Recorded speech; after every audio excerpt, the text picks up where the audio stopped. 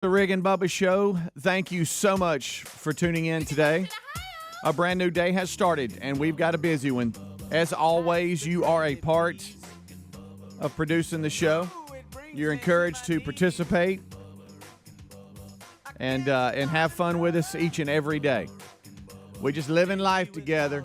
We'll have some interviews today, some recaps, some updates, and a whole lot of fun. Your calls, 866-WE-BE-BIG. Rick and Bubba join us right after top of the hour break. Eddie Van Adler will as well. Until then, it's the good time game. So we'll just kind of hold things together, skim the surface of some of the stories out there today, and then the guys will join us right after top of the hour for the main show. Over to my left is Mr. Greg Burgess, and to my right, it is Michael Helms. What's up, guys? How are y'all? Hey. Everybody good? Yes, fired up, ready to be here, ready to go. Oh, soft talking. Do it. You know, Rick said something to me yesterday about that mic, and I get what he's saying now. It's like a little bit lower. Oh, and I don't know what's up with that. I never know how to crank up. You know what I mean? Oh, I know, but like I'm hitting the throttle and I just easing it. Well, easing the throttle. I see you got you a shave and a haircut. I know that. Did you?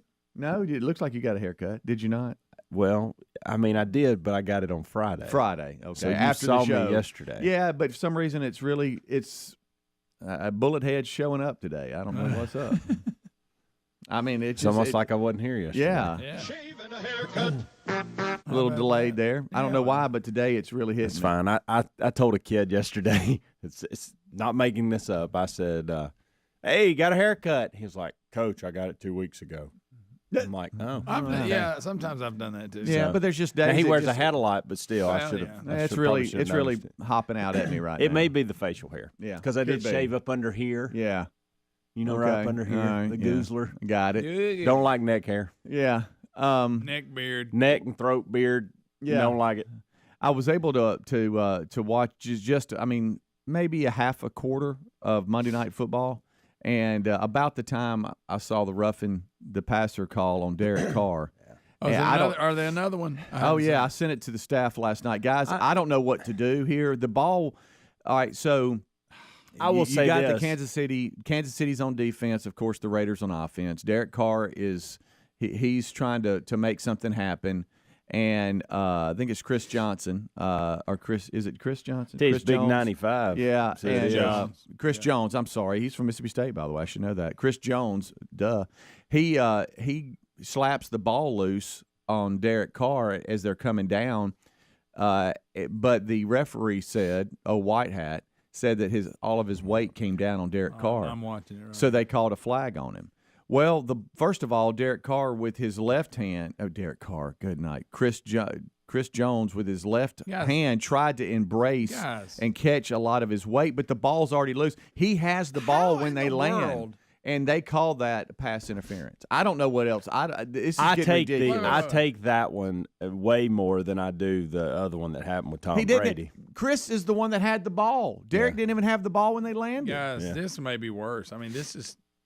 Okay, let me ask you this. If I'm tackling you, how can I keep my weight from falling on you? Right, but watch his left hand, his left arm. Yeah, he grabs him. He tries to hold him Troy up. Aikman and Joe Buck last night, I thought they were going to go nuts. Sure. They couldn't Pitiful. believe it. And they were even saying, my gosh, he tried to embrace himself with his left arm. He's holding him. And with his right arm, he's got the ball. I don't know if y'all realize that when you tackle somebody, you're trying to push them down, and you're going to be on top of them a lot of the time. Yeah, and he wasn't trying to bury him into the ground. There's a difference. I mean, pitiful. I don't know how. I think Joe Buck had the line of the night is, what is he? So is he supposed to become invisible or something? That's and like stupid.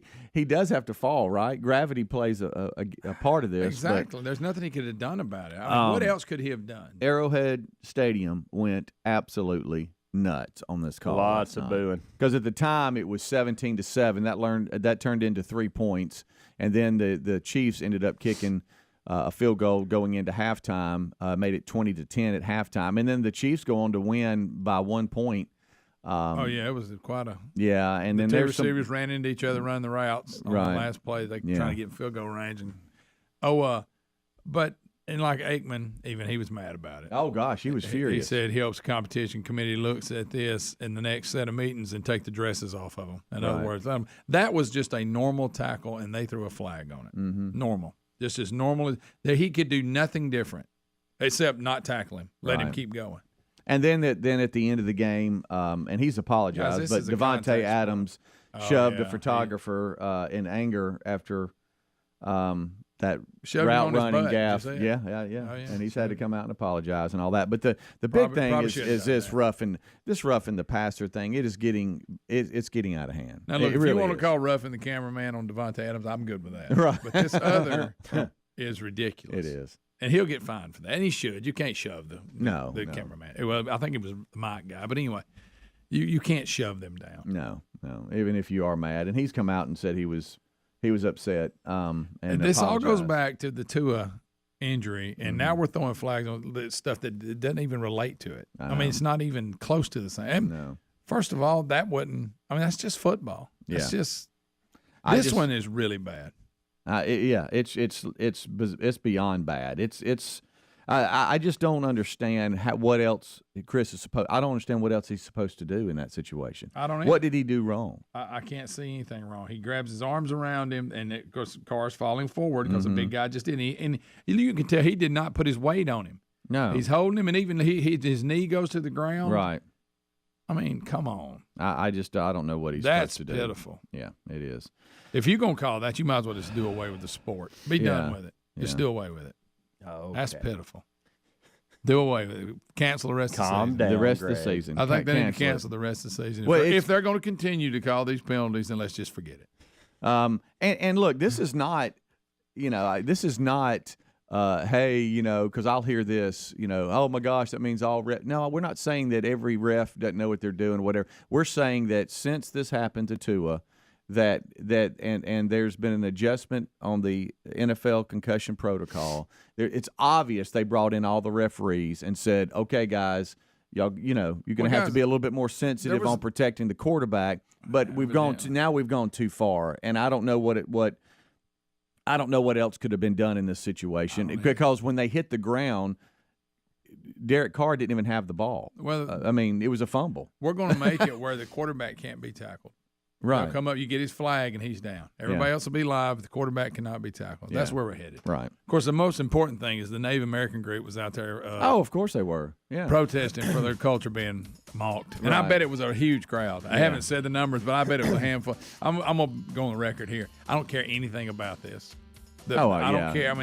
I don't care that you're offended. There's nothing to be offended about. We've talked about it 1,000 times. I'm tired of it. Of course, it was Indigenous Peoples Day. It was a good day to do it. Right. Well, bad for them. But I don't care if they. I didn't know the Chiefs had banned headdresses and face paint 2 years ago. Yeah. You okay with that? I think that's enough. Rick and Bubba. Our friends at Lear Capital sent us one of those free Kennedy silver $50 that they're offering for free to our listeners. Now, with the price of silver going up, this free silver $50 has value. It's a smart time to invest in precious metals, and Lear Capital has 25 years experience, an exceptional Trustpilot rating, and a risk-free investor's pledge. There's no purchase necessary. Just chat with a Lear specialist about investing in precious metals and get your free Kennedy silver $50. Visit LearBubba.com. That's LearBubba.com. Hey, business owners, have we got some good news for you? It's the A to B fuel card, and it's accepted anywhere they take Visa. You can use your A to B fuel card for maintenance, repairs, and more. A to B will even watch out for misuse and suspicious transactions. But A to B is more than just saving you money. They can help you track all your transportation costs and offer 24/7 support. Apply today at A2B.com/Bubba. For a limited time, you'll get a $50 credit. That's the letter A to letter B.com/Bubba to apply to get a $50 credit. Here's a question. Is there anything more precious than the security of you and your loved ones? Of course not. That's why we use and trust SimpliSafe Home Security. SimpliSafe protects you with cutting-edge security technology powered by 24/7 professional monitoring agents. SimpliSafe has affordable plans starting at less than $1 a day. Customize the perfect system for your home at SimpliSafeBubba.com and claim a free indoor camera plus 20% off with interactive monitoring. Go to SimpliSafeBubba.com or RickandBubba.com under the sponsor. Well, Well, if we're being totally honest, maybe we don't always make the best food choices. The CDC says we should eat up to 6 cups of fruit and veggies a day. Now, there's zero chance of that happening. So that's where Field of Greens comes in. With Field of Greens, you have more energy, you feel healthier, and it can help you lose weight too. Join us and take Field of Greens too. To get you started, we got you a 15% discount on your first order and another 10% off when you subscribe for recurring orders at fieldofgreens.com with promo code Bubba. Fieldofgreens.com or go to rickandbubba.com. The U.S. Navy chose EnviroCleanse air purifiers to help stop COVID, flus, and colds from spreading on board ships and subs. Now it's cold and flu season, and EnviroCleanse mineral technology is available for your home, for you and your family. This is how you stop colds and flu from taking your family down. And it neutralizes allergies by destroying toxins, pollen, and mold. It's made right here in the USA. Just go to ekpure.com. Use the code Bubba for 10% off plus a free air quality monitor. That's ekpure.com, code Bubba. If you need a new sofa or chair and you want to update your living space, look no further than Allform. We have an Allform sofa. And folks, the Allform sofa pieces are made in America. They're easy to assemble and they're scratch and stain resistant. They come in a wide variety of shapes and configurations, and they ship right to your front door with a 100-day risk-free trial. If you don't love it, they'll pick it up for free and give you a full refund. Allform is offering 20% off all orders if you go to allform.com/Bubba. That's allform.com/Bubba for 20% off, or rickandbubba.com for a link. Mom, Dad's doing a crazy dance on the patio. Ooh, really bad dancing. Sweetie, are you okay? Vicious mosquitoes everywhere! Save yourselves! I'll call Cooks before you pull a muscle. You don't have to live with mosquitoes. Get proven protection from Cook's Pest Control. Call or go online for a free quote. Cook's Pest Control. Helix Sleep mattresses are made right here in the USA, and folks, they ship right to your door for free. If you don't love it after 100 days of sleeping on it, they'll pick it up for a full refund. But based on how we feel about our mattress and what the 12,000 5-star reviews say on Helix Sleep mattresses, we know you'll love yours too. Head to helixsleep.com/Bubba for $350 off all mattress orders. This is their best offer yet, and it won't last long. That's helixsleep.com/Bubba for $350 off, or visit rickandbubba.com under sponsors. Raycon's everyday earbuds offer quality sound at half the price of other premium audio brands. They have optimized gel tips for the perfect in-ear fit, making them comfortable enough for all-day wear. And with 3 different sound profiles and 32 hours of battery life, we can listen to whatever, whenever. It's no wonder Raycon's everyday earbuds have over 49,000 5-star reviews. Go to buyraycon.com/Bubba to get 15% off your order. That's buyraycon.com/Bubba. Our friends at Lear Capital sent us one of those free Kennedy silver $50 that they're offering for free to our listeners. Now, with the price of silver going up, this free silver $50 has value. It's a smart time to invest in precious metals, and Lear Capital has 25 years experience, an exceptional Trustpilot rating, and a risk-free investor's pledge. There's no purchase necessary. Just chat with a Lear specialist about investing in precious metals and get your free Kennedy silver $50. Visit LearBubba.com. That's LearBubba.com.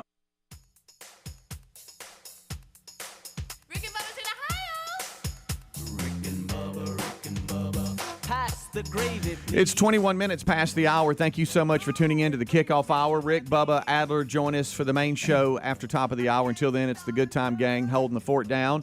We're looking back at Monday Night Football. Some stories from Monday Night Football. First of all, the Chiefs win, and Arrowhead was going crazy from the roughing the passer call. Chris Jones with the Chiefs landed on Derek Carr. They're saying with full body weight. Hence the flag. Well, that's called a tackle. But it was actually a fumble. Chris Jones had the ball when they landed, and he tried to brace the fall. I think something like that probably needs they need to – I don't know what they need to do something like Aikman and Joe Buck and the crew was saying last night. And then, of course, you got Devontae Adams, frustrated, shoves the photographers, had to apologize. So all that drama, Monday Night Football. Yeah. Major League Baseball starts today. They should have thrown the flag on mocking indigenous people. Yeah, I on know. The Chiefs for that. Yeah, they had some protest outside the stadium and all that. I'm going to throw a flag on a commercial I saw last night during Monday Night Football. Flag. And I want to know if you guys were big fans of this back in the day. He's y'all's age. Ickey Woods. Icky. Oh, I saw it. Okay, so thank you. I thought Now he was also wasn't he on one of the Geico commercials doing? He did do that. Now let me say this: I saw it, but I didn't see it all.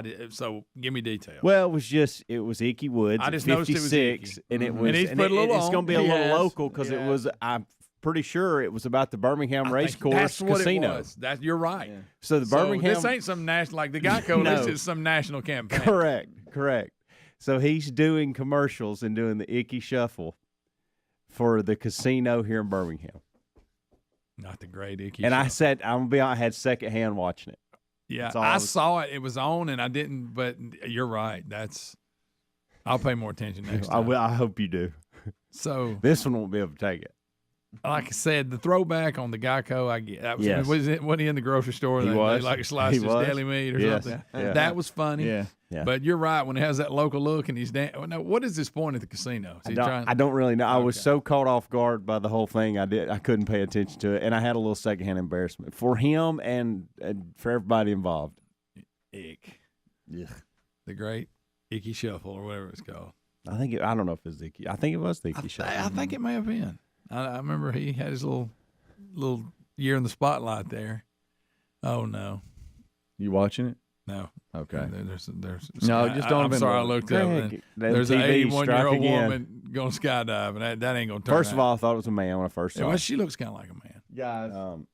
I'm sorry. I'm- I just well- look ever since President Bush, the first president, Yeah. when they Age. skydived and he face planted when they landed. That's Yeah. The tandem jump is tough Yeah, when this is- at that age. Yeah. Wow. She's jumping for Bobby. Did you see the guy? Speaking of, you said jumping for Bobby, and that's what the poster actually that somebody read. that died, Did you see the guy that ran the marathon? He said he ran the marathon barefooted for his mom or something. Whoa. And remember, and he showed the bottom of his feet. Barefooted. He ran 26 miles barefooted. Yeah, He that's got what some that's crusty that's what feet, it I said. bet. Yeah, you should have seen him. We used to run around barefooted when I was a kid all summer long, but I just don't know if I could run 26 miles. I remember running across hot pavement like trying to hurry because it'd burn your feet up. It says man runs London Marathon barefoot while wearing a 22-pound weighted vest in tribute to his late mother who died from cancer following 9-year battle. Yeah. This guy. 34 years old. Good So night. not only am I going to be barefoot, I'm going to wear a weighted vest. Yeah, I'm going to run with a weighted vest and barefoot. That turned out much better. Okay, we're Really watching the did. screen. This I'm is a sorry. good night. I Look at can't that help moment it. where It's Greg's fault. we have 4 TVs up there and they're running There's the an story. 81-year-old skydiving. It's Here hard we not go. to look at. Here She's we jumping go. for Bobby. She Yeah. wasn't, She's and jumping I'll for be honest Bobby. with you, she landed a lot better than our former Smooth. president. It's a lot smoother. Well, for they sure. say pick your legs up, and if She you don't, then did. you're just going for a drag. Which we saw. Yeah, I don't Okay, think I'm he sorry. could.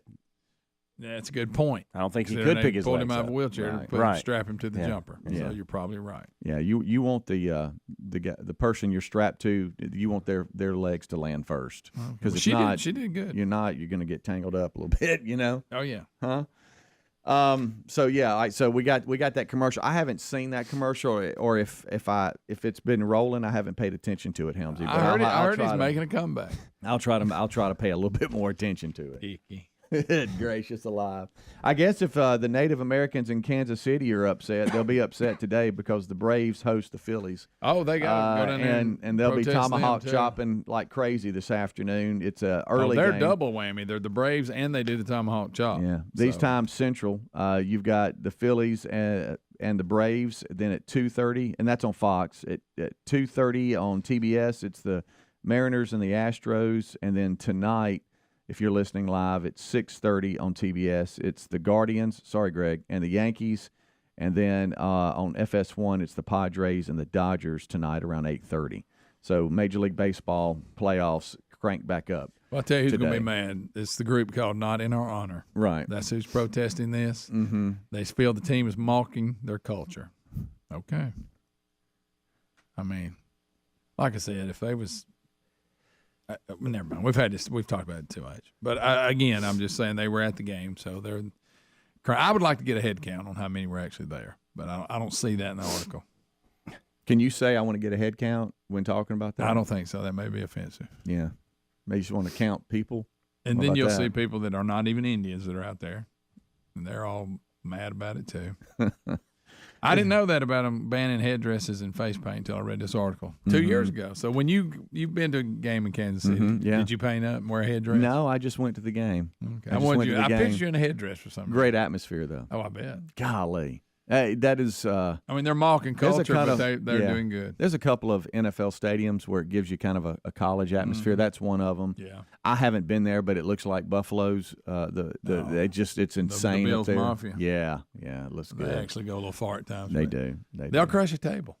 They will. They'll throw you off. They will. I saw one video that was going viral of a guy that picked up a buddy of his above his shoulders, and they're standing on the truck.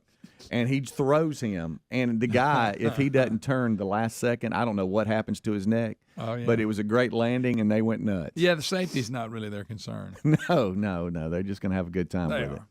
I also saw a little bit of the what I guess they played in London, the Vikings. You know how I feel about that. Yeah, and was it the Vikings and the Packers? Yes.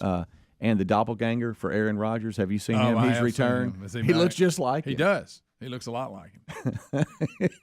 He looks just like him. He's just standing. He's owning it. Too. Yeah. I was like, how'd he get out there? Oh, my gosh. All right, so we'll take a break. We'll come back. 866-WE-BE-BIG is our number. There's all kinds of stories out here. We've also got a man in South Carolina that claims a witch told him to throw a dog off a bridge. Yeah, and he looks good in his picture. You seen that picture? Yeah. Good night alive. We've also got QFTAs. Okay. Questions from the audience? Oh, he got a little acronym. Yeah. Hipped it up a little bit. Greg, I hipped it up last week when I got a haircut. Maybe the same day, and I missed both of them. Well, to our defense, you got a haircut after Friday's show, so we didn't see you all weekend. So yesterday morning was the first time we had seen you, and I just missed it. Today, for some reason, you look more like you got a haircut. No big deal. You didn't have the 6 hours with me. Yeah, no, and it didn't hit me. Today, for some reason, it's hit me. Ain't no big deal. It might be you've zipped all the way up here on your neck. I don't know. Bubba.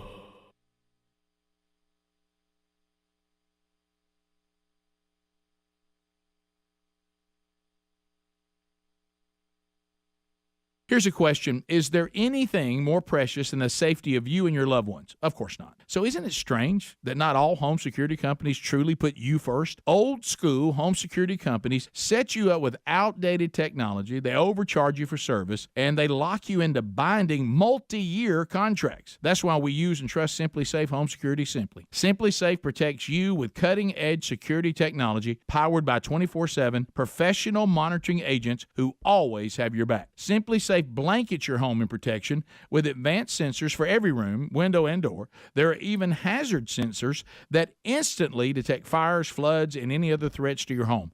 Their monitoring experts use proprietary advanced response technology to visually confirm when a break-in is real. Customize the perfect system now for your home at simplysafebubba.com and claim a free indoor camera plus 20% off with interactive monitoring. Go to simplysafebubba.com or rickandbubba.com under the sponsors. Hey, business owners, have I got some good news for you, especially if gas is a big expense. You now have access to the A2B fuel card, which until now was only available for fleet owners. The A2B fuel card is accepted anywhere they take Visa. You can use your A2B fuel card for maintenance, repairs, and more, or restrict your card to just fuel purchases for employees to use. A2B will even watch out for misuse and suspicious transactions. But A2B is more than just saving you money. They also make it easy to manage all your fuel and transportation-related costs to help quickly prep your taxes and are always there to help with 24/7 support that answers in seconds. You work hard for your business. Get the fuel card that's going to work hard for you. Get A2B. There's no credit check required. Apply today at A2B.com/Bubba. For a limited time, you'll get a $50 credit. That's the letter A to the letter B.com/Bubba to apply and get a $50 credit, or go to rickandbubba.com under sponsors. Inflation is rising. COVID hurt the economy, and some say a recession may be coming. Remember what the last recession did in 2008 to your retirement? Yikes. I think we all do. A Federal Reserve survey broke some bad news dating back to the 50s. Whenever inflation and unemployment have hit today's levels, history suggests a recession may be near. Well, our friends at Lear Capital know that investing in physical gold and precious metals can be a brilliant strategy against what's possibly coming. Smart investors all over are investing in gold and precious metals, and they're doing it for two reasons. One is that gold can be a great hedge during a recession. The second reason is that the closer a recession gets, the more your gold could be worth. So talk with the team at Lear Capital about owning precious metals for your savings and retirement accounts. And right now you'll receive up to $10,000 and free bonus coins based on the value of the gold coins you purchase. Visit LearBubba.com. That's LearBubba.com or RickandBubba.com. Mom, Dad's doing a crazy dance on the patio. Ooh, really bad dancing. Sweetie, are you okay? Vicious mosquitoes everywhere! Save yourselves! I'll call Cooks before you pull a muscle. You don't have to live with mosquitoes. Get proven protection from Cook's Pest Control. Call or go online for a free quote. Cook's Pest Control. Attention, all you coffee drinkers. There's a brand new brew that you definitely want to make part of your daily ritual. If you enjoy delicious, good coffee like us, My Coffee needs to be your new drink. It's organic, which is so important because if not, then it contains chemicals banned in this country decades ago. You've heard us talk about My Pillow for years on this show, and now they've got My Coffee direct from the mystore.com website. Go to mystore.com, enter the code Bubba to save 25% off your order of My Coffee, or find the link at rickandbubba.com. Folks, we've been talking about Relief Factor on our show for quite some time now. Do we guarantee Relief Factor is going to lower or eliminate your occasional aches and pains? No, we never make a claim like that. But what I can tell you is that the majority of folks who ordered the 3-week quick start pack for only $19.95 go on to order more. Now, what we really like about Relief Factor is it's 100% drug-free. It's a supplement that's made up of ingredients that simply help your own body deal with its natural inflammatory response. For a lot of us, that's very important. Getting older, working outside in the warm weather, even exercising can cause frustrating aches and pains, or maybe it's the occasional back, shoulder, or hip pain that's bothering you. Relief Factor has helped us and so many of our friends, so when you think of it this way, is $1 a day too much to see if you can get out of some of that frustrating pain? To order this 3-week quick start pack for $19.95 plus shipping and handling, just go to ReliefFactor.com. That's ReliefFactor.com. Let's see if we can get you out of some of that pain. Also, you can go to RickandBubba.com. Look under the sponsors button for a link. Rick and Bubba's in Ohio. Rick and Bubba, Rick and Bubba. Pass the gravy, please. Rick and Bubba, Rick and Bubba. Ooh, it brings me to my knees. Rick and Bubba, Rick and Bubba. I can't start another Rick and Bubba, Rick and Bubba. day without 'em, brother. Rick and Bubba, Rick and Bubba. 25 minutes until top of the hour. Thank you so much for tuning in to the kickoff hour. I got a call maybe midweek last week from my Cook's Pest Control and Centricon tech. Said, "Hey, bud, I'll be headed out your way." And I went, "Yeah, there it is. There it is. There it is. Up. Lucky, lucky, lucky." Here comes Cookie, and it's it's something that I know a lot of you are already using because we hear from you, but the staff absolutely loves Cook's Pest Control and Centricon, the unbeatable combination for termite protection. Look, we've got a little bit of warm weather left. We're seeing a little bit of the fall, depending on where you live. In Alabama, you never know.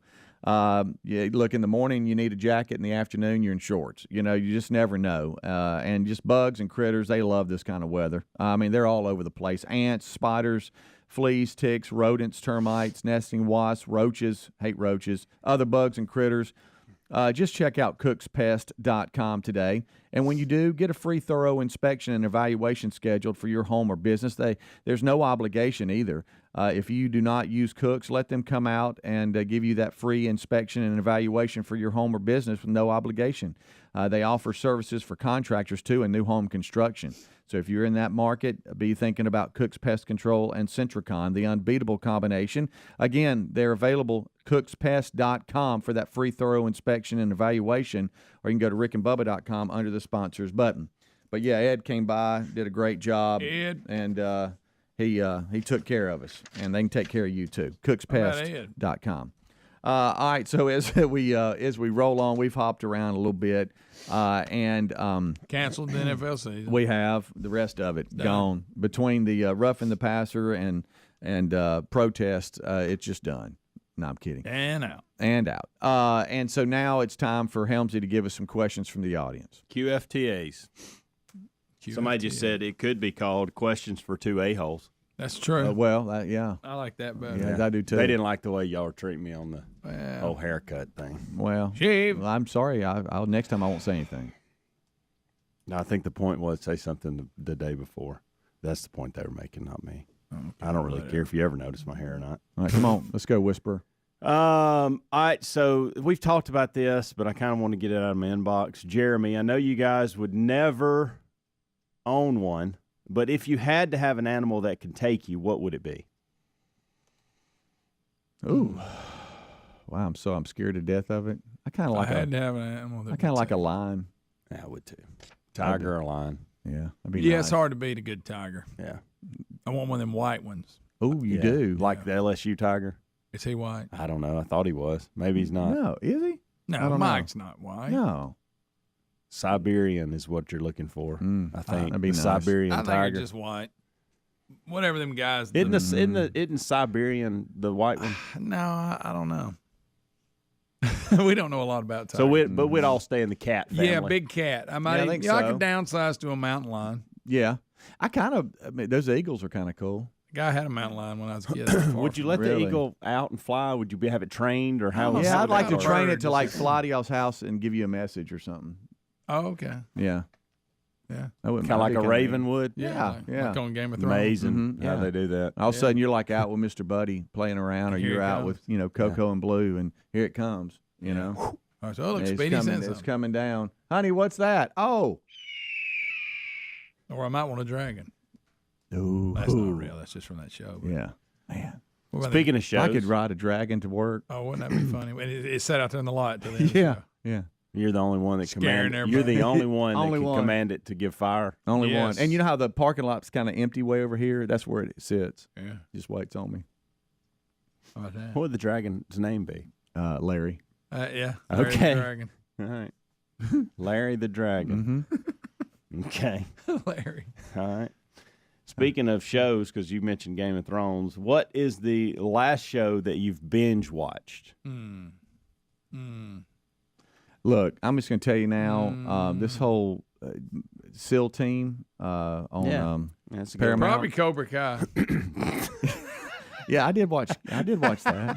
We did get into that a little Watch bit. the whole thing. I forgot that was I've on. noticed that when my 'Cause it's kids got walk short through the house episodes. and that's on, they think it's silly, and the next thing I know, they're standing there Yeah, watching it. it is silly, but it Yeah. sure is good. Good and silly. Do you listen to anything outside of the show? What do you mean? Like On the radio? Like on the radio? Or podcast or whatever. Do Yeah. you listen? Would you? I used Well, to I be. listen to the Dale Jr. download. Yeah. Greg's all about That's that. just on Tuesdays. Right. Yeah. I don't. You know, I don't I'm- listen I'm- to the show. No. No. I Bible study podcast. I do that But with that's Rick. kind of the show. Yeah. So no, not really. Okay. I'm not in the car. I used to be in the truck a lot more than I am now. For some reason, I'm not. So I utilize my headphones. My I just Raycons coming are back. fine. I was just traveling a lot. Yeah. Seeing Oh, baseball yeah. games and Running different the hustle. things. Yeah, a lot. Yeah. All right, go ahead. Ideally, how would you spend your birthday? Same as any day. Mm-hmm. Well, I y'all can't- are. I can't- y'all are I can't- fired I up mean, I this wouldn't. morning, I aren't really you? I can't wouldn't. really I tell you wouldn't how I change- That's spend well. it. That okay. And I that's wouldn't change anything. Hey, you know what? You just did. Okay. Because I'm too old to care about birthdays. Right. How about that? And that Yeah. would be on my list too, Speedy. Yeah.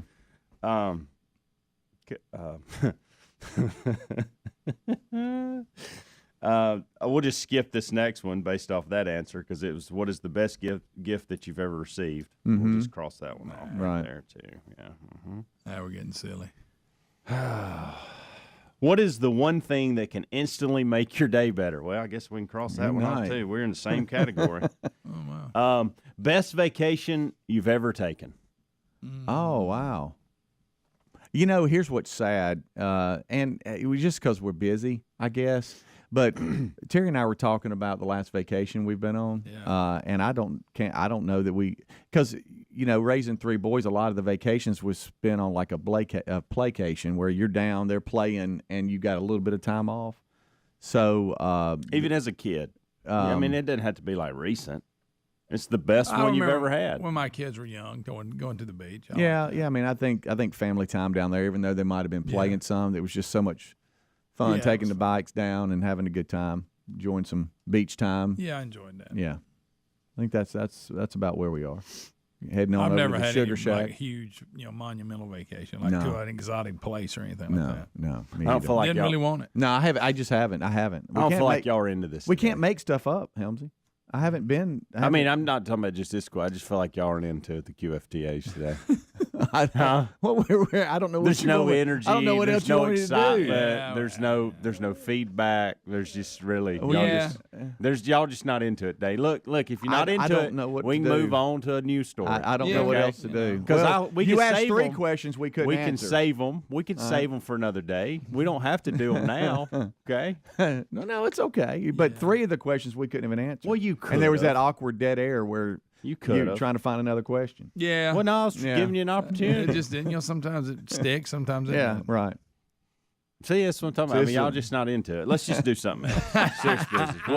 We'll try again in a couple days. Well, no, Yeah, we'll okay. give it a shot later. It's I'm your sorry, call. Tammy. I'm sorry. Well, I mean, I felt like we tried. were doing all right. Yeah, but some of them quite out. Yeah. I mean, it's just, I don't know. Maybe it's the questions today. Well, I could have gone a different route, but y'all would have really made fun of those questions. Oh, man. Do you want me to really? give you a couple of Would them? you please? Because this is the kind of stuff that Would you please? I would love to hear, and I know the audience, but y'all won't. Y'all will not participate on this. I like this turn. Yeah. Who or what inspires you in your career? No, I don't know. Exactly. That's my point. See, I was trying to go the other way with some of I wish I had this great story when I was a kid. I listened to Casey Kasem. I was trying to lob them up. But I really don't have a Greg. good story like that. Right. I really don't. And there's Joey Chestnut. You really you look up I really to him. look over him. Any man eat that many hot dogs. I mean, good night. He needs to be on a pedestal. I don't see how he does it. I don't know how his body's not shut down. Like what I want to do is follow him home and go, now what are we doing? I know. How do you deal with it, what you've just done? I want to know what Speedy's dreams are, and has he achieved them?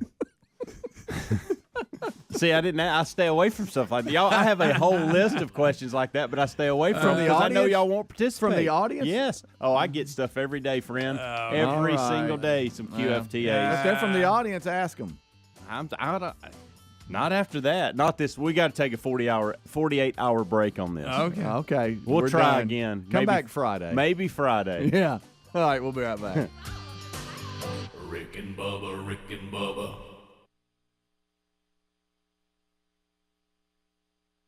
Paid for by Christian Care Ministry. Let's see, if something costs less, but people are happier with it, that sounds like something to look into, and that's MediShare. Maybe you've heard switching to MediShare to pay for healthcare can save the typical family $500 a month.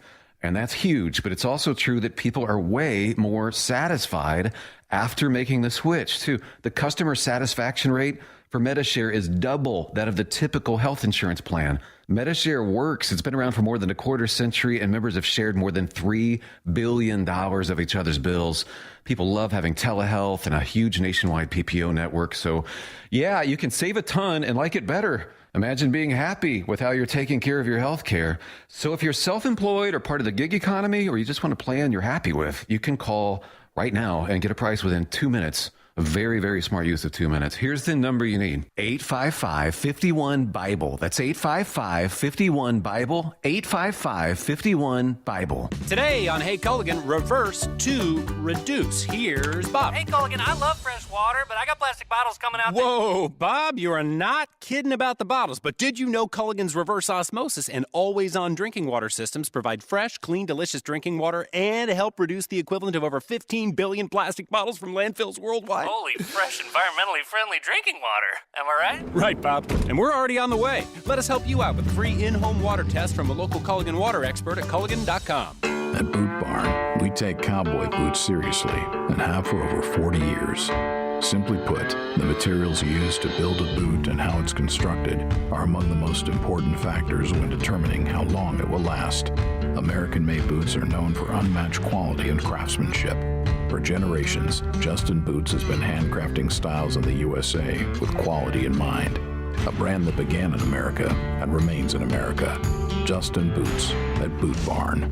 Attention! This is a special alert for all Americans who own a vehicle with less than 200,000 miles with an overpriced auto warranty or no warranty coverage at all. Due to the increase of new and used car prices, repair costs, and the price of gas, people are keeping their cars longer than ever, which is why CarShield is announcing a low-cost month-to-month vehicle protection plan to save any driver out-of-pocket expenses on covered auto repairs. Call now to find out how you can save thousands for covered auto repairs. Yes, you heard that correctly. You could save thousands on future auto repairs. Our specialists are standing by for all drivers to call for a free quick quote. Call 800-840-1546. Vehicle Protection Plan pricing is at an all-time low. Plus, drivers who purchase this coverage today will receive rental car options, free roadside assistance, and free towing. Call 800-840-1546 now for your free quick quote. That's 800-840-1546. What do you have to lose? Call 800-840-1546. Again, 800-840-1546. Well, if we're being totally honest, we don't always make the best food choices. The CDC says we should eat up to 6 cups of fruit and veggies a day, but if you're like us, we don't always have the time or energy to make that happen. So that's where Field of Greens comes in. With Field of Greens, you'll have more energy, you'll feel healthier, and it can help you lose weight.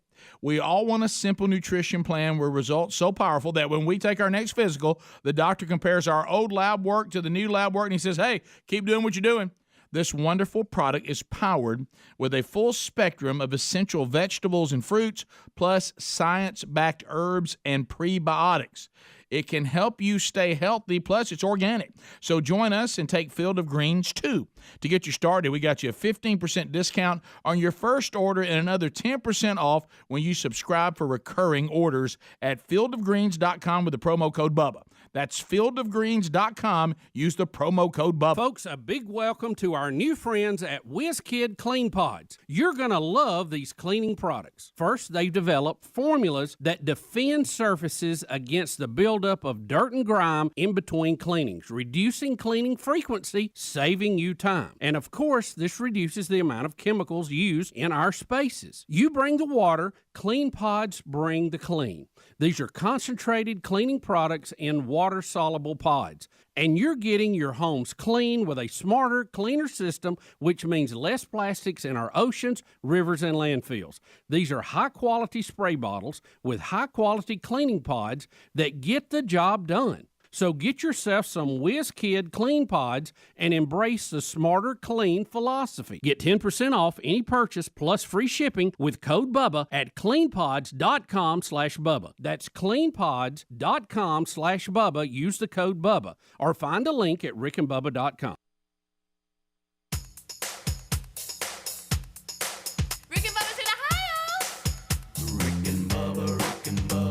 Pass the gravy, please. Rick and Bubba, Rick and Bubba. Ooh, it brings me to my knees. Rick and Bubba, Rick and Bubba. I can't start another. Rick and Bubba, Rick and Bubba. Day without 'em, brother. Rick and Bubba, Rick and Bubba. Ooh, there is no other. Rick and Bubba. 866 We Be Big is our number. We thank you so much for tuning in. The number 866 We Be Big. 10 minutes now till top of the hour. All the players are in the house. Rick and Bubba are here. Adler here. The main show starts right after top of the hour. Got a few things today that we're looking forward to. We will actually have a live baby prediction from someone in the building today that reached out to us. You know, this is where we kind of, I guess, try to build relationships within the building. And I think it's coming along a little bit better. But today we will interview someone from one of the other businesses here in the building. They'll come down and we'll do a live baby prediction. So that's today. And there's tons of stories as well that we have to update you with, and so that's on the table as well. So yesterday afternoon, I actually thought of Helmsy, not you, Greg. I'm sorry, because he's the thoughtful one. You know, which is not saying much when it's out of the two of us. Yeah. When you take a bigger pool of people, I'm not thoughtful at all. But when you put me in this setting, well, I'm one thoughtful son of a gun. You are. Yeah, you are. I don't know. There was a missing cat there was a missing cat message that went out on the Cove yesterday. Really? Yeah. There was All cats are missing. They come and go as they please. And that's what I want to talk about. When do you declare a cat missing? Right. When you can't find it. Yeah, but they'll come back. They're a threat to take a few days. They are, and that's one thing I'm learning. Is it had been gone for 24, maybe a day and a half. Maybe they know their cat. You know, and it's like, where is it? Where's the cat? Is that a tree? Has anybody seen it? And yesterday I'm on the back porch and I see it run through my yard. And I'm like, I saw the cat. So it's alive. I saw the cat. Like I said, it's just doing its thing. I got to send the message. We saw the cat. How do you know that was the right one? Well, it's the right one. It's a new cat. It's a little tuxedo cat. You know all about that. Yeah. Is that the one you left trying to find? No, I thought about that. Thought about y'all. But the reason I thought about you, Helmsy, and not you, Greg, is that you would have seen that message, Greg. I mean, now, if I'd happened to come across it, yeah, but I wouldn't have searched for it, because I figured cats will come back. I did find myself walking one time around the Cove just to see if I saw the cat. See, here's the deal. If he's been eaten by something, you can't find him anyway. Well, okay. Well, yeah. So if he hadn't been, point, Greg. That's a great point. So buddy. my point is, just stay in your yard like you did, and if he runs by and go, "Hey, I saw your cat," there's no sense putting a lot of effort, And that's what I thought of him. Because if he's not been eaten, he's going to come back when he But wants would you to. let him know you saw it? Oh yeah. You would? Yeah, I would have done that. But the only way I would have seen it is it either run through my house or through my yard, and I happen to be out. Right. I wouldn't have found it for him. Yeah. I wouldn't have went out and searched. But this isn't a. And they probably didn't expect me to. But my point is, if he's been eaten, you're not going to find him. If he hadn't been eaten, he's out catting, and he'll be back. Out catting. Yeah, okay. that's what they do. And that's really what. It's not me hating on cats. It's just No, I don't funny hate how, cats. as a society, we've given cats a pass on borders and they can do whatever they want. You're right, your, by the way. your, your yard and all this. They just are free Well, they roaming, act and a there's little better. nothing you can do about it. They act a little better than dogs do. Yeah, and they can jump pretty good. They I mean, they can eat mice and all kinds. yeah, they're very productive.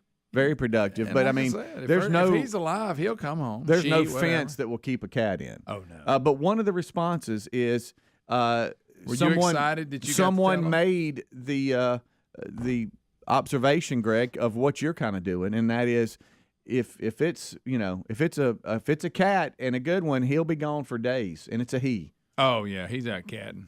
Yeah. He'll come back chewed up. But the big thing is I saw it.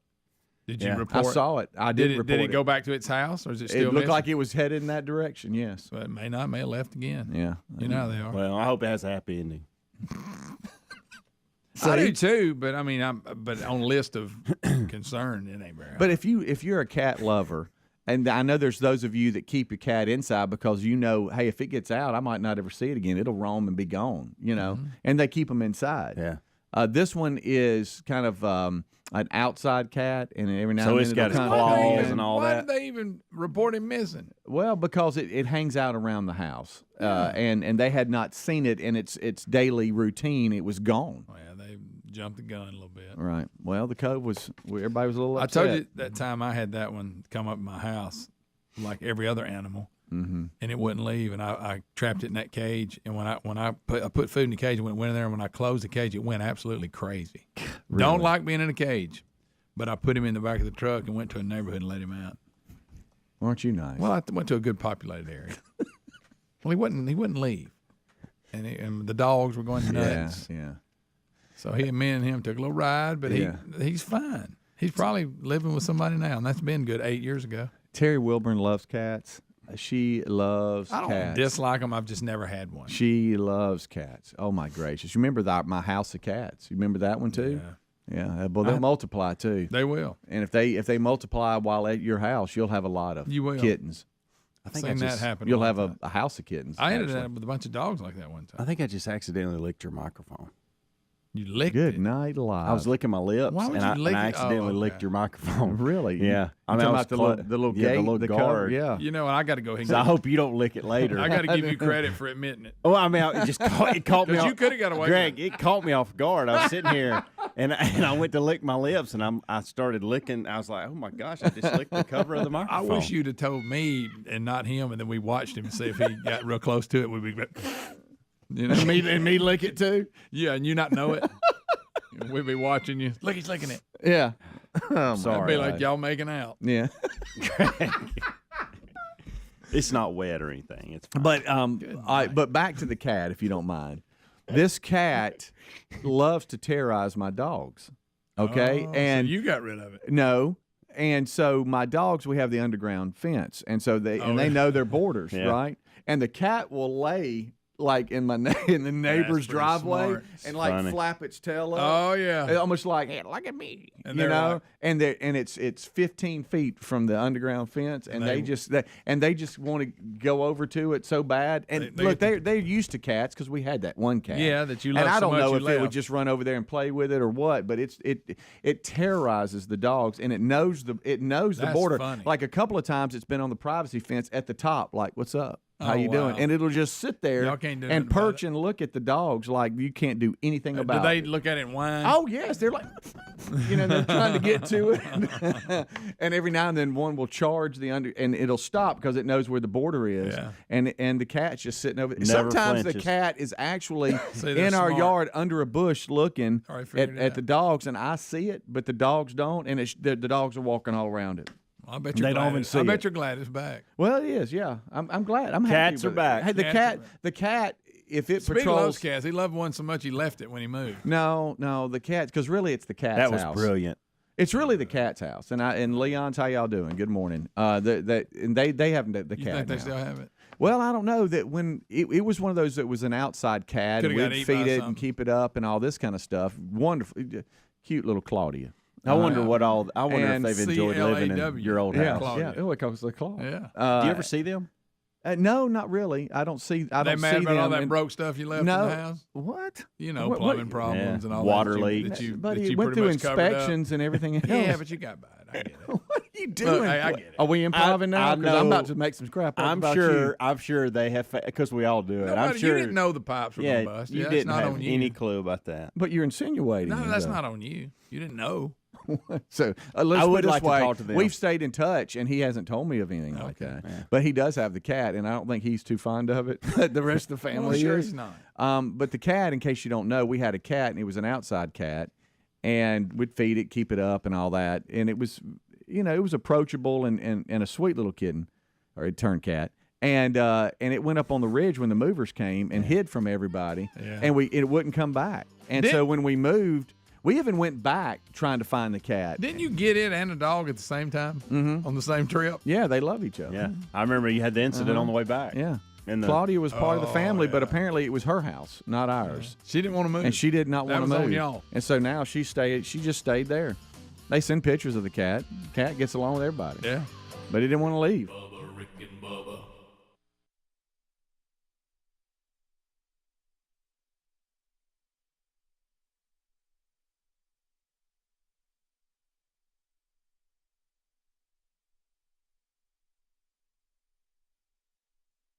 About how we as the church can bring hope and healing to a divided nation. So this will be like a live movie. It's like a live movie. Think of it like a tent revival in your town. Electronically. Only the tent is your movie theater, and you're connected to 800 other tents all around the country. That's really, really cool, and it's going to be on the 24th of October. And then it's next Tuesday. Yeah, so and then we're going to do another one, an encore on November 1. So that's 2 shots at it. That's right. So it's live on Tuesday, but it's going to have a replay for those who missed it. And you go back and take your friends and say, "I told you should have come," and then you go back on the 1st of November. I know the first thing the audience is thinking. All right, Rick, we all watch this or listen to it in a lot of different places. It couldn't be more simple. Go to the website that you can see right now in show notes at rickandbubba.com, and all you do, you'll see a little search deal there that has enter the zip code. When you enter your zip code, then click Find Theaters. It's going to show you where you can go and be part of this live event, and then again, you can also find out later on the encore. But let's all try to get the live event done, and it's gonna be at 8:00 Eastern Time, 7:00 Central. And then 6:00 Mountain, and then wherever you maybe adapt to that. But if we give you 3 times, you're gonna have to adapt beyond that. But anyway, so just if we start with 8 Central and then work your way back wherever you may be hearing it. And let me just give you a scope. So last year we did this, and 160,000 believers all came together on one night, and I mean, people were leaving the theater so encouraged. They broke out in spontaneous prayer meetings, praise and worship sessions, and they turned their movie theater lobbies into church sanctuaries. I mean, they were singing hymns, they were praying, and they thought, you know what? I'm not going to throw in the towel on the culture. I'm going to be part of creating the culture for my kids. And it was so encouraging. And now we want to build on that foundation with Revive Us Too. We didn't cross the finish line. We crossed the starting line.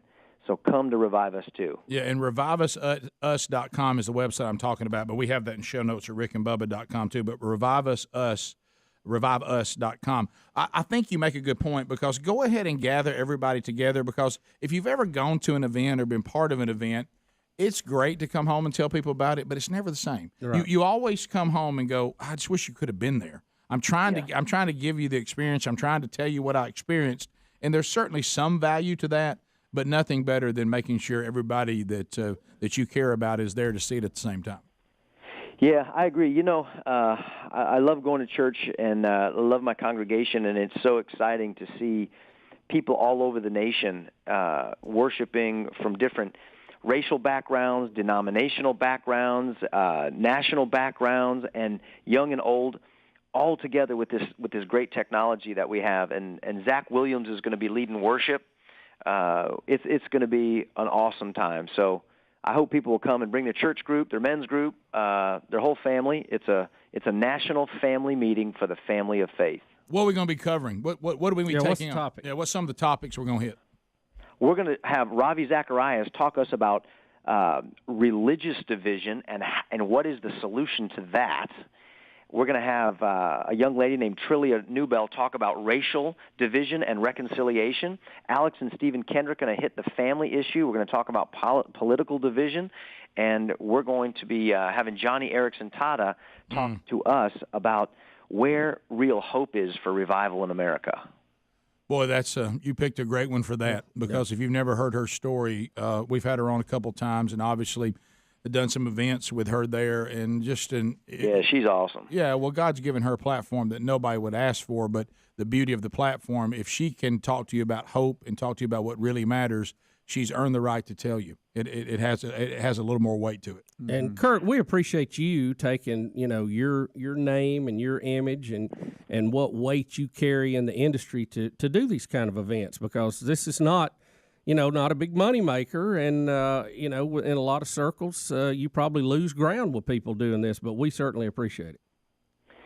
Well, we've got a lot at stake. We got kids in this world. We got a lot of skin in the game, and we got a bright future ahead for them. We're not in the dark ages where, the Bible's chained up and we can't even read it. We've got the Word of God, the Spirit of God, the people of God. We got the mission, the instruction manual. Man, we can't lose. We just need to get out there and be salt and light. Yeah, and I think this, it's really something God's put on my heart too. I think the American church especially has got to be revived. It's got to wake up, and it's got to engage, because that's what we were told to do. And you almost get a sense, and there's certainly exceptions. I'm not making I realize this is a general comment, but in general, I sense right now the American church isn't sure exactly what to do. There's some fear there. There's some awkwardness there. When really, as you said, on the instruction manual we've been given, there really shouldn't be. We truly do have the answers, and I think this is one of those moments where maybe we can solidify that a little bit and have a little more instruction and a game plan. Yeah, I do too. That's what I'm hoping to offer by bringing these amazing people together, and so I hope everybody will join us. All right, well, reviveus.com is the website. Put in your zip code. You'll know what's going on. The live showing is coming up next Tuesday. I mean, we're getting ready to roll on the 24th of October, and it's 8 o'clock Eastern Time. Pass the gravy, please. Rick and Bubba, Rick and Bubba. Ooh, it brings me to my knees. Rick and Bubba, Rick and Bubba. I can't start 6 minutes past the hour. Rick and Bubba. Thanks for being with us.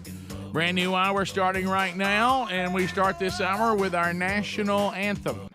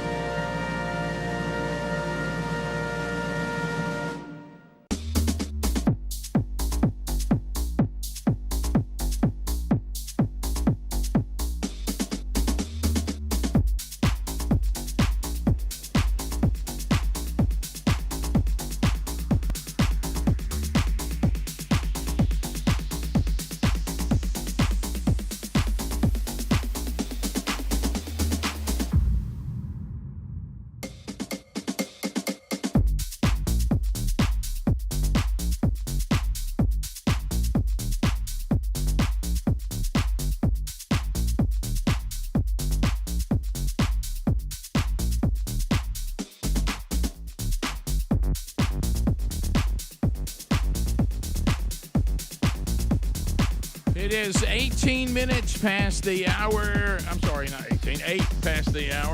Didn't want to panic all of you. You're good. 8 minutes past the hour from the No Name Studio. On the bleeding edge of technology, it is another hour of the Rick and Bubba Show as we come to you from Sweet Home, Alabama, literally to the world. On all sorts of platforms now. So however you get the show, whether you're listening or whether you're watching, we sure are glad you're here. Speedy, the real Greg Burgess, Helmsy, they gave you a kickoff hour on all those same platforms. And if you have already enjoyed that, welcome in for another hour. If you missed that, know it's available in your Rick and Bubba experience, and we welcome you for the first time today. Eddie Van Adler, also back. He gives you the YouTube experience. If you haven't subscribed to the YouTube channel, do that. Doesn't cost you anything. But it certainly helps our content get out to other people and lets you get alerts anytime we put something new there, either a live show, a live Bible study, or an archive. Either way, you get an alert. Let's bring him in here, the pride of Cedar Springs, Alabama. Most of you probably know him best as a silver-tongued one, the man with a golden voice, professional lunch eaters, man of the year, the inventor of pizza in a cup, Shakespeare's worst nightmare, and the master of the King's English. Ladies and gentlemen, put your hands together for Bill Bubba Bussey!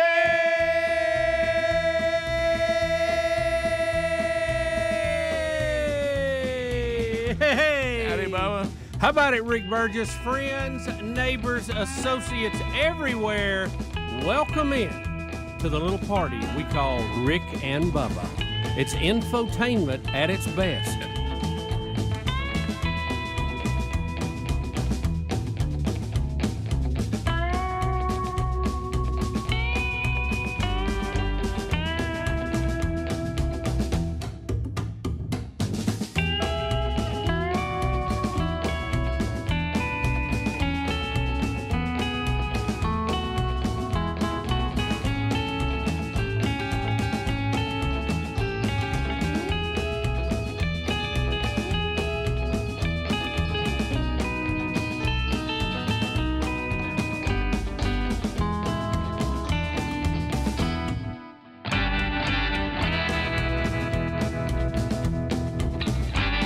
Right.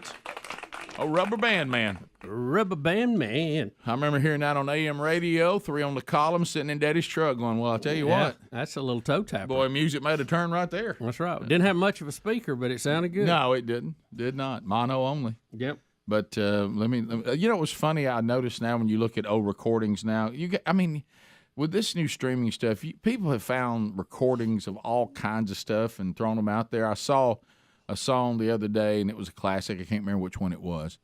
And it literally said underneath in parentheses, it said in what? In parentheses. Parentheses? It said mono version. Yeah. I mean, so you there's still things out there recorded in mono. Oh, yeah. Yeah, sure.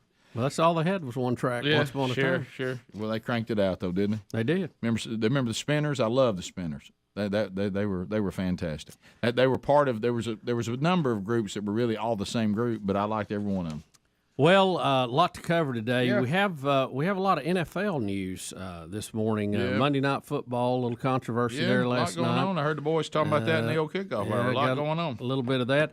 I don't know. I've been sent, I don't know if I got on a mailing list or what, but I've been sent a lot of animal videos lately, like something versus something. And I get some of those anyway, but it seems like I've got a fairly high amount of those right now, which I enjoyed. Bobcat versus rattlesnake this morning. How was that? Good. Bobcat won. Oh. And then rolled on his victory.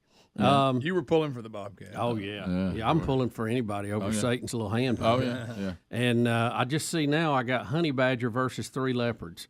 So we'll look at that in the break and see how that goes. That's not good. A lot of action today. We'll unpack all that and get your phone calls rolling. Got a couple of guests on the program today in different areas of the old Rick and Bubba experience. So we got that happening. on the program today. Willa Meat hasn't spun, so that's out there. Adler's back from a little 3-day weekend. It's good to have him back. It's good to have him back. I had a little. I've got an experiment going on something that we're all excited about involving deer hunting that I got to look into today. Of course, the power of the mind. The power of the mind. It can be such a good thing, but we've talked about this on the show for years. When our mental toughness and the way we handle things mentally sometimes can turn on us. Oh yeah. Like we were thinking, if something gets in our head, no matter how much we tell ourselves that's all in your head, it's so hard to just get it off your mind. I know. So I'll tell you about that today.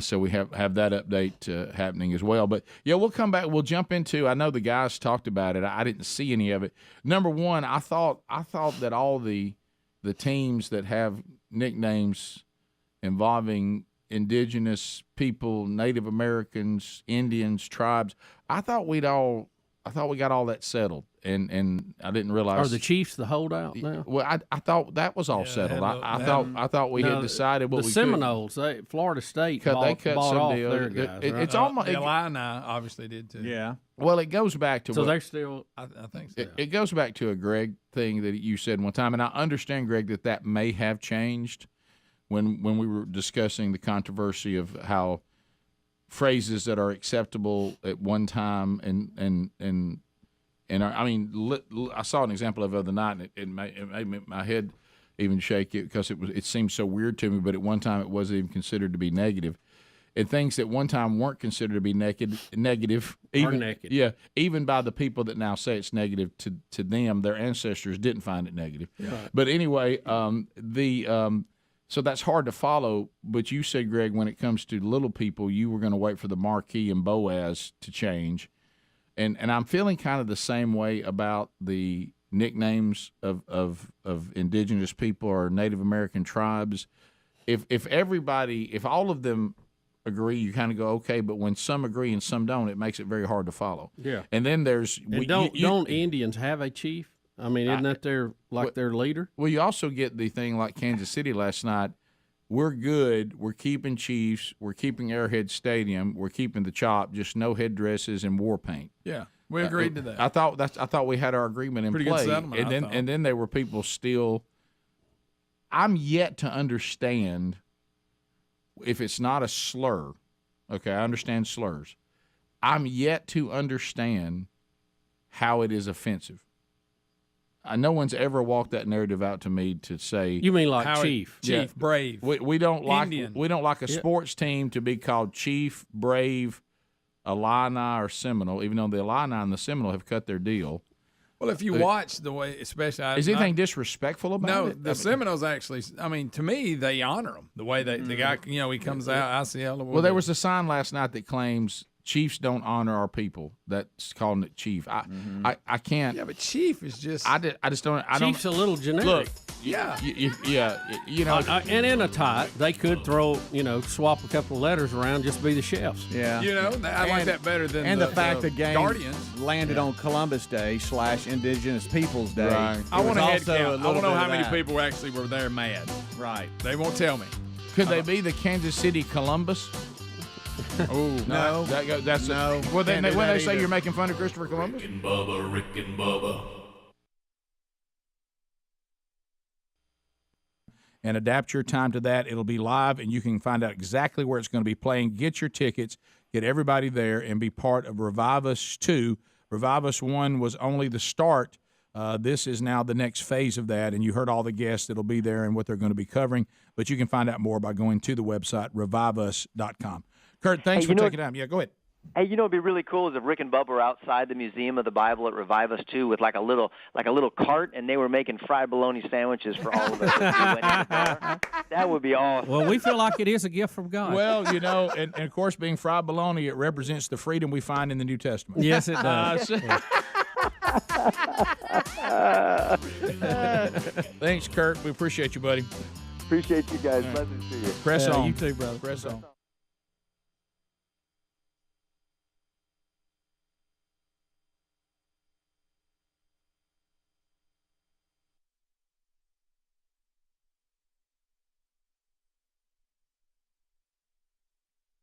just a big stew of fun, isn't it? We had.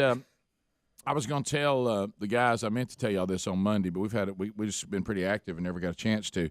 You remember, and Greg talked about this when he learned when he was working with the power company about a man named John who forgot his lunch one day, and so that has spawned a terminology that we use here on the program about, hey, I'm teaching fill in the blank, your name, because everybody tried to give John on location some of their lunch. He said, I don't want any lunch. Right. I'm gonna sit here and starve because I'm teaching John right now. Yep. And John's gonna learn not to leave his lunch. Yep. Today's gonna be the last time John does that. and so I sometimes you ever just, I know, Bubba, we've laughed at times that you've gone negative. We all go negative. You just want to punch yourself right in the face. Yeah. Oh yeah. I mean, you just want, you stupid. Have you ever sat there by yourself and you're dogging yourself so bad you always start thinking, am I mentally ill? Right. I mean, well, it's like that commercial with the guy in the attic that hits his head on the board and he just goes back and keeps hitting. Yes. That's how Is that not, and he's laughing. It's a good commercial. Yeah. But anyway, so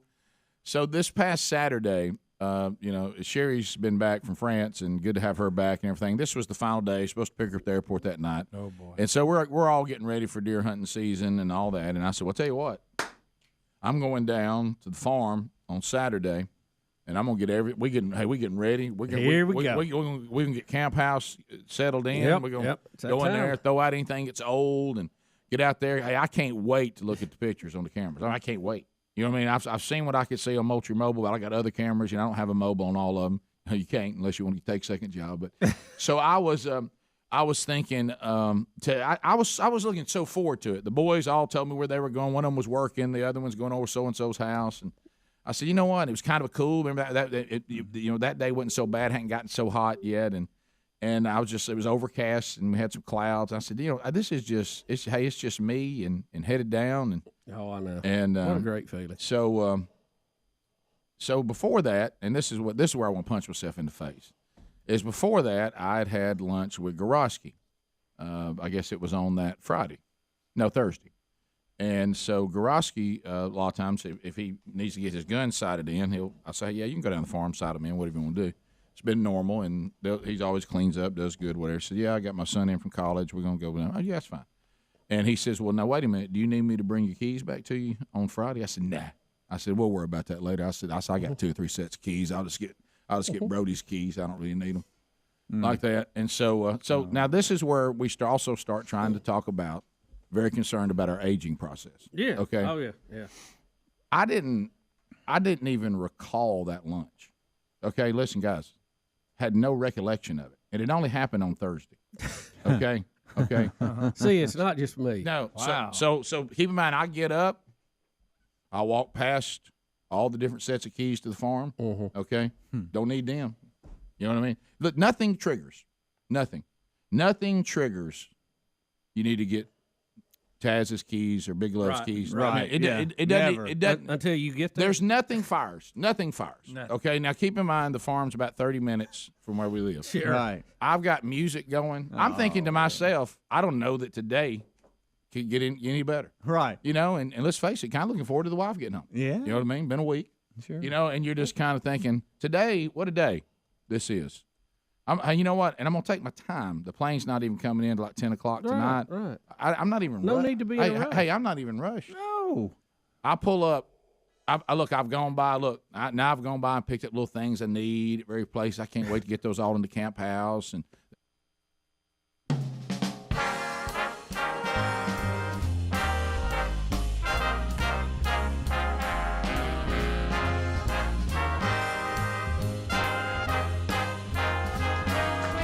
"22 minutes past the hour. My woman keep me warm." All right, so I know that if you listen to the kickoff hour, they were already discussing this, but Bubba and I haven't got to weigh in. And, when you got a bunch of guys hanging out, I mean, when we show up at work, we got to talk about it too. Well, we rock sports here too, Rick. Come on. Well, I mean, look, Sports 690, baby. It's football season. You're going to hear about it a lot. All right, so we can rock it. Yeah. And, of course, the negotiations with Major League Baseball, they're now playing even later into the year this year, which is, you realize you're 6 college games in, 5 NFL games in. What are you, 7 high school games in? Well, I know. And we're still playing baseball? Well, I know, Rick. I've seen. I know we've been around a campfire on Halloween night watching the World Series. So, it's not extremely later than it used to be, but it may be about a week because of the mid-season work stoppage that they were going to have. Right. And then I think football's starting a little bit earlier, too. So you're seeing a little more stretch. The NFL and college isn't, but high school, good gosh, they're starting. College is, too, but the NFL, they're still pretty worth it. But the college is starting they had a game. Well, it was the week 0. Yeah, I don't know what that means. There's can't we just call that week 1? Isn't this the month that they consider, the sportsman's month because you have all 3 sports? Won't basketball also start this month? So you'll have all 3 professional sports going at one time. That's good. If that's your thing, you got it made. So let's unpack it. We've got about you having a cert in your mouth saying that's hilarious. A cert. That's a throwback. Yeah, they even make certs still. I forgot about that. I ain't seen a cert in years. I'm like used to be. I consider any lozenge to be a cert. Yeah. I forgot all about certs. You're right. Certs were huge. Yeah. No, I've got a TheraBreath lozenge. Lozenge. Love them. Love them. I'm kind of done with the Native American thing. Let's move into the fact that football's being ruined and the Devontae Adams thing. Well, there was a controversial call last night in the game. By the way, the Raiders got out to a big lead. Kansas City come back and won the game. Travis Kelce is just unbelievable at tight end. He's such a force. Had 4 touchdowns last night, by the way. Hey, tight end. On in the game, buddy. He's a player, buddy. He is. And 19 from Georgia is going to be another one of those. But another, the thing that got the headlines was a controversial call on Derek Carr. He was sacked by the Kansas City Chiefs and got a penalty on this. And you'll look at it, Rick. Now, the referee's saying because his full weight fell on him is why they called this. You're supposed to avoid that. Now, I don't know how else you can tackle somebody other than this. Watch him. He First of all, he's got the ball now, so it's a fumble, and he tries to brace with that left hand. He is actually, you're right, he is not putting his weight in. No. So would the NFL want him to push him down? Yeah. That is a good question because he can't hit him high. So he can't hit him low. So all you can do is meet him. You can't lunge into him. Remember, but the gravity is going to take you have to down. go, and he wraps him up, and because of his momentum, and he was standing still, they go to the ground. Watch his arm. He pushes. Yeah. He breaks his fall, so his weight is not on him. Yeah, and trying to get the football at the same time. Well, yeah. So if you're rushing, look, I understand the quarterbacks need to be protected to some degree because of the position they're in. Do you remember when they used to tell us they can't run the wishbone because they get hit too much? Mm-hmm. I think it's much more dangerous staying in the pocket. Yeah, at least you got your shoulder down when you run. Yeah. So I don't know what someone tackling a quarterback is supposed to do. You can't go high, you can't go low, you can't fall with your weight on them, which is going to happen if you're running and they're standing still. They're going to fall over. You're going to fall on top of them. And we're also, if I'm not mistaken, aren't we kind of changing it as we go? This has all been a reaction, this latest stuff, to Tua's deal? Well, they did change the protocol for concussions, and they used to have a test they would do. Now, if you're wobbly on your feet or you have some other just visual characteristics, they also can keep you. Yeah, so I know we're changing. And that was changed last week. But didn't we also change the tackling because of that, too? Didn't the slinging. That's what that other bad call was about. I think we're just more sensitive to it. Yeah, right. I think we've had hey, y'all, everybody up, and let's start throwing more flags on. I was going to say, but have we always said you can't let your weight fall on the quarterback? You can't sling. Correct. Really? Well, I think there's a difference between that's driving. been part of roughing the passer. Yeah, I think so. I know the weight thing is. I don't know about slinging, but I know the weight thing has been a thing for years. Yeah, but the slinging, and I don't think that's reviewable. Okay, so here's that's why it should be. It should be reviewable. Yeah. Here's the rule now: defensive player must not unnecessarily or violently throw down the quarterback or land on top of him with all of the defender's weight. Instead, the defensive player must strive to wrap up the passer with the defensive player's arms and not land on the passer with all of his body's weight. Unbelievable. He broke his Which, fall. again, tell me, how do you do that? What do you? So the head ref has given, he says in a pull report after the game. He was interviewed. He said Carr gets full protection of all aspects of what we give the quarterback in a passing posture, it says. When he was tackled and all the weight of Chris Jones, Hail State, by the way, former Mississippi State defensive tackle, landed on Carr, and that's why the penalty was awarded. That's what he's saying. He went by the rule. Now, if you look at it, he actually goes to strip Carr of the ball before Carr goes in his throwing motion and does strip it and has possession of the ball as they're falling. And it looks to me like he tried with his left arm to brace himself a little bit. But the referee claims it was his full body weight, and Carr was still in the pocket and so gets full protection. That's what they say. All right. But the place went this sounds like crazy. a lot. This sounds like rules made by people who've never played football. I tell you, it's rules by somebody who's never tried to tackle a quarterback. Well, that's what I'm talking about. The things you're asking people to do on defense, a lot of it, I'm not sure the way the game is played it's not all that easy to police, even if you're trying to do it. Yeah. Because of the way your body, people are trying to block you. You're diving. It's just bizarre. Rick and Bubba, Rick and Bubba. Ease out over there. Go get the vehicle out. All these things are locked. Okay? They require keys. Anything you want to do requires a key. Really, all you can do without your keys is sit in the driveway. Mm-hmm. I mean, that's well. it. There's nothing else you can do. I pull up onto that carport, bags of stuff in the back, stuff I was bringing down, get ready for the season, throw my door open, pull my keys out. God almighty. What? And all of a sudden, you know, that little trigger that brings everything roaring back. Yep. You know what I mean? And I got so mad at myself. I said, you stupid. I mean, I just started dogging myself so bad. So then, because I'm mentally ill now. Now okay? What do you do? Because I'm in the early days, early years of dementia. Yeah. Stupidly, I think, oh, wait a minute. Gorosky and his boys are coming down here to sight guns in. You know what? They were going to do that Saturday, I think, because I didn't know if I was going to come down here or not. Well, they'll be here in a few minutes. I may already be here.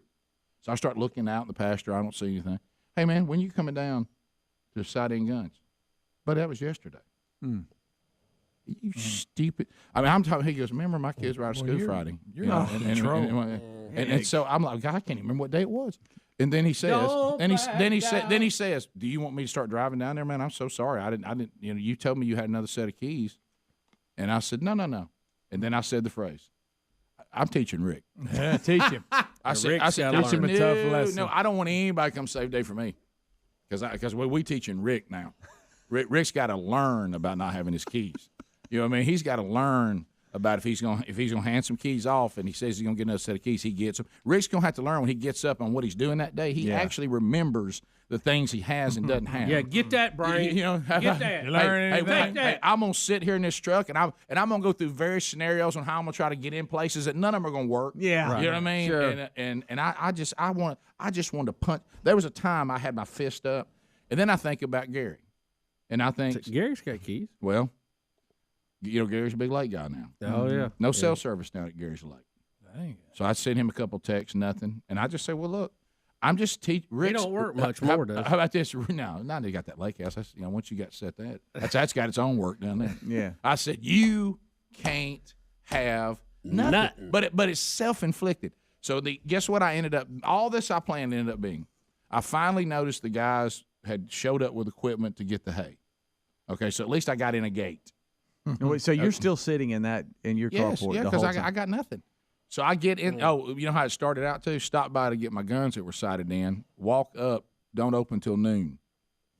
Now, see, that was part of it. I was going to get my guns, take them down there. Get my safe, get everything locked up, get everything ready to go. So that was a productive So my day. little thing on the way down too. I'm gonna pick up guns on the way down. Then I'm gonna stay on 31 going down. The the moment farm. it hits you, it's like somebody it hits you so hard, like you've been knocked. I was so mad at my. Did you learn anything? You know what I learned? Guess what I did? Went out, and all I could do was go out and put out additional cameras that I don't put out to the fields are planted in my truck. That's all I could do. I couldn't do anything else. Rick and Bubba, Rick and Bubba.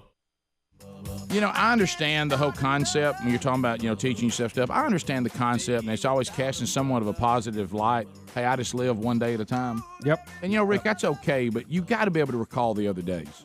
You got to be able to recall the days that were behind you.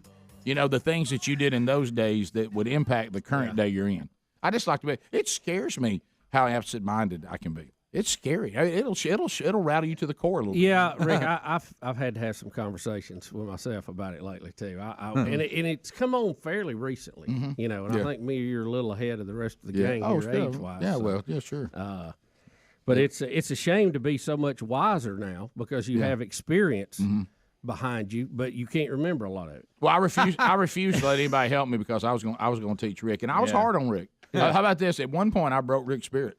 I mean, I got really, really hard on Rick. And like I say, I've been through that once or twice. I made moves to solve that I will never have that issue again. Right. But I take competitive losses that way too. Yeah. For a period of time. No, yeah. I mean, I may be fine right after it. I have to go and then get mad at myself, and then I'm fine. Right.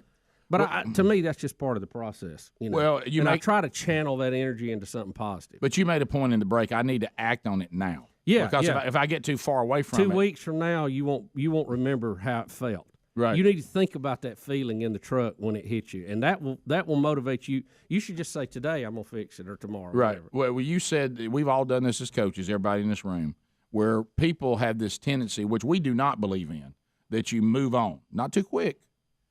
Wallow in it a minute. Well, I want everybody to turn around like Speedy gave me this term, be an elephant right now, and don't ever forget. I want you to look at the exuberance. Making our way back. Thank you for being with us. All right, so let's let me hit you with this real quick. A2B.com/radio. A lot of you made the move on this, and you're wise to do so. Business owners, if you're listening right now, I got some great news for you, especially if gasoline is a big expense for you. You know that you do have access to A2B fuel card, which until now was only available for fleet owners. This fuel card is now accepted anywhere Visa is accepted. You can use your A2B fuel card for maintenance, repairs, and more, or if you want to, you can restrict the card to just fuel purchases for the employees to use.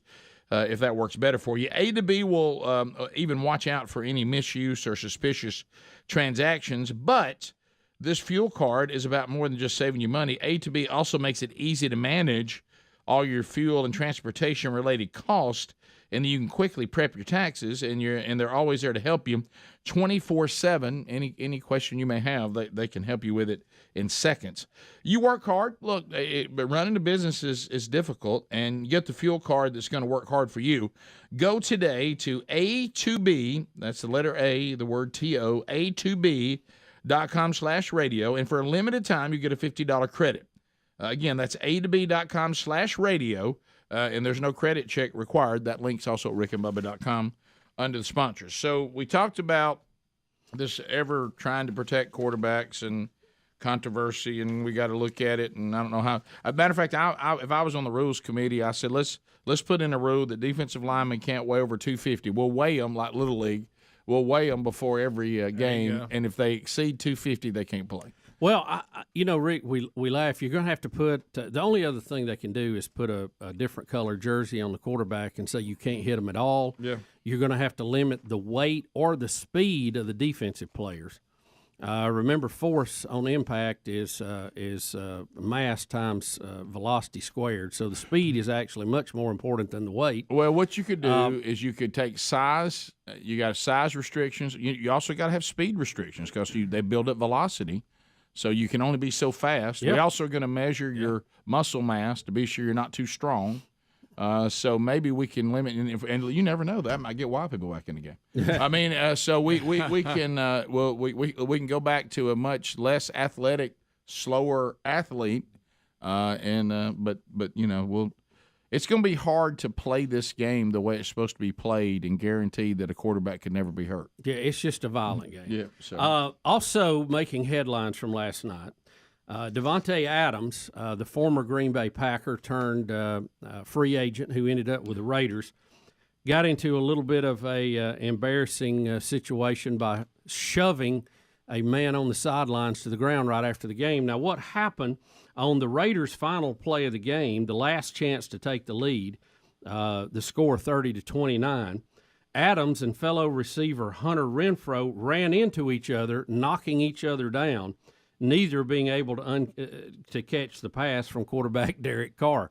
So it was kind of an embarrassing way to end the game.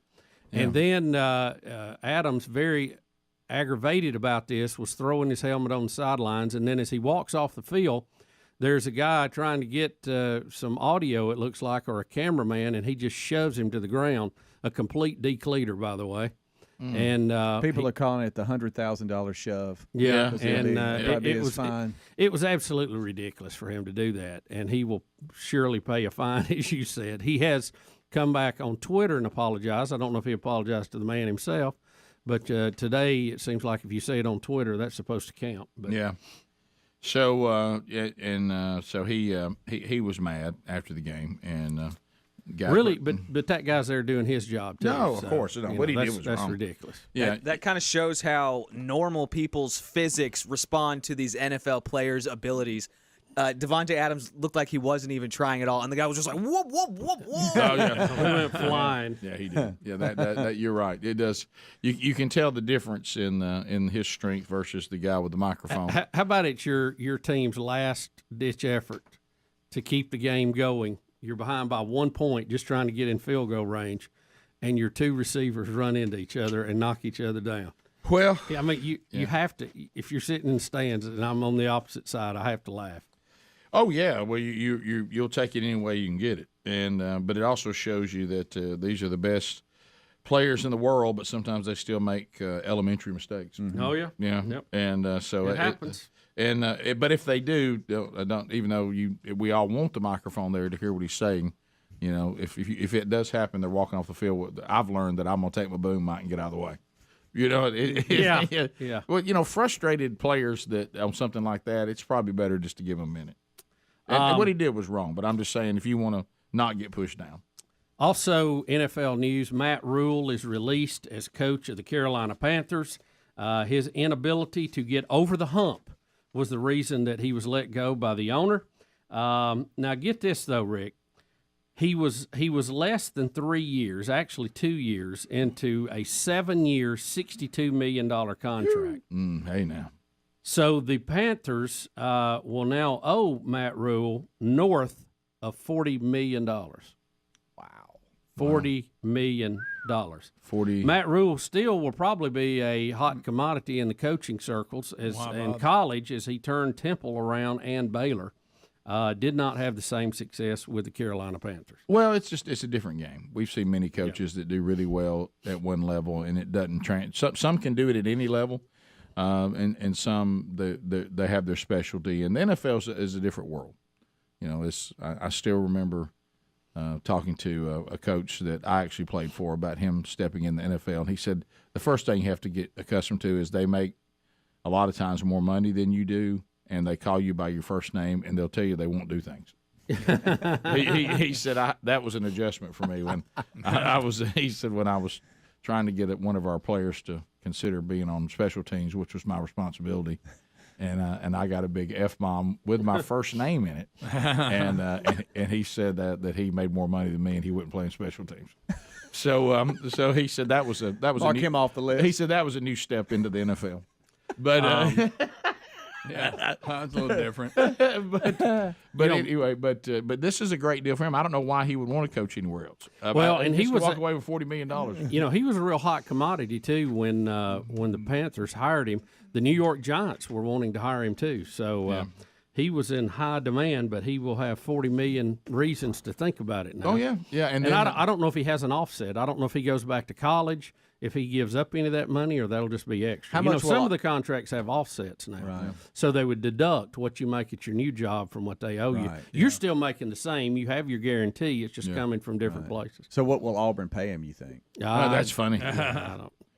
Well, the on that note, and yesterday when we were breaking down the games of the weekend, we didn't on the big show. We never got to we mentioned it just in passing, the shellacking that Oklahoma took from Texas. Wow. And wow. and Half times have changed. And they got shut out. And we were laughing. We got an email this morning before the show started from an Oklahoma State fan that is talking about how much fun they're having watching Oklahoma struggle. Well, that's a heated rivalry, Yeah, and Oklahoma has held the upper hand on that for quite a while. Oh yeah, and so they're Oklahoma State fans that they're loving every minute of it, and they said they're putting out all these great memes that the Oklahoma fans are putting out. They're grabbing them and enjoying them because let's face it, this is just real. If you have a real rivalry, one of the greatest things, and I've seen this all over social media with the rivalries, you have the things that you do, but really one of your greatest enjoyments is to watch the fans of the team you hate struggle. Yeah, oh yeah. You know how they show those pictures of them in the stand and they got beat and all that. I mean, that's one of the things that people love the most in a rivalry. So one of them that this Oklahoma State fan sent us from an Oklahoma fan who put out after they got shut out bad. What was the final? It was 49-0. 49-0. Yes. Was that right? Yeah, and against Texas. And this is what an Oklahoma fan put out, and the Oklahoma State fans are enjoying it. If you didn't know, 113 of the 114 teams that played in Week 6 scored points. And that even includes Auburn. Yeah, and that owns me right there. See, that's a good fan frustration. Yeah. Right there. Oh yeah. Yeah, that's good stuff. I mean, if you really love your team, you just wallow in that when they struggle. Well, you know the thing too. Oklahoma seems to have fallen very quickly with Lincoln Riley leaving. Obviously, they're missing him, but for Brent Venerable to come in and be a first-year coach and to a lot of hype, those tires are kind of looking a little flat right now. In all fairness, they lost 49-0. He was never an offensive coach. So, I thought he was a defensive coach. Right. What happened there? Well, look, anybody who loves defense hates Oklahoma. they hadn't played defense in, 20 years? Since the Selman brothers? So, yeah, that's going to take some time to build a defense there because they haven't had one in a very, very, very, very long time. But I'll tell you what, Ole Miss has got their defense playing better, so it can happen. Yep. 15 minutes to the top of the hour. More Rick and Bubba coming up right after this. Rick and Bubba, Rick and Bubba. Have over there. This is how you could have felt. Right. Yeah. You know what I mean? And they're loving it and they're excited. You know why? And the spoils go to the winner. They're not being disrespectful. They're excited because they won, because winning is an exciting feeling. And you don't have that feeling. And I don't ever want you to forget how they're feeling compared to you. And I told you the time I had the kid that played for one time says, well, I said, well, don't move on too quick. Yeah. No, we're not. We'll talk about what we got to do next, but let's wallow in this a minute. Let's learn from this real quick. Let's not like this feeling. Rick, every day, every event in the day, you need to milk it. And it's either good milk or sour milk. That's right. And the sour should make you change right. your situation, so you never have to do that again. Yeah, well, Rick, and you try to minimize those days. I mean, over time, you go, well, I know now not to put my hand in a fan. Right. So you mark that off the list. I will have no more hands and fan problems. Nope. I'm not going to slam my hand in the door anymore. Right. I've done that several times. I'm out of that. I'm not even going to put my hand near a door. Not going to chew red the knob. Not going to chew Silver Creek when you're trying to catch ground balls. That's I marked that off early in my life. So, but let's go back to this again. Let me tell you where. Wasn't that what it was called? Yeah. Let me tell you a rookie mistake by a 53-year-old man. Rookie mistake. The minute I walked up to pick up the guns, and for some reason on a Saturday it didn't open until noon, and I was there at 10. The minute the first step was a misstep, I know well enough to know this day's got a bad trend to it. See, I thought, well. You know how things snowball. Right. I said, well, that's a setback, because I'd like to go ahead and get all that ready. But, that's rifles, so it's not rifle season. So that's not it's not going to affect my day. I would have liked to have gone ahead and started getting all that ready. But see, that should have been a signal to a veteran who's had days that snowballed out of control like that. And see, the worst thing, if you ever let this creep in, because this is how I operate. And, of course, sometimes it can be annoying to people around me, but it's just the way like I said, that's not an excuse. Sometimes the way you are is why people don't like it. Don't be the way you are, Right. But I'm very much on. I like to be productive, And if I have managed time to be productive in that time and I felt like it wasn't productive, really bothers me. So I had to almost take myself and kick me out of be productive mode and get over into just goof off mode. Yeah, so what? Then I ended up down at Gary's Lake House. That's where it all ended. Yeah. Well, hey, I'm down. That's a little off your path too. Yeah, it's a couple. You're lucky you found him at all. Yeah. Well, yeah. He could have been out on a boat or a tractor or something. Yeah. Well, I still didn't get done what I needed to get done. See, I had to really forget that. That was a tough forget. And so you can look back and you can form statistics and things, and even in your life, look around and go, okay, that's a weak link. I need some backup on that. Yeah, you better. And not. I think it's that engineering thing in me. I always like to have a backup plan ready to go. Yeah. So Well, you don't have to worry about it when the accident happens. You just go execute backup. when I do things somebody hits me, blindsides me on something on my calendar, and I'd forgotten about it. See this is the same. See, extra sets of keys are just like calendars. They're no good if you don't use them. Right. You know what I mean? If you go, hey, I got a calendar, but you don't look at it, that calendar ain't worth a crap. It's not. Okay. If you gotta work the plan Right. you made, or the plan's no good. How about this? If you've got an extra set of keys, but you don't pick them up, they don't help. They're no good. If they're sitting there on that dresser saying, hey, we're over here if you need us, and you went and got them, hey, don't forget what you had to do, how many times you were getting extra keys made. Right. That was a pretty active day. And you say, hey, but I got it now. I got multiple sets of keys. Guess what will make multiple sets of keys useless if you don't have them. If you don't pick them up. But see, where you keeping your backup keys? At the place you need them? Or the place you can forget them? I don't have backup keys where I can access them if you get on the ground and forgot your keys, and that will be resolved. Because you know why? I'm teaching Rick. That's right. Rick needs to go to school and learn it. Hey, Rick's got to learn. Go to school on it, baby. Rick's got things he's got to learn. I know from the sports world, and one of these stories already been talked about in the kickoff hour, but if you missed that, it's been a big story today. And I don't watch the NBA, so I don't know who these people are, but I know we had another gruesome injury involving. Yeah. And this is a great time of year for sports, Rick. October, we have all the big three playing at the same time. Right. So, if you're into sports, it's a great time. And as the NBA kicked off last night, forward Gordon Hayward, it had only been a few minutes, 6 minutes, 45 seconds left in the first quarter, and he suffered a horrific leg injury that was it was one of those, Rick, where everybody really cringes when they see it. Broke his tibula and dislocated his ankle, but he's sitting under the basket, and his foot's going the wrong way. And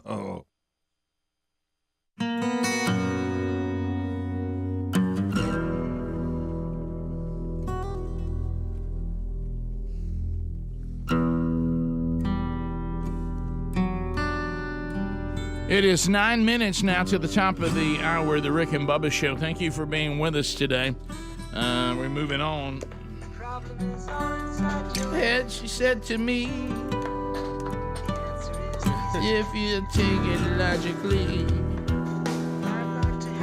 with your struggle to be free, there must be 50 ways to leave your lover. So we were just looking at this. Daily Mail actually has this today. I did not. When I looked down, I thought, well, this is a different Fruithurst, because Fruithurst, Alabama, is a place that we really grew up not that far from. And I know, Greg, you did work in that area. Bubba, you've been over in that area. When I was a rocking preloader for UPS, this was one of the areas that I loaded packages for. Which right now today, somebody in Fruithurst says that explains a lot. that no wonder we struggled during the Burgess era. So it says, and they think they're getting to the bottom of it. I mean, this almost has a Skinwalker feel about it, because the headline says, "What's gone wrong in Fruithurst?"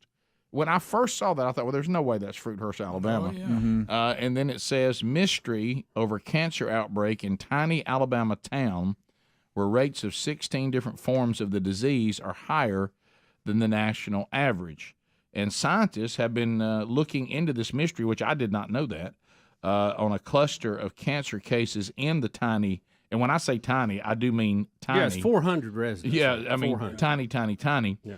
And one of the things they think is that they've been drinking, and we just talked about this yesterday, water that has been contaminated they have found contaminated well water in soil samples, and they're pointing to possibly the contamination coming from it's not in service anymore, a rubber plant that was there. Right. Yeah. How about that? Oh, yeah, I know exactly where all that is. It says concentrations of toxic compounds, including lead, were found. They have a whole list here of things that were higher than the acceptable levels: chromium, zinc, poisonous lead, toxic pesticides, radioactive gas, radon, and other heavy metals. So that's why is really this crazy. a story today? Because in 2018, this was a story, and so why are we talking about it again? Just because it continues to happen? Well, are they finally getting results? That's what I thought. I think the principal at the elementary school is the one that started through a GoFundMe to get money for soil samples and all that. And I think they finally got maybe their. Because I know Auburn University did a big study on this, and they were urging the people back in 2018, 2017 not to drink the well water. Yeah, I think, and y'all all got it right. The one of the principals there, they had blood and bone cancer breakouts with children and teens, and so that's when they said, "Hey, we got to come check this place out." And so, Helmsley, to answer your question, I think today maybe. I think we're ready to say we think this is what it was. And I think that's what today's and about. they're tying a lot of it to that. That they're coming out saying, I think we found the problem. And they mentioned illegal dumping sites. And right, stuff like that, so. And so you're right. The investigation's been going on for a couple of years, but I think they're coming in now with saying, I think we can draw a line. Yeah, they're linking the environmental contamination. Right, yeah. You know what's strange about this? They include radon in this, which radon is a natural phenomenon of things breaking down radioactive in the ground, and then it's seeping up. And a lot of times it's tied to basements and crawl spaces and all that kind of stuff. Yeah. But I notice it's in here too, so that's kind of strange that they would loop that in with all this stuff that looks like it may have come from this rubber plant once upon a time. Well, Bubba, I want you to flip over. Do you have the page that shows the chart, Cleveland County versus the rest of the country? Yeah. On every county The cancer. numbers. Good gracious. Yeah. So it is. Yeah, they have a bar chart on this. If you look at it, it's actually, and this is for all of Cleveland County versus the U.S. Correct. Which is even a bigger area. Which is the county where it's located. And it's just extremely notable higher cancer rates than the rest of the country on most all of these. Good. Except for bladder cancer, right? That one is actually less, which is strange. Maybe. Wow, but I mean, good gracious, y'all. So is the yellow's Cleveland County, and the red's national? That is my understanding, yes. Yeah, me too. Because the yellow one is higher on most of them. That's wild, y'all. And so they're thinking it may. Well, they're finding contaminated water, and they're saying, and you said illegal dump sites and things like that. Tied to that plant. I remember that plant was there when I used to work there. They said it's shut down now. Yeah. Was it the ProBlend? Yeah. Now, how often, Greg, you wasn't over very much, right? Oh boy, I spent many times. Yeah, Betty, I know all the back roads in Fruithurst. Yeah. Betty used to see patients over there, so I used to have to help her navigate that area. And we had to go out there at night sometimes, even when we were doing the morning show in the early days. And she'd carry me out there in the middle of the night, and then I'd have to get back and wake up and go to work. Woo! Those are crazy times. So you spent some time over there. I did. To y'all's point, though, I didn't do a lot of drinking of the water, though. I was usually driving. You still have to put it on the list, right? Yeah, well, sure. To y'all's point, and for the update, we're all over it here. So Kentucky, Auburn, and Alabama all studied samples of the soil and water from 2017 to 2021, and their findings were published in the Journal of Environmental Justice in late July. And so more's coming out about that. So now that's the update. They're linking everything together. Well, it's it's good that they have found what they think is the problem. What's bad is how long people had no idea that they were taking. They were They'll still be seeing the effects of that, and they were exposing themselves to. And so this is, and to me, see, I'm much more concerned when we talk about making sure our environment's clean. Yeah. See, I'm much more concerned about this than climate change. Right. Because this kind of stuff is and there's a lot of that. This is proven and directly affects people. Right. This is the kind of stuff that we we can actually stop. Right. Yeah. Don't tell me the environment, the climate is worse, and that's why we're having hurricanes in Florida. To me, I'm like, come on, you got to be kidding me, right? Yeah, I kind of want to say, if you've got industry in your community, let's be sure they're not illegally dumping and contaminating the water supply. Right. That to me, that's a better way to take on industry than it's affecting the climate around the world. Yeah. And please don't drive the combustion engine. Mm-hmm. I just evil. I'd rather you drive a car and not have dangerous chemicals in your drinking water. I would. About that. I would. Maybe crack down on Right. Yeah. And the heavy metals. Right. And I don't mean the kind you shake your head to. No. Right. And let's not do a shoot ready aim on all this electrical stuff. By the way, this thing we have not. The forecast on this is it's fine to experiment with it, but this thing of saying, "Yep, this is what we need to do next," on a massive scale, change the whole country, all around the world. Everybody plug in; it'll be fine. Even when you build something new, you test it at different stages. Yeah, let's ease in. If everybody, some of these ideas that the left is wanting to push, why don't we have like a controlled test in, say, a county or a state? Let's ease into it. And then look at the results and go, well, we need to work on this or that, or, hey, it don't work. If it's better and the downsides of it are not as bad as the downsides of the other, I'm all about it. But let's ease into it. Yeah. Let's not guilt people into it. Let's ease into it. Easy, baby. Let's not try to be sharp. Let's ease. Top of the hour, more Rick and Bubba coming up. Rick and Bubba, Rick and Bubba.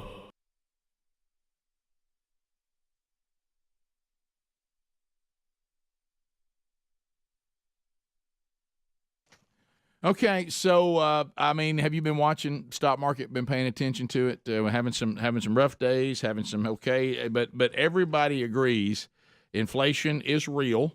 Okay, no matter what they may be telling you with November approaching, no, it's fine. You know it's real because you're actually buying products. Your cost of living, my cost of living, it's all gone up. We know that, and that's across the board. So our country is having a rough go economically right now. The government doesn't look like they're going to do much. They're going to continue to raise interest rates. We know that.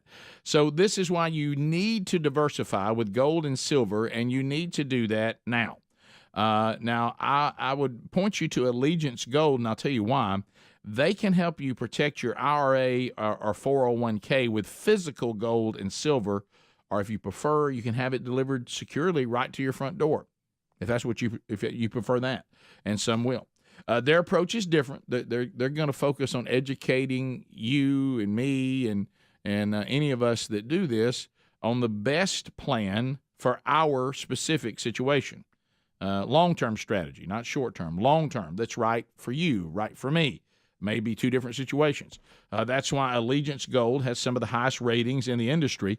5 stars with TrustLink, AAA rated with with Business Consumer Alliance, and then an A+ from the Better Business Bureau. So if you would like to get the best offer they have ever given, and it is $2,500 of free silver on a qualifying purchase, here's what you do. Either call them 844-790-9191, and you want to mention Rick and Bubba for that, or go to this URL, protectwithrickbubba.com. Now, there's no and there. Protectwithrickbubba, put those two names together, .com. Again, we cannot control what's going on with the federal government or the Biden administration, but you can prepare. Again, protectwithrickbubba.com.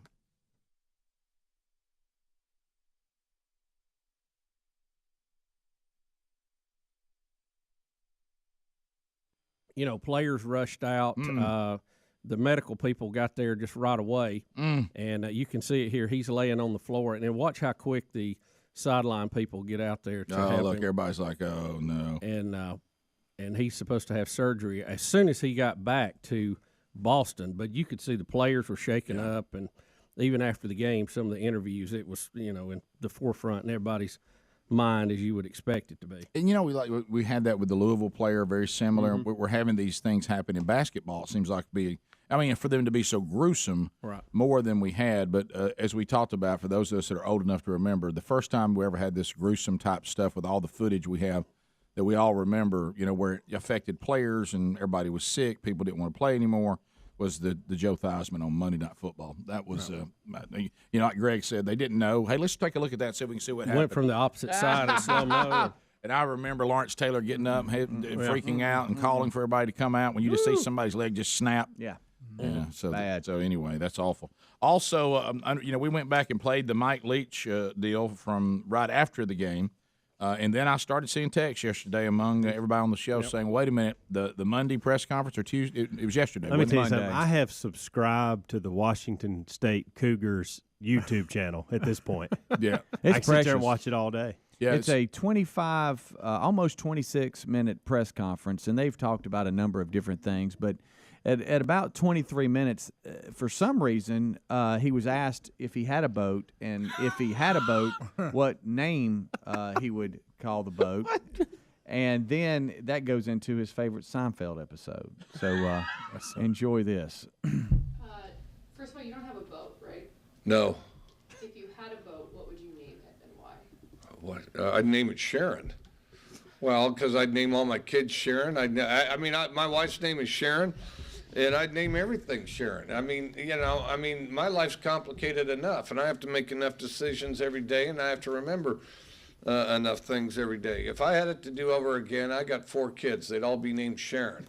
And the other thing is every grandkid, male or female, would be named Sharon. And the boat would damn sure be named Sharon. And so it'd be, hey, Sharon, where's Sharon? Get Sharon. How's Sharon? And so it'd be perfect. Well, if I had my way, it'd be pretty multifaceted, but it would certainly solve sorting everything, You gonna even try for a middle name? I think she feels like she's the luckiest woman in the world, and who wouldn't? What's that? Try for a middle name? No, there are no middle names. There's no last name. You're just Sharon. That's all you are, Sharon. If my son gets married and there's a sister-in-law, Sharon. Okay, what's her last name? What do I care? Coach, you mentioned Festivus earlier. What's your favorite Seinfeld episode? You mentioned Festivus? Yes. Well, my favorite one we probably best not talk about, but the one where George is stomping through the kids trying to get out of the fire. That's a good one. That's a good one. Let me think here. I haven't watched Seinfeld for a long time. Anything with George's dad in it's good. This is so real right here. This is the press I have to think about that one. Yeah, if you remind me, but where Putty thinks Elaine's going to hell's.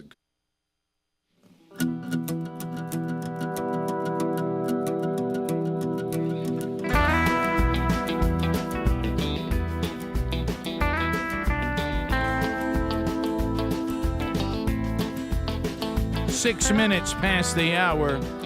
She's a lady, comes from all around. Speedy, the real Greg Burgess, Helmsy, Eddie Van Adler, Team Rick and Bubba, all here.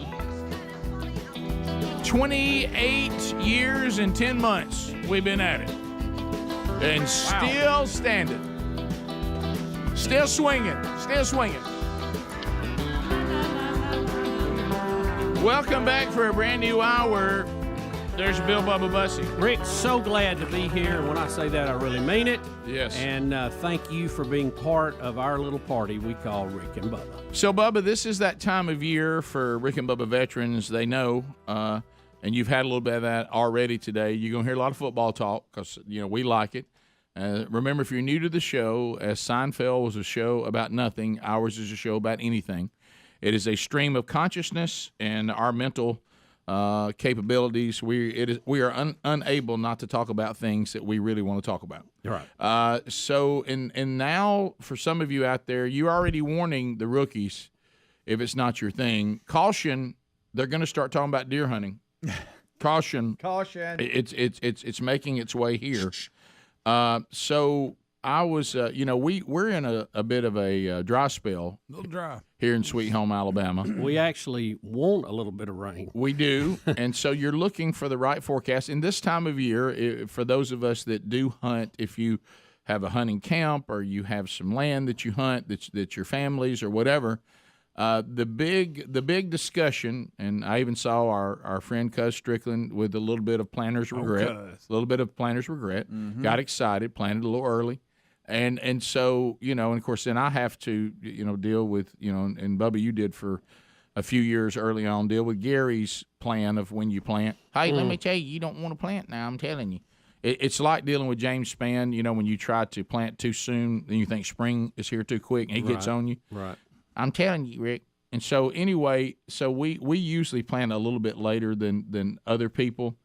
And so I was trying to plan out the week, and I've got a lot of things going on, needing to get down and do some work, and then I get the standard text from Gary, call me.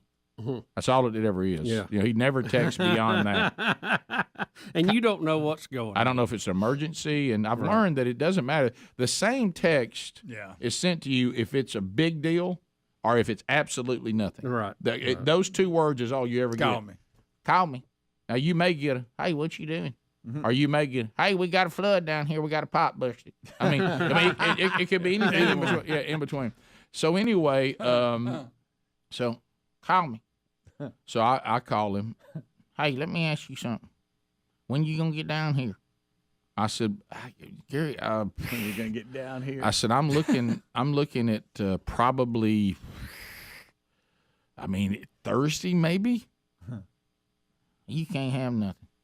And I said, wait a minute. He said, I ain't gonna do it. We got to get ready. The rains. It looks like they're gonna have some rain Wednesday night. We got to get that. We got to get this seed in the ground.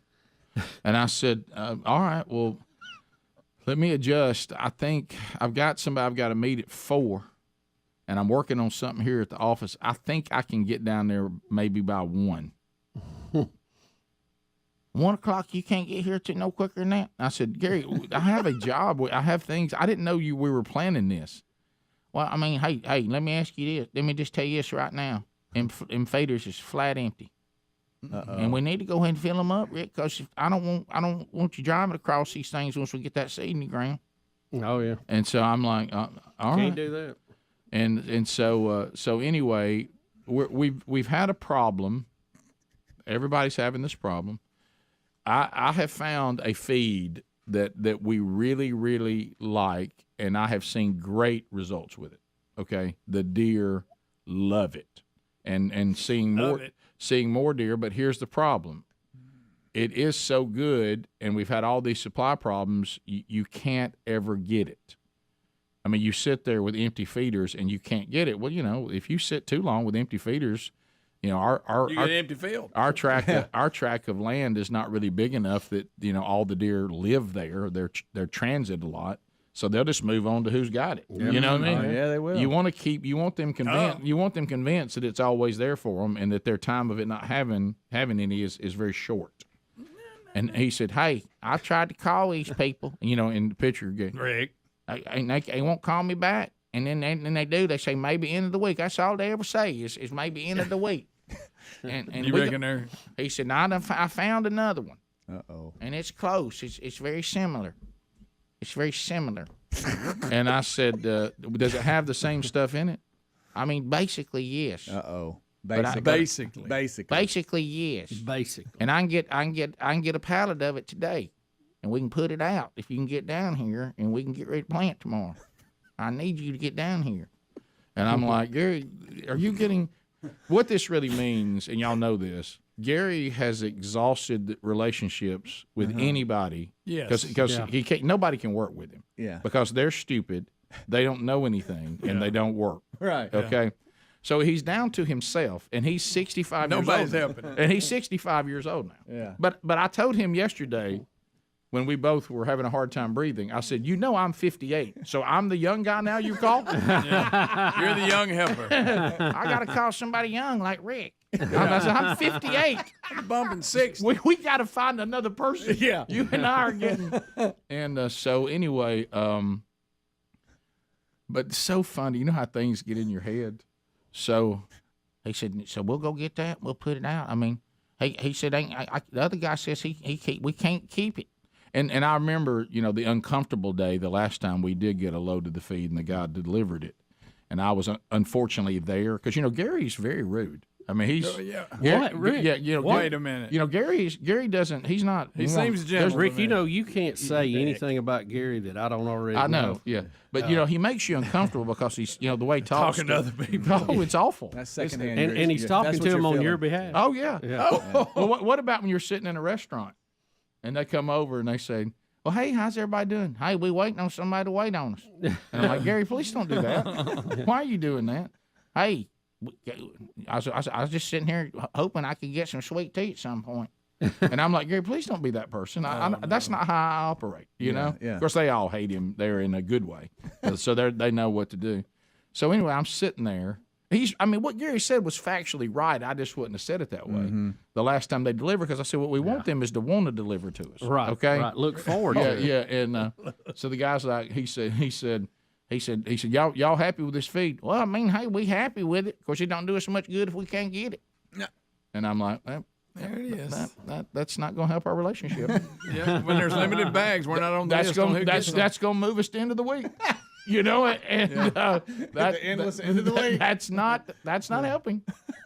They got all the clients they can stand, probably. Yeah. Right. You know, You could get pushed back another day. We want them to like us. Anybody ever taught you about how you draw with honey? You know what I mean? Yeah. And so I'm telling the guy, man, you know Gary, and you know then I We try. love it. I try to coming fix. in. I try to fix the relationship. You brag on the feed Yeah, beyond even possible. It's so when I come back, I'll tell you. So we did go get a different feed, but the conversation that Gary and I got in about it and putting it out was hilarious because of the way our minds work. Right. So we'll It's close. I mean, it's got basically the same formula, and the peanuts is a little bit different. And I'm like, okay, but I mean, they got it. We can just go get it. Okay, and we need it in there now. If we don't get it in there before that rain comes, I don't want you driving on there leaving seeds out there. Rick and Bubba. From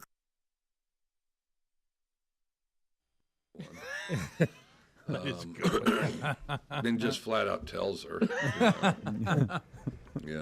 Is that your favorite all-time TV show? No, I don't think so.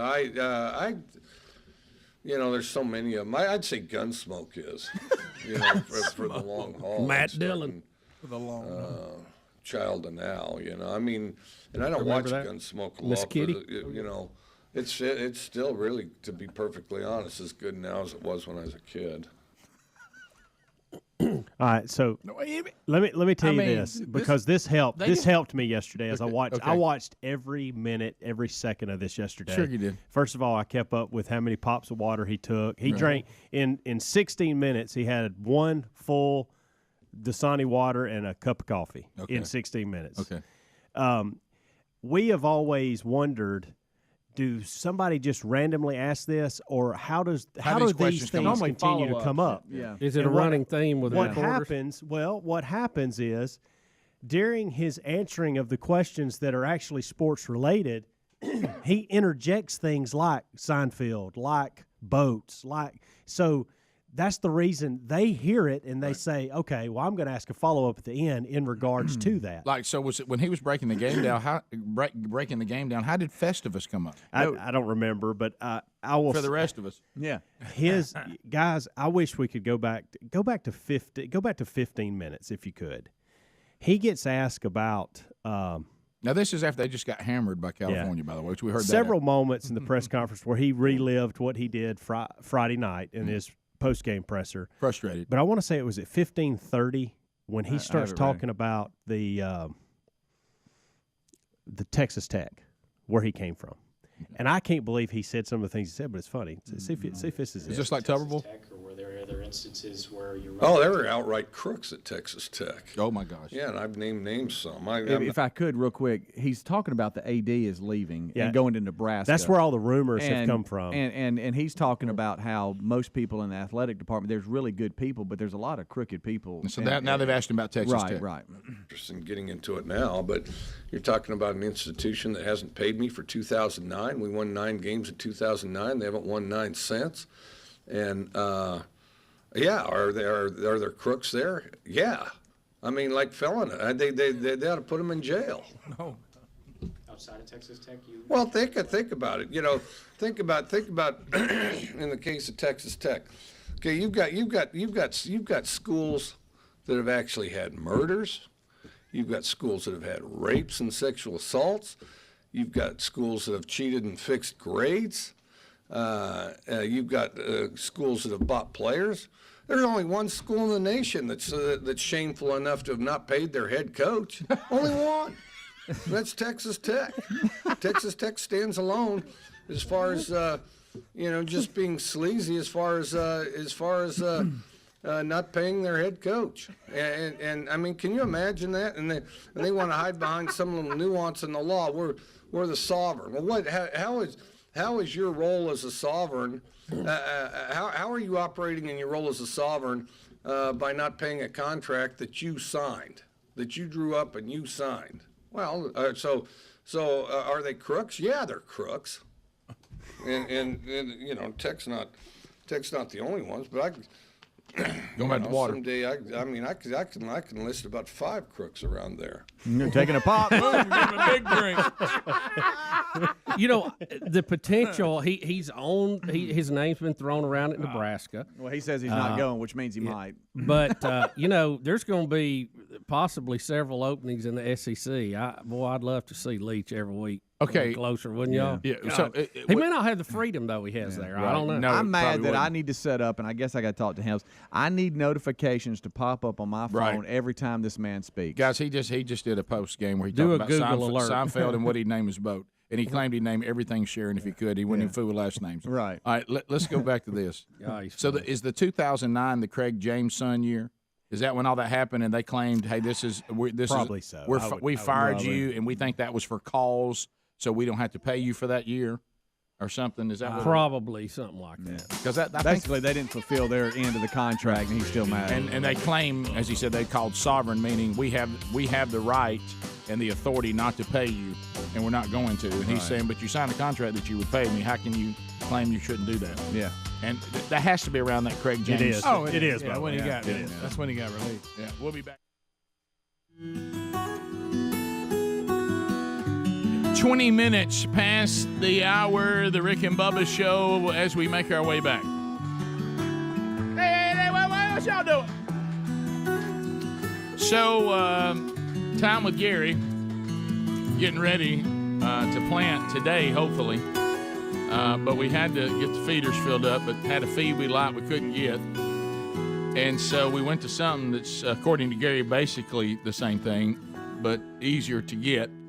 So we're trying. First of all, I realize, you know, the whole operation has basically turned that that Gary has got me to come down there so I can pick up the bags and fill the feeders, and he can back the truck in and move us through and all that. And I realize what's happened when I get pulled into it pretty quick.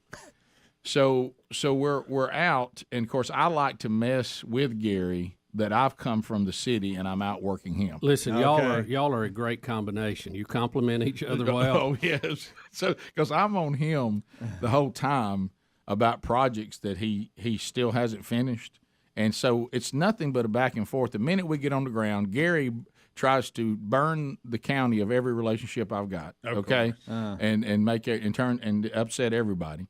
And then I'm on Gary about things that he needs to get finished that he hadn't got finished. And that's the back and forth, the whole thing. Here's literally how it goes, okay? Yeah, Rick. All right, so there's a fence project down there that I think he's a little slow on. And there's a thing where he's supposed to be spreading. Now, you got that one fence done that was done real nice. I want to see that one. That was the one that I got somebody else to do. Right. All right, so anyway, and they were more expensive. Yeah, you but bragged on it. Hey, quite but a it was bit. done. Hey, it was more expensive, but they did finish it. Yeah. So anyway, so we got, and it's almost like he realizes, oh no, I shouldn't have come this way. You know what I mean? Mm-hmm. Hey, look, we got to get this feed in there. Look, let's do this. And look, you need to open them bags. Quit cutting them open. You can open them if you just pull that string. And so he's doing all this, and I like cutting. And then about that time, I noticed the what, Greg? How many are there? You saw them. There's maybe 6 posts, 7, maybe 10, maybe 10 posts up on a fence that he 8 to 10. He put the 10 posts up. No exaggeration. 2 months ago. Okay. He's letting them settle. Yeah. Rick, So in the anyway, grass. Boy, is he. So he realizes he shouldn't have come that way. Right. And all of a sudden we hit that field, and you know our delivery. I looked and I said, "Fence looks good." Look, and he goes, "I knew you was going to say that." Like then also we go by the watering hole that we were going to fill in and cover it with dirt. We needed one more load of dirt that we finally got, and it's just sitting there in the pile. Yeah, right by it. And look, he then he tries to beat me too, and he goes, "Got that dirt spread out real good over there?" And I said, "Yeah." He goes, "I just gonna beat you to it." So anyway, so then we finally get the feeders in, and look, I mean Gary will tell you. I mean, you know, I was throwing those 40-pound bags around, and Gary, I even looked at him. I said, "You ever seen somebody from the city throw around like this?" No, you got it. And he's like, and of course he gets to laughing, and so we get finished, and he goes, "Well," and this is where this mental thing with it. I hope they like it as much. Oh no! And I said, "So are you not confident?" We didn't got it like that, and I said, "No, we got a whole pallet of it." I mean, and he says, "Well, when that Motri, you know how he calls Motri, when that Motri shoots some pictures back to you, just kind of look at their face and see if they're making a face." Making a face. Bitter beer face. And so What if they weren't? I said, "Making a face?" Well, you know, they might be eating it and going, kind of making a face like they don't like it. Yeah, like, what I is said, this? "What are you talking about?" So then, even though I know that's a joke, you know That's how hilarious. you know how we are mentally. It gets in my head. Sure. So now, in my mind, I'm looking at the pictures that have come in. Does that face look like it's happy or not? I'm looking at the pictures of that have come in since the new feed has gone in, and honestly, they don't look as happy.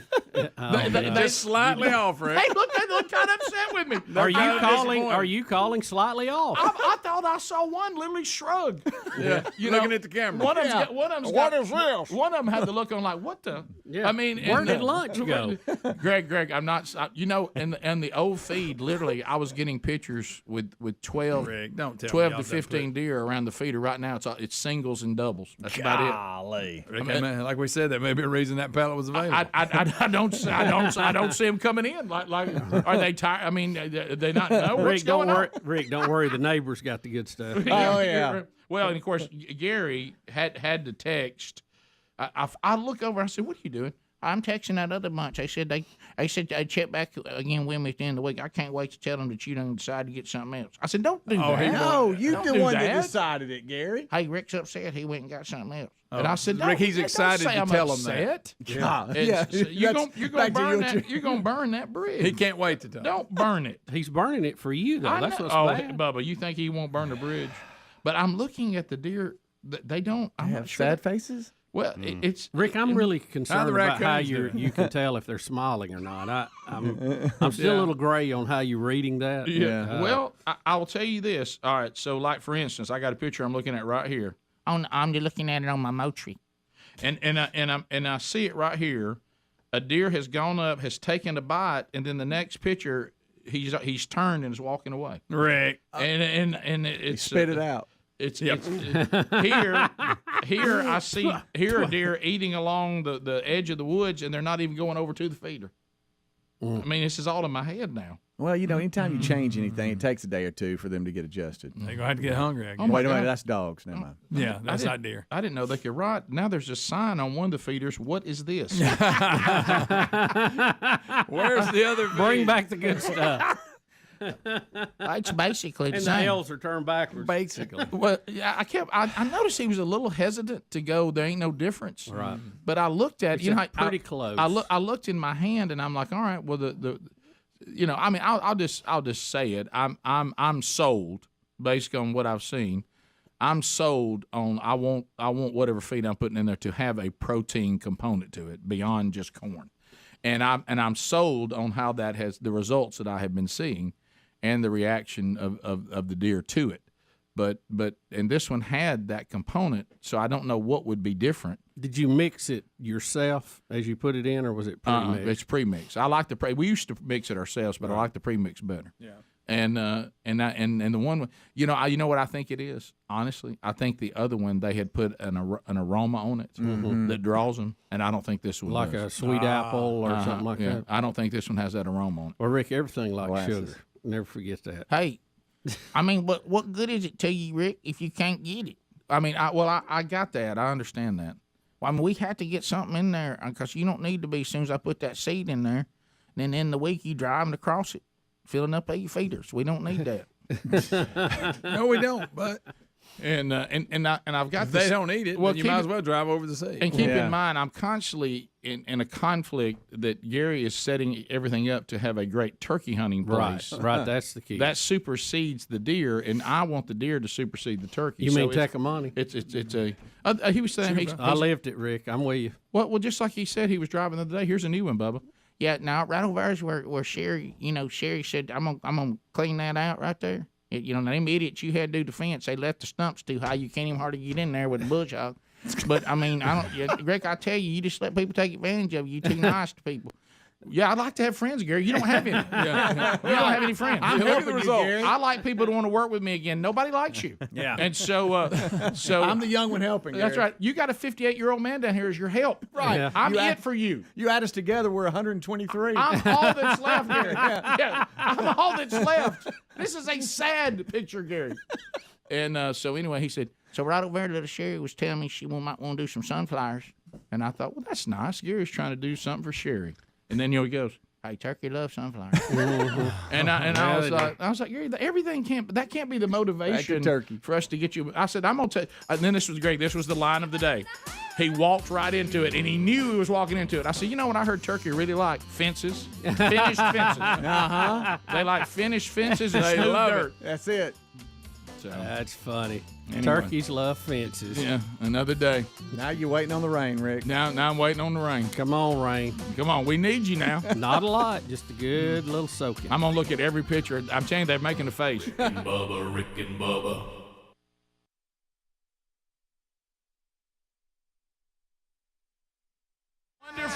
Wonderful Wheel of Meat is now ready to spin. Bubba, we're plugging her in, but we're doing it safely. Yes, we are, Rick. We're using temporary electrical.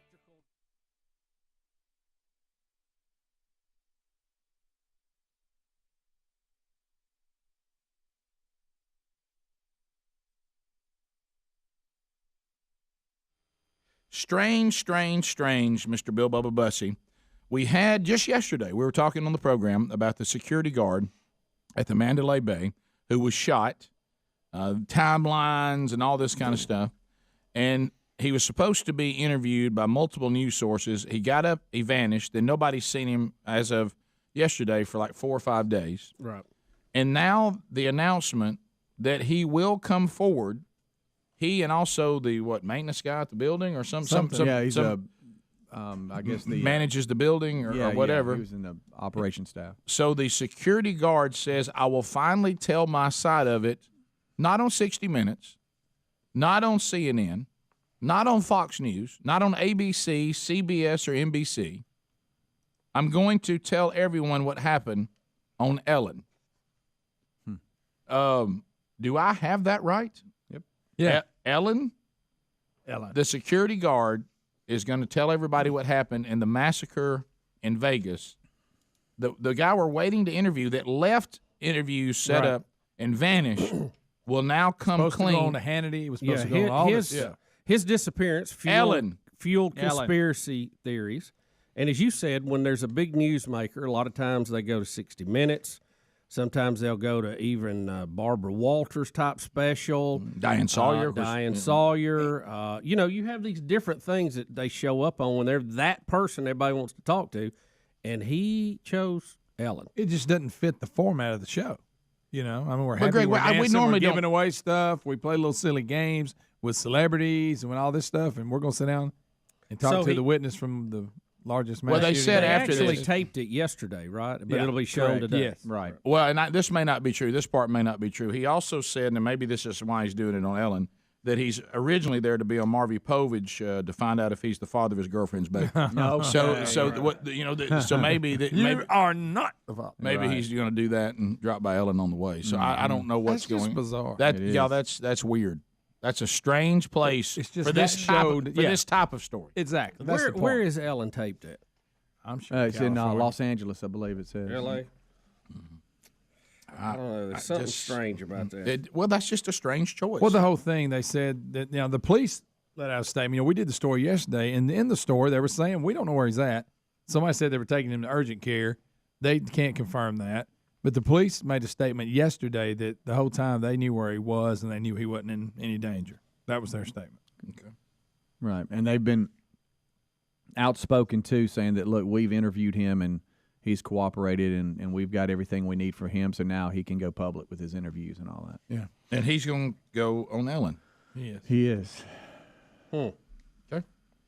Well, I guess we'll all be playing highlights from Ellen. And it looks like to me that maybe that's one of the reasons why is – and we were wondering where's the money here because we just – was he getting paid or whatever? It looks like maybe Ellen and them made a donation of $25,000 to the a foundation or a fund set up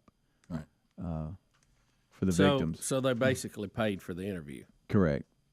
Which is what we were assuming in the kickoff hour, and that's the only reason why he would pick Ellen. But I mean, we don't know, though. I mean, we'll have to wait and see again. Can I add now to our theories yesterday, because we had all the theories on why he would bolt and would not do the interviews and would disappear. Okay, I'm ready. I mean, they've got everything set up, and now the different people, Hannity, all those are about to interview me. Can we now add to the theories of why he would bolt? Did it dawn on him that, wait a minute, I can get paid for this? Again, could that now be one of the new reasons? Could be. I would have to put it in there as a possibility. Okay, Of the list we ran the other day. Just add it to that list. Yep. Yeah. He may say, look, I'm now, by some crazy luck in a terrible tragedy, but I'm a key witness in this, and that has a value to some people. Yeah, and in the kickoff we were talking about, too, and it could be that, hey, I don't want any money out of this. I don't want to look like I'm making money off this tragedy, but a donation to the fund set up is something that I would. And the funds for what? What's the fund for? Well, there's different funds. One is set up for the victims' families that were hit so hard, and others that are recovering. So I've seen different funds. I don't know which one. I just saw them holding a check. I saw that too. Yeah, and I'm assuming that was given to them. But one of the things that's kind of strange, maybe the charity will get him away from this. Do you remember in the 35 minutes past the hour? The Rick and Bubba Show, 866-WE-BE-BIG's the number.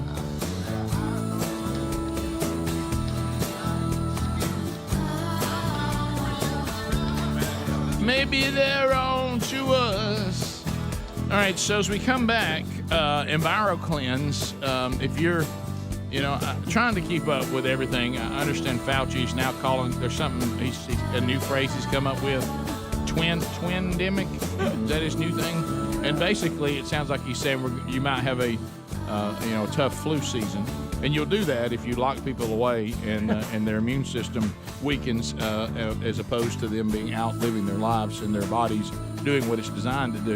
And let's get the right thing in the shots for a change. Right. That'll help. Yeah. Well, there you go. Yeah, I don't know how many shots they have to come up with till some of y'all say I'm not a pincushion. But anyway, EnviroCleanse, you can go to EK Pure, EK, that the letters E and K, ekpure.com. This is an air purifier, the exact same one, and you can get it for your office or for your home or wherever you need your air to be free of toxins. The U.S. Department of Defense selected this very system to protect and purify the air on board all of the Navy ships that we finance. So it destroys airborne illnesses, that cause cold and flu viruses. And yes, coronavirus is on that list as well.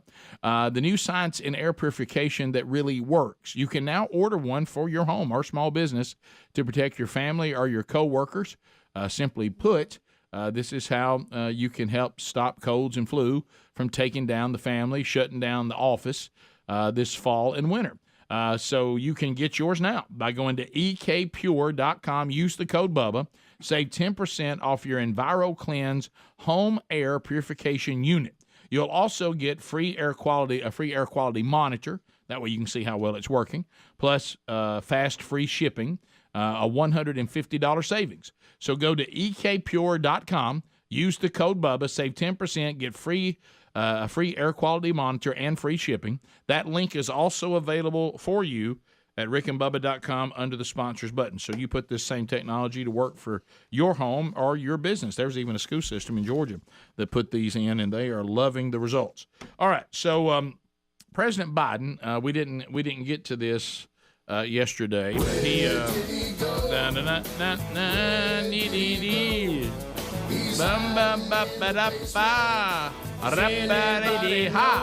Basement Joe. So the sound clips from our president, they never fail to deliver. Bubba, this one's going to sound a lot like you and me, which is should be concerning. Our president is going to start off by saying he's got 2 words for us. Yeah, I love this. I used to do this as a comedy line, but I don't think he's doing it that way. No, I don't think so either. So here is the president. Let me start off with 2 words. Made in America. Made in America. Maybe you just say American made. I got 2 words for you, made in America. Attaboy. Let me start off with 2 words. Made in America. Made in America. There you go. I like kind of when everybody's in shock to begin with because it's 3 words, and then he hears the pause, so he says it again. Yeah. I said made in America. 3 words. Made in America. I don't look scary at all, like my mind might not be working like it's supposed to. Made in America. He had just a little touch of George W. Bush saying America. America. Yeah. Made in America. And 2 words. That's funny. Yeah, that is solid gold. I also saw that one of our, I think we played it already, or parts of it, were one of those people out there that put together these raps of sound bites. Oh, yeah. They've now taken all of the signs of dementia and put them all into one big montage to a beat, and it is. Oh gosh, I haven't seen that. Well, the one that I don't really, the one that we should have just, and we've played it several times, but the one that we all gave as much as we could to it, but it may have been one of the most alarming, is when he said America could be summed up in 1 word, and then he just mumbled a bunch of gibberish. Yeah. I mean, America can be 1 word. Here it is here. I mean, it's not even a word. I mean, he didn't even get it close. Here we go. Here's the rap. Oh, here's the rap. Going to my mind's going blank now. What's happening? I can't remember. I'm gonna lose track. My mind's going blank now. What are you talking about? What the hell's going on here? Where the hell are we? My mind's going blank now. I can't remember. I don't know what the hell he's talking about. What am I doing here? My mind's going blank now.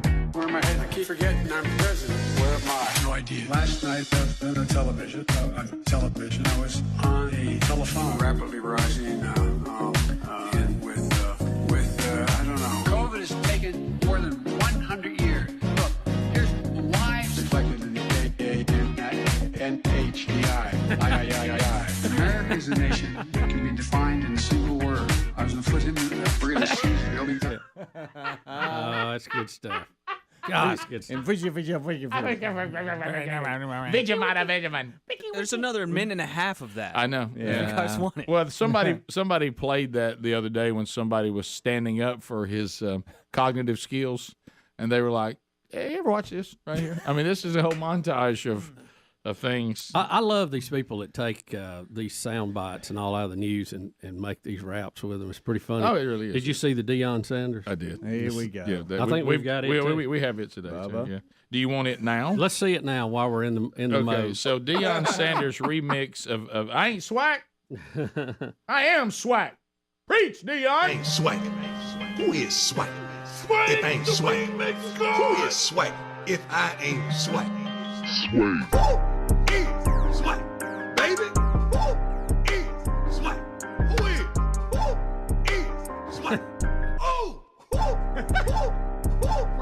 I wake up motivated. I wake up motivated. I wake up motivated. I wake up motivated.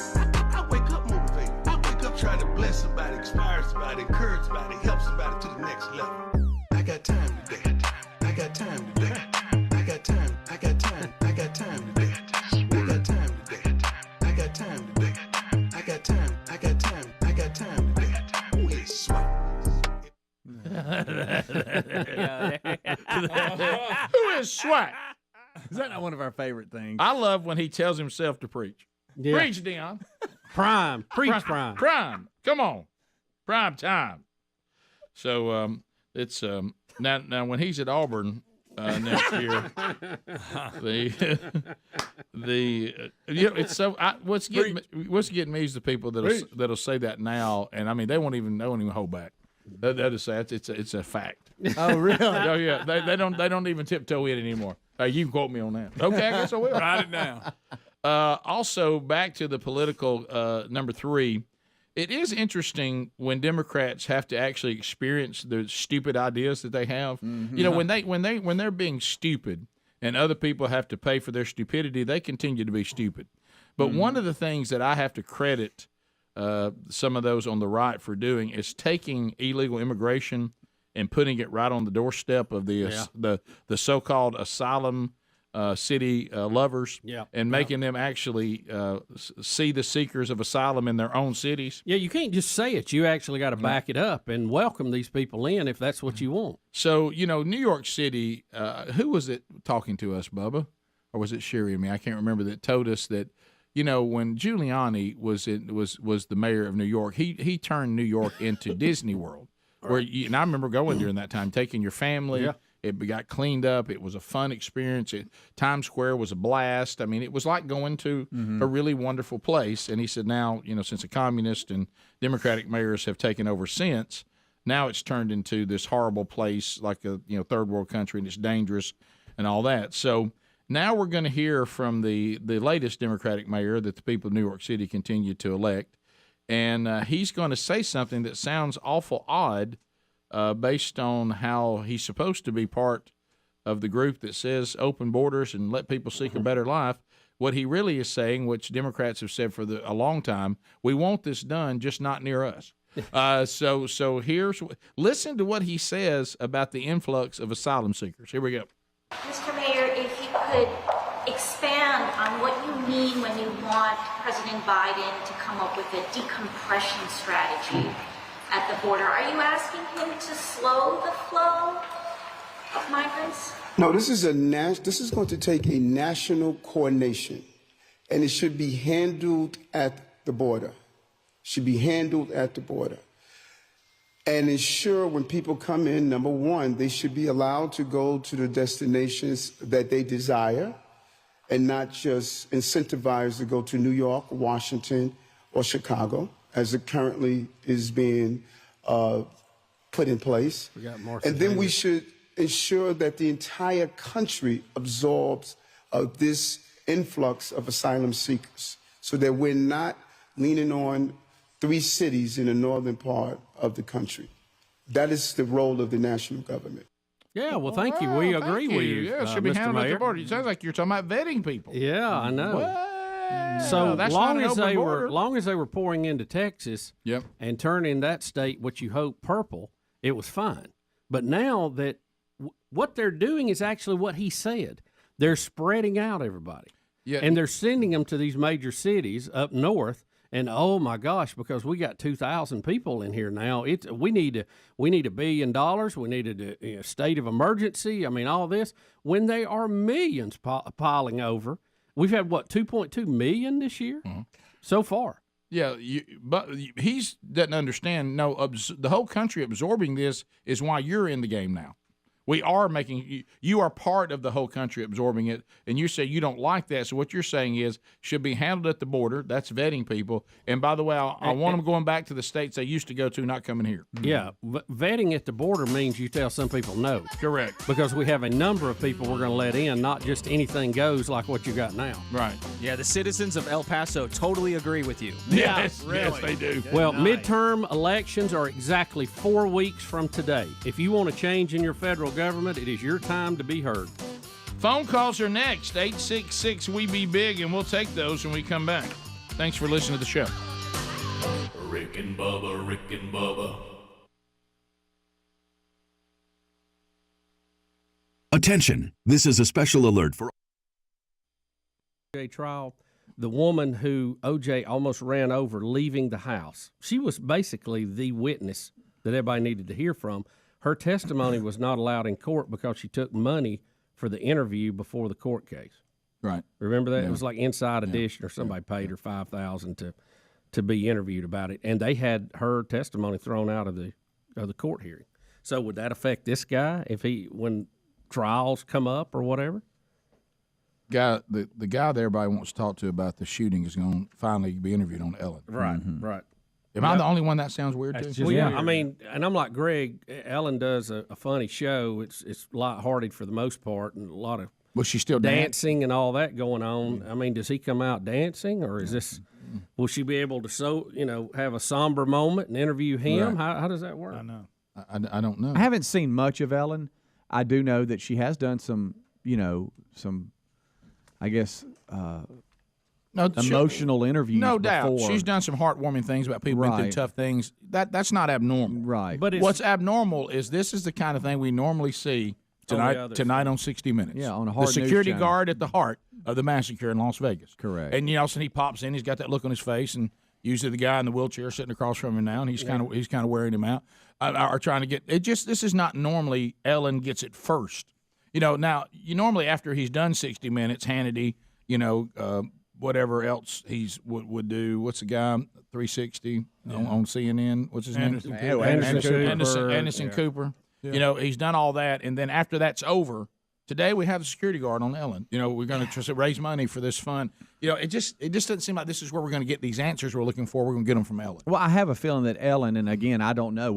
The story has to come out. I would have a feeling that she wouldn't make this big donation if she was fourth on the list, because now his story's been told. Why come on? She wants to be first. Well, it just is not what I expected when this guy finally comes forward. I mean, there they are holding a check, sitting in the chair. So it's obvious that happened. Yeah, did they get money? Though is the other thing, right? But we do put on the list now. We add to the list. Hey, wait a minute! I'm not monetizing this situation, and I'm out. Yeah. Well, maybe he'll tell the reason when we see it today. All right, we'll come back. Bubba, Canada's largest school board has decided last week. Are you ready for this one? And you're going to think I'm making this up. FoxNews.com. And just soon to come here, they will remove the word chief from job titles to avoid offending Indigenous people. You cannot be called chief financial officer, chief academic officer, or chief communications officer. It will be renamed. Says the word chief could be offensive to Indigenous Canadians. Unreal. There it is. How many chiefs they got? How many Indigenous people did Canada have? Do we know? And they're still walking around being referred to as chief. Yeah, it's awful cold up there. I mean, you could see it in some of the continental U.S. But I don't know how to break this to everybody. The word chief has no ethnicity. We called the guy with the big feathers chief because he was in charge. He was the highest rank. Chief doesn't have anything to do with any tribe. Chief just means this is our guy that's over that, our woman that's over this. They're the chief of that. Okay? Rick and Bubba. All right, a couple of things we've already discussed. First of all, and Bubba said this after we went to the break, and it was the point we were kind of making, where Canada says you can't be called chief anything anymore because it might be offensive to Indigenous people of Canada. So did the Canadians come there and kick the Indians out too? Well, I didn't know how many. I mean, Canada's only got 30 million people now, which is about the size of California, or roughly the number of people who will play tennis in one calendar year. Right. So that's so good. But if you're an indigenous population and you live outside, right? Because they didn't have. I mean, they had tents or teepees, but right? Not buildings as we know it today. You probably would not settle in Canada as much as you would, say, in Alabama or Florida or some other places. If not, you got to do a lot of bear killing. You got to get. It's just a rougher environment. Or maybe they were Eskimos. Maybe that. I mean, and a lot of people think that's why the Vikings didn't make it. I mean, they were too far north. If they'd have come on further south, they'd have been all right. All right, let me go back to this because we know they are the original Native Americans. But anyway, I won't go into that. You know how we fall all over each other in the political correctness world, and none of it may even have any foundation whatsoever because it's all based on emotion. We're assuming now we're going to remove the word chief, because it may be offensive. We're going to take away a word that is an English word, meaning that's what we call people who oversee or the person in charge.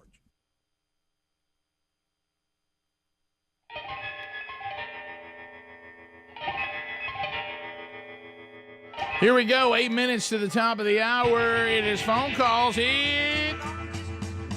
Yep. Let's go. Largest number of people, shortest amount of time. 30 seconds to pop. The buzzer gets you.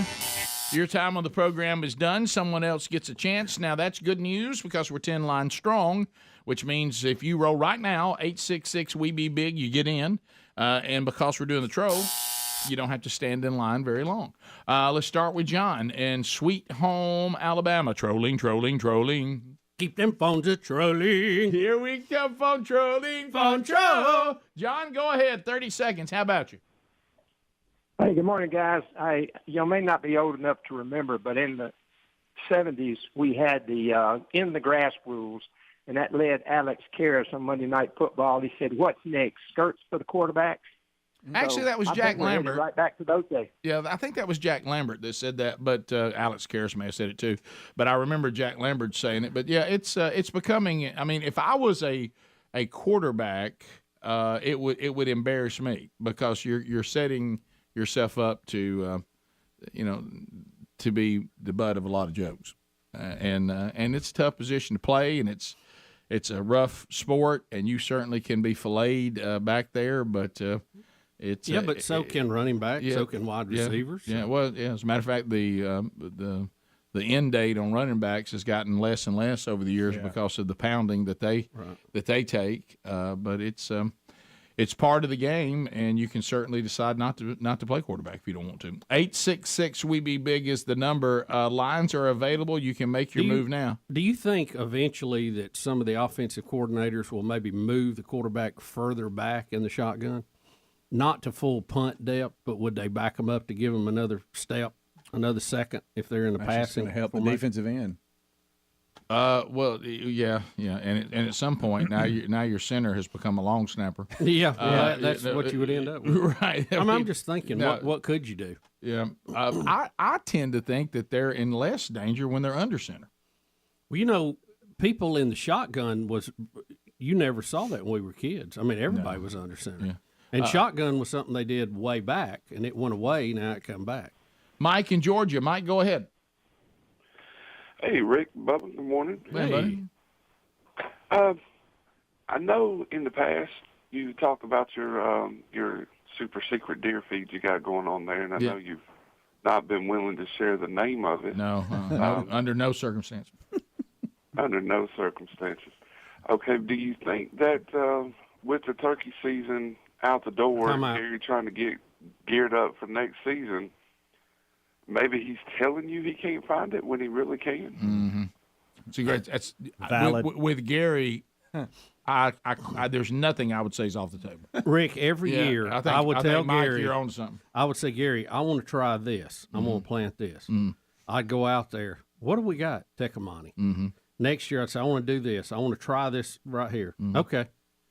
Well, that looks like Tecumani again. Mm-hmm. Well, it is. Mm-hmm. So it didn't matter what I said plant. It always ended up Tecumani. He loves to say it too. Tecumani. Yeah. You know what? Let's go to Kenny. You know, it's better for them deer. Hey, them turkey. And the mochi. Kenny, go ahead, 30 seconds. Hey, Rick and Bubba. You know, Nick Saban's built such an empire that he's probably one of the only college coaches that has his own personal water boy coach that stands behind him and follows him around.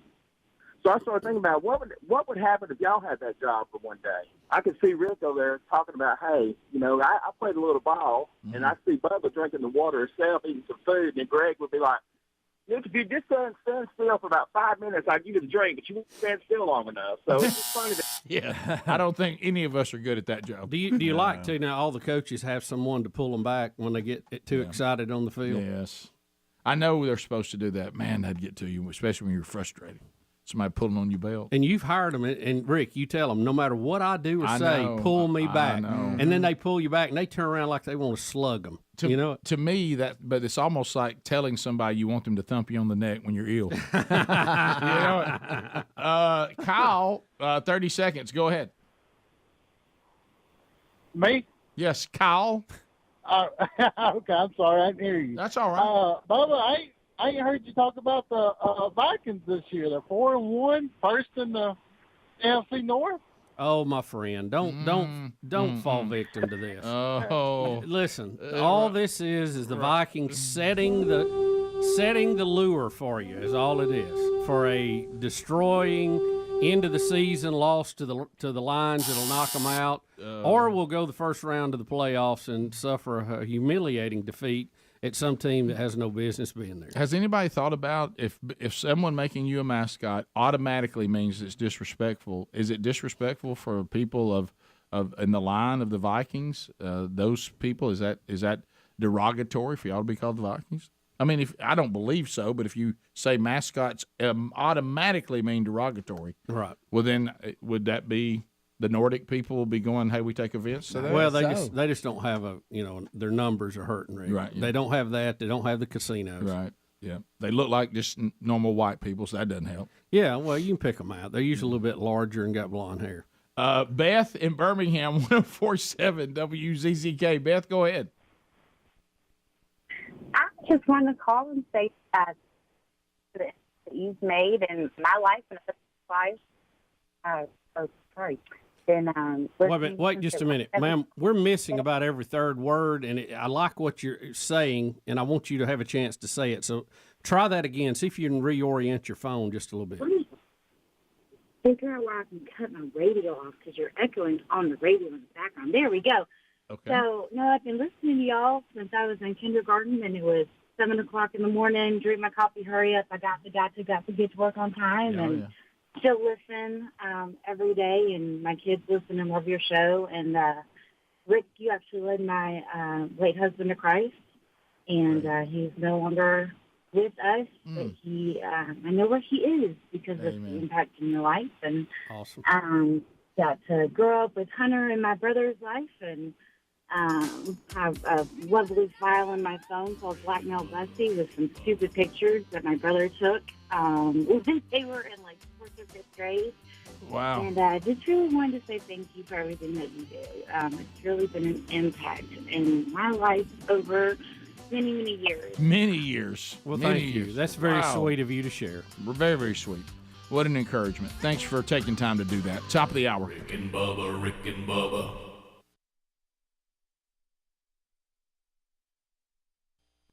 They're the chief of this. This is my chief financial officer. Hey, this is my chief of staff. Okay, so we assume that even, no matter what language the tribe spoke, that they came up with the word chief. Could that have maybe been what the English people said? And I'll tell you that is. That's the chief right there. That's the one in charge. It was never even a word of the indigenous people. And what I'm saying is, then you think about just like what the point we just made in the break. We made many times. They didn't call themselves Indians. We did, which was a big miss since we were not in India. I don't know how that ever, we've said 1,000 times how that ever was allowed to stand. That was totally misinterpreting where you are. I mean, I don't think we here in America would ever continue to go on being called Canadians. You know, it's like, I was of the Burgess Canadian tribe. What were you talking about? You weren't in Canada. Yeah, I know, but somebody thought they were in Canada, and they called us Canadians, and we just couldn't get out. We couldn't get it off of us. I mean, so first of all, so that's an English word we use to identify the ethnicity of a people. That's not correct. So could it be that chief was just what you would say? Now, look, if you're going to deal with them, that guy right there is the chief. It's not even a word that's indigenous to anybody. It's an English word of who's in charge. Kind of like our president, commander-in-chief. Yeah, exactly. Mm-hmm. Well, Rick, I'm looking at dictionary.com, and they say it's a word from the 1300s, which meant head, leader, captain, principal, most important part. It's an old French word. That's what I mean. Okay, so you've answered the question. They didn't even, that wasn't even a word they used. Rick, even you used it for the Indians. It was not in a derogatory way. No. It was actually, it was a big deal if you were the chief. Well, it ain't like if you were calling him a chief and he was like the guy shoveling out the latrine. It was a You know what I mean? position. He was in charge. There was nothing So derogatory. what's offensive by it? I don't We know. can argue redskin all we want to. If you think that's offensive. But chief is not offensive at all. That means you were the guy. Right. I don't think chief should not be a word that anybody, hey, if y'all want to call me chief, I'm in. Absolutely. Yeah. What about the big chief in Glencoe? Oh, boy, they better not mess with the big boy. chief. That's a staple. Can y'all start calling me, instead of president, chief. president of Rick and Bubba Incorporated, chief? Yeah. I'm chief of Rick and Bubba Incorporated. Yeah. Yeah, kind of like fire chief, police chief. But you know what, Greg's Rick and point, Bubba what they were chief. saying is, what do we always say when you're in a situation? Hey, you better go to the decision maker. Are you wasting your time? Don't piddle around with these guys over here. You need to go see that guy right there is the chief. Yeah. It's a French word for who's in charge. The big it's a TP good on the thing. left. It's not negative. So if you're a French Canadian, keep using it. It's your word. It's ridiculous. It's not an Indian word. That's yours. They've run out of things to care about if they're down to that. And it's not even derogatory. It's not. All right. So the other thing, this Ellen. What thing. you got, Chief? I like it. I like it. I'd like to be. I might even take Big Chief. All right. Big Chief. Even though that's Instead also of Big Papa, Big Chief. You get a milkshake there too. Somebody comes over and says, "Well, look, we don't know if for us to get this done, you got to go see the chief." Yeah, Big Chief.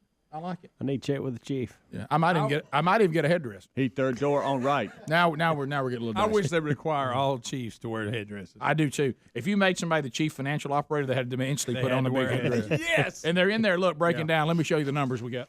And they put it up on the board. And you got the big old, because what people wouldn't say, who is that? They'll go, well, obviously it's the chief financial operator.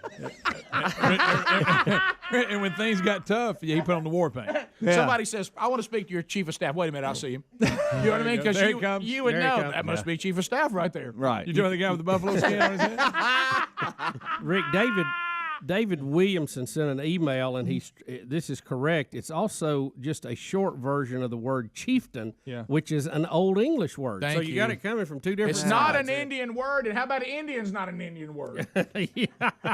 Take a pop, Indian Chief. is not an Indian word. Chief's taking a pop off. Red Chief Ken. had a point. Yeah. So now who's? Oh, never mind. I see. So that really would help, wouldn't it? Right.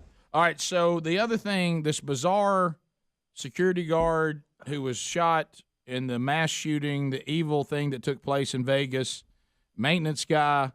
Hey, I'm going to do interviews. I'm not, and then I'm bolting. I've been missing for 5 days. And now I'm going to tell my story on Ellen. Yeah. Of course, there's already been conspiracy theories that have started. This isn't even the guy. Some Right. people claim this is a Munchausen guy that's pretending he's the guy. Yeah, they're saying he's a lot. By the heavier way, set. if that turns out to be the truth, and I don't think it is, let me be clear. And they got her. Listen, if that turns out to be the truth, and this is like the guy who did sign at Mandela's funeral, how in the world's I got to get up there and fake that? If this person suckered the Ellen show, that he's the – now, first of all, you're a sicko for doing that. Yeah, But you I'm are. talking about if you Yeah. pulled that off, I mean, you talk about some producers. You know what they need is the chief producer to be sure this has worked out. Yeah. Rick, you know who he looks like? He looks a little bit like George Zimmerman. He does. I thought the same thing. When I first saw him, I Stung thought, by a well, bee. He's got a Zimmer look. Yeah, he's a little swollen. And I'll tell you, Guys. the other guy to be a maintenance man is you don't see a lot of maintenance men with that haircut. I think his official titles in the I don't know if he's Only we referred would to make as the that maintenance. make you don't. I You don't don't. think he's like the maintenance. Hey, Well, guys. he looks like he got a Tim Tebow haircut. Hey, guys. He's Can a I gamer. I'm going to say Or this. he's a member of the Church of the Highlands. That's right. he could be They like may have a campus there. I don't know. he could be worship leader 5. You know what I mean?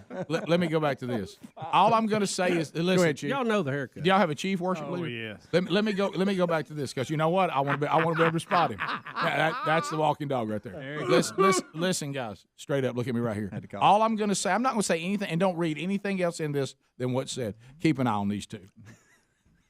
Yep, I'm with you, Rick. The two on This whole Hey, scenario. how about this? Everybody keep an eye on these two. Something ain't They're right. they're telling their story about a massacre that people are trying to find answers to on Ellen. They haven't been anywhere else yet. Keep an eye on these two. I agree. They're on there getting season tickets to their favorite football teams. They're getting a check to just watch these two.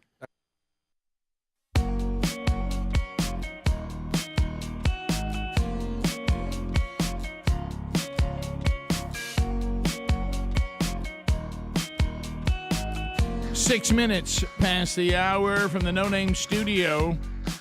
Out here on the bleeding edge of technology. From Sweet Home, Alabama to the world. All right, here we go. Somebody say,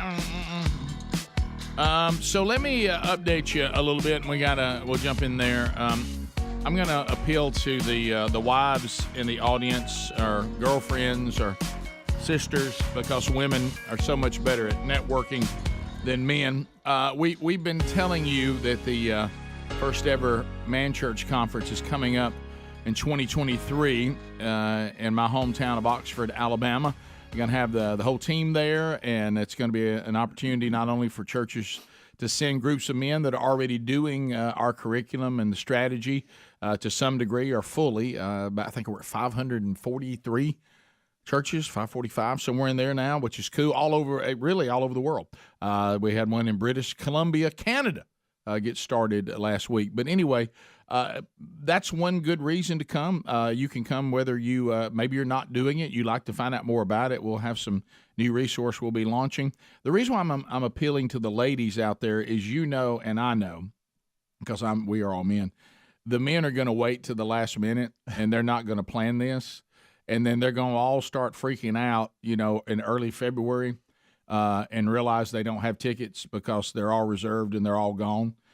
So will you either make sure they get that done at the church, or will you make sure that your husband gets that done, or your brother or your boyfriend, whatever the case may be, because they're going to put it off to the last minute. And some of the old conferences that go to these big arenas, you can do that because it's thousands and thousands of seats. This is a theater that only seats about 1,000. And we're probably not quite halfway there, but getting there, already sold out. So, and these seats are reserved, which is cool once they get it done. And there's all kinds of things they need to kind of plan, like get hotels and stuff like that. So will you make sure they get on that? It's coming February the 24th and 25th, 2023, and the tickets are on sale now. Just go to themanchurch.com, and you'll see it right there on the homepage. Click on it. Go get your tickets. Get that done. Get that behind you, and then you can work through the rest of it. All right, so when we start this hour, you guys were telling me about this, and this is do we know how to say her name correctly? I would say it Tulsi Gabbard. Is that correct? That's it. Is Tulsi Gabbard right? Yeah. So tell me the Tulsi Gabbard story. All right. So she was a congresswoman from Hawaii, I believe. Right. And she served in the military. She ran for president, and Remember that. she was popular across the board with a lot of different political leanings, but just she didn't have the depth to actually win any of the primaries. And she has made a big announcement that she is leaving the Democratic Party. Y'all were telling me quite about a little that. speech on her way out. All right, so here is her speech on why she's leaving the Democratic Party. Mm-hmm. All right, here we go. I can no longer remain in today's Democratic Party that's under the complete control of an elitist cabal of warmongers who are driven by cowardly wokeness, who divide us by racializing every issue and stoking anti-white racism, who actively work to undermine our God-given freedoms that are enshrined in our Constitution, who are hostile to people of faith and spirituality, who demonize the police but protect criminals at the expense of law-abiding Americans, who believe in open borders, who weaponize the national security state to go after their political opponents, and above all, who are dragging us ever closer to nuclear war. Now, I believe in a government that's of the people, by the people, and for the people. Unfortunately, today's Democratic Party does not. Instead, it stands for a government that is of, by, and for the powerful elite. Now, I'm calling on my fellow common sense, independent-minded Democrats to join me in leaving the Democratic Party. If you can no longer stomach the direction that the so-called woke Democratic Party ideologues are taking our country, and I invite you to join me. Wow. How about that? Wow. Her numbers just went up.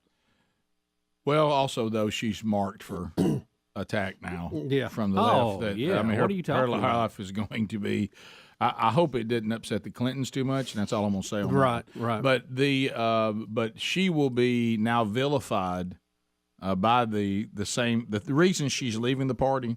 Those reasons will now go after her, and she will be vilified. That they'll find something on her. It will be a gnashing of teeth against her now. Former Democratic Congresswoman, former candidate for president from the Democratic Party. That was her speech today. How about that? Well, I mean, I know this, what we've said has been said on the show a lot of times, but I know there's an influx of new people coming in, and it may even be shocking to you to hear this, but our families, where we grew up in Alabama, went through this same process just a long time ago. Yeah. Where being a Democrat in Alabama at one time was supposed to be. That was part of your heritage. It was supposed to be, because if you were hardworking people, blue collar, and you were patriotic, and of course, and when it came to some of the moral standards that were, embraced. The Democratic Party, what they've become now is unrecognizable, and in so many areas that it's just become so bizarre that I do think people are going, look, I'm not crazy about the Republicans, and there's a lot of Republicans I don't like, and I've always been taught that that means that you're wealthy and all this garbage now because the modern Democrats have done a good job of painting that. But there comes a time where you just look at a group of people, whoever they are, and just say, I can't run with y'all anymore. Yeah. I mean, this is not me. I remember having that discussion with my mom when she voted for Ronald Reagan for president.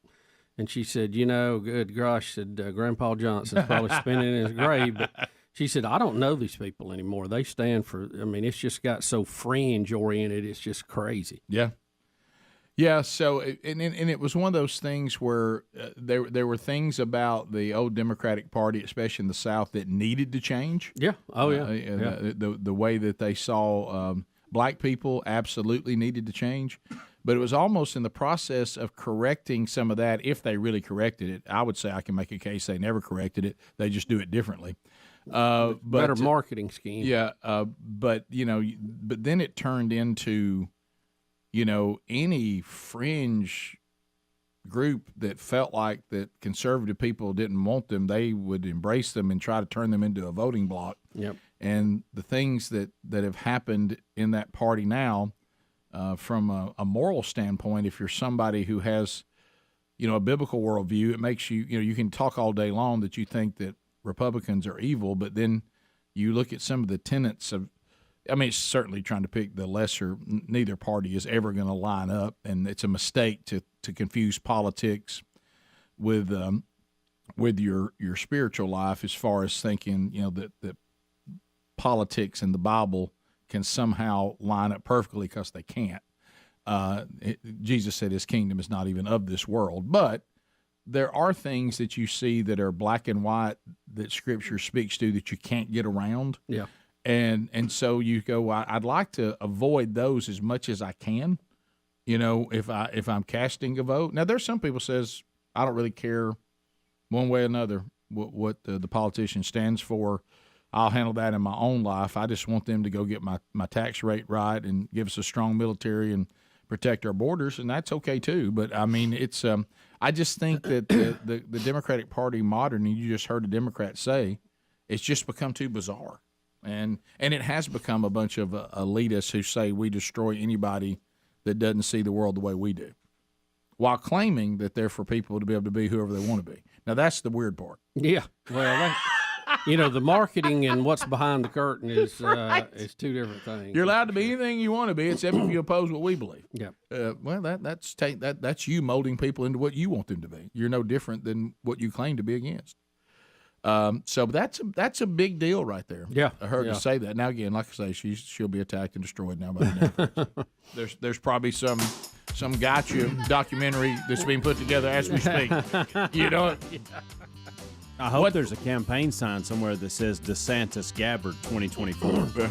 Well, let me tell you what they're going to do. They're going to try to portray her as something that they're glad left their party. Yeah. You watch. And that's fine. Yeah. And they're going to say, well, good. This shows you about how evil the Republicans are, because she wants to go there. Yeah. We'll be back. Rick and Bubba.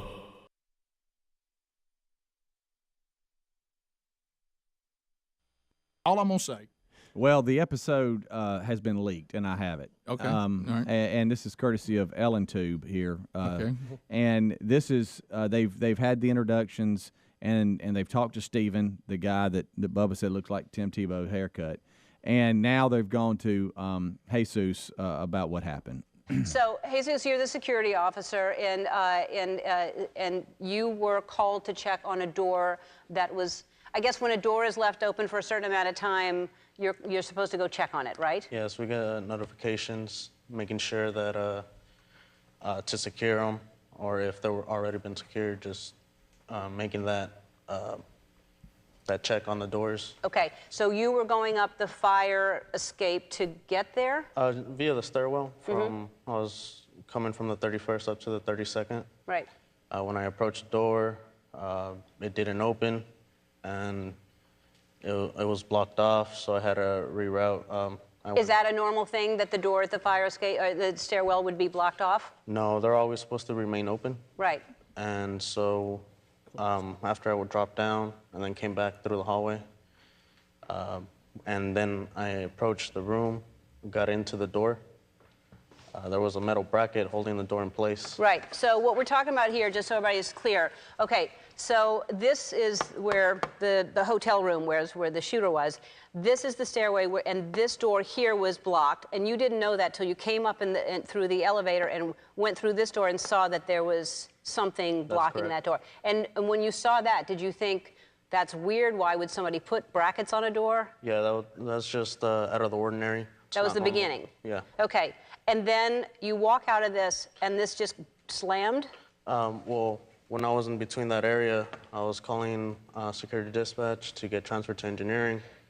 They didn't know anything about it, so they dispatched an engineer to go verify what that was. That's haircut. That's when you got called? Yes. Okay. And at that time, I heard what I assumed it was drilling sounds, and I believed that they were in the area working somehow. So you thought the drilling, they were gunshots, but you thought it was just drilling sounds? At first, I think it was just drilling sounds. Right. So then at what point did you get shot? What happens here? As that door's closing and it's so heavy, it'll slam. I'm walking down this way, and I believe that's what caught the shooter's attention. As I was walking down, I heard rapid fire, and at first I took cover. I felt a burning sensation. I went to go lift my pant leg up, and I saw the blood. That's when I called it in on my radio that shots have been fired, and I was gonna say that I was hit, but I got on over my cell phone just to clear that radio traffic for they can coordinate the rest of the call. So he shot. You didn't even know he shot through this door, right? Yeah, from behind the door. I didn't know how he was shooting. Yeah. But he shot out. Right. So you didn't even know it was coming from here. So it's Stephen. At this point, so you're called up. You just think that you're coming to look at a door that's been blocked in the firewall, right? Yeah. I didn't think anything out of the ordinary at the time. I came from a higher floor and came down a different hallway, service elevator, and I walked out and I rounded the corner for the 100 hallway. And that's when it was quiet at this time, and the doors are set back, as you can see in that, about a foot. And Jesus was towards the end of the hallway, but I didn't know at that time. I thought I saw someone pop out of the cubby, and I kept walking. And once I got more than halfway, is when I saw Jesus, and I started to hear shooting. And I thought at the time I didn't know it was shooting. I thought it was a jackhammer, and as an engineer, I'm like, we're not working up here this late at night. We wouldn't be doing that. Right. And it was, I believe, outside. It wasn't in the hallway yet. And that's when Jesus, he leaned out and he said, take cover, and yelled at me. And within milliseconds, if he didn't say that, I would have got hit. All right, so courtesy of Ellen DeGeneres show. Yeah, so it's airing today, so they may have it out on her Ellen Tube channel already. So if you can get to that, it's there.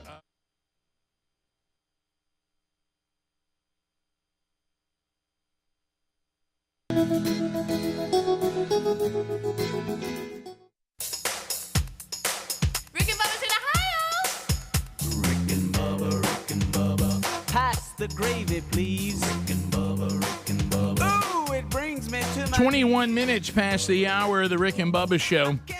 Thanks for being with us. One of the things that we never get tired of over the years is the opportunity to talk to American entrepreneurs that come to the show and say, you know what, I'm trying to completely revolutionize my industry. Would you guys take my message out to the people and let's see if we get people to respond. And Dr. Jeff Crevier is definitely one of those people, owner and CEO of WizKid Products. And he came to the show through our national syndicator and national sales team with a product that you've heard us talk about, Clean Pods. .com/Bubba is our URL. He is live right now in Chicago from the ISSA. That's the International Sanitary Supply Association. They are having their big kickoff this weekend of their convention, and of course Jeff has been invited by the ISSA and getting recognized for what he's doing. So Jeff, welcome to the show and congratulations. Thank you. It's a great privilege just to be here with you and to share a little bit about what we're doing. You know, when we think of Dalton, Georgia, we always think of carpet, but we may start thinking about cleaning products. Yep. Oh, yeah. We take that very serious here. This is a giant show that we're at. We're featured in literally all of the bathrooms here, and we're getting to share with the world some of the new technology that we've been working on and new chemistry to truly make the world a cleaner, much better place. I see the director of marketing, J.R. Longstaff, there with you too. So I asked both of you, the audience, when we first started out, we realized, all right, when you're trying to get people to change the way they've been doing things for decades, it's not an easy task. But from what we've gathered, and of course you see the recognition today of your own industry, the people are beginning to respond. That's right. Jeff's an idea guy. So we like to say Jeff has 20 ideas before breakfast. 19 of them might be awful, but that one is the one we always need. So we look at everything in the world trying to figure out what's a better way to do it. Build the first one always does great, but that second one is always the better one. And that's what kind of happened with clean pods. We saw there was probably a better way to do this, a much more economically friendly way. Bubba, you talk about that all the time about how cheap it is to not have to buy another bottle, to just drop a pod, and then maybe a more environmentally friendly way. So we don't end up dumping a ton of bottles into our rivers and lakes and landfills. We consider ourselves conservationists, not environmentalists. So we want to take care of those resources God gives us, and definitely that's what we kind of the whole heart behind clean pods. Yeah, and it's just economically smarter because it makes sense. When I buy a cleaning product, why do I continually buy the bottle, the sprayer? There's a lot of cost in that, the labeling on it, and the water. I'm paying big bucks for the water that it's mixed up in when I can just buy the pod and have all that myself already at home. It really, I don't know why somebody hasn't thought of this before now, Jeff.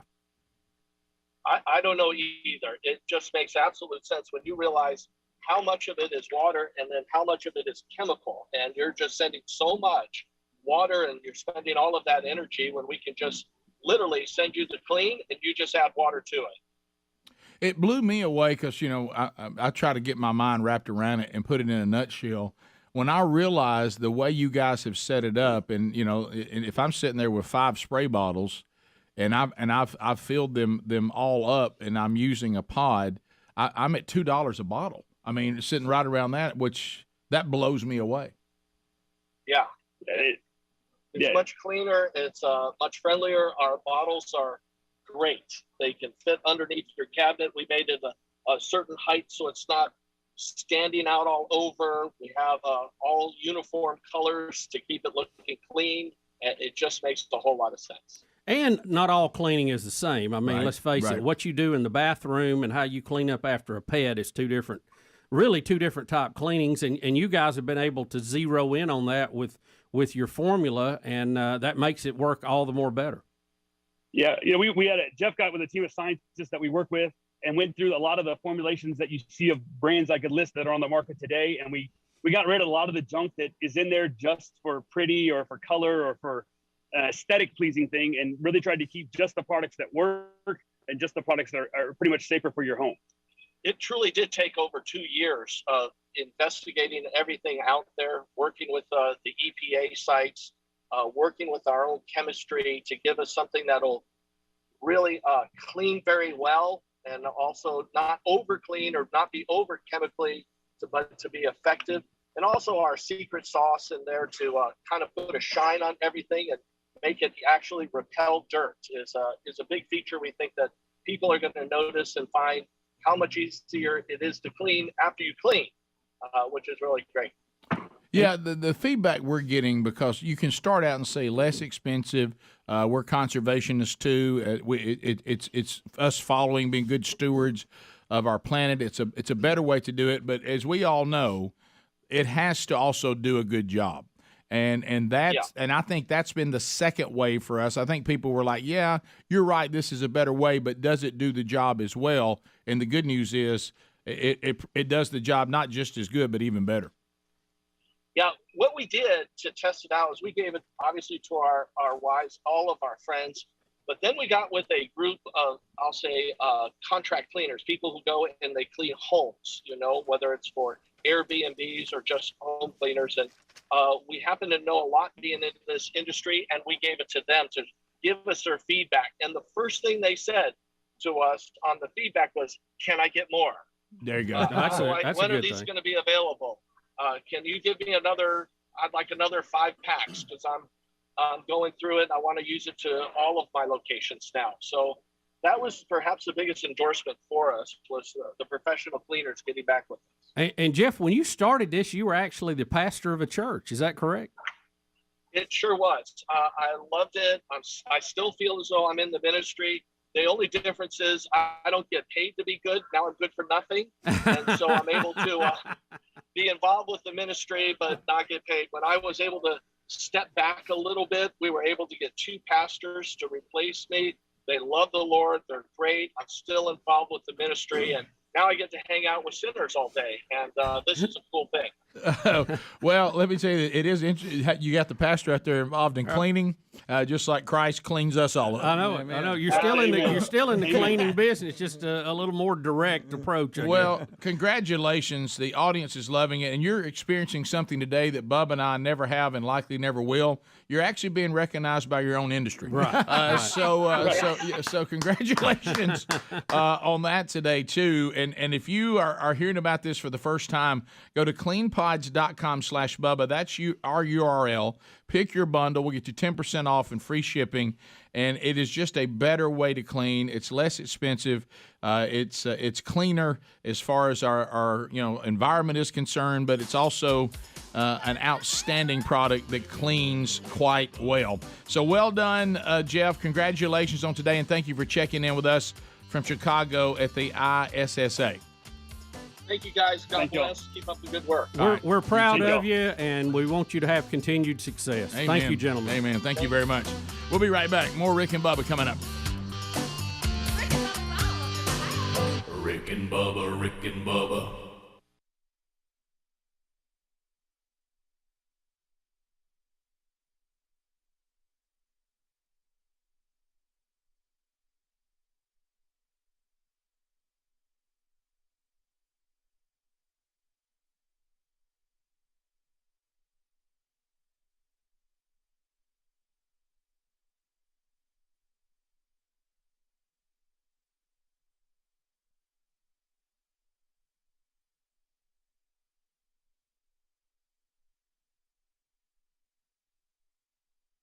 We'll unpack, looking at some of the stories today. The Vegas security guard appears on Ellen after fleeing when he was scheduled to talk to some of the hard-hitting news organizations. Hey, I'm out, I've disappeared, and I've appeared on Ellen. The question today, as people worried, and maybe why he chose that, he got a check. They got football tickets to their 2 favorite teams. Ellen never clarified the timeline.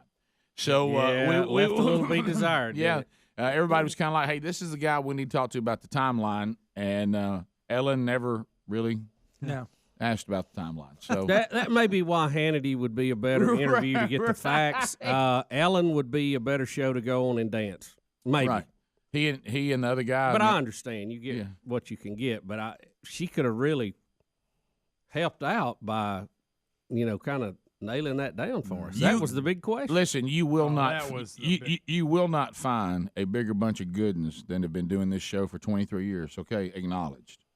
Check. But even we would have said, hey, what we got to get to, in the 8 minutes we have, we've got to get to the timeline, right? Because that's what everybody is talking about and what everybody would like clarified. Hey, Jesus, so you're shot. Did you contact everybody right then, or did it take a while? Because we've had 3 different timelines. There's now 3. What he did say, right? Because I watched it again when I got home. He did say that when he walked up, he heard what he thought was drilling. Right. Yeah, Does he mean that was gunfire? Right. That he thought was drilling? That's how I So took it. according to that, he was saying the guy was already shooting before he shot him. Correct. But nobody pressed him on it. You're Right. exactly Now, right. did he say that or the maintenance guy? Both did. Yeah, both said when they could hear. Because the maintenance guy said Main the guy same thought it was thing. a jackhammer. Yeah, he goes, I thought it was some sort of jackhammer. I'm like, we wouldn't be working on this floor. But Jesus had already said before that, I heard what I thought was drilling. Rick. And then, well, is that not the way? I mean, we all have accents. And so they both said that, which, Greg, to your point, would mean shooting had already begun. Yeah.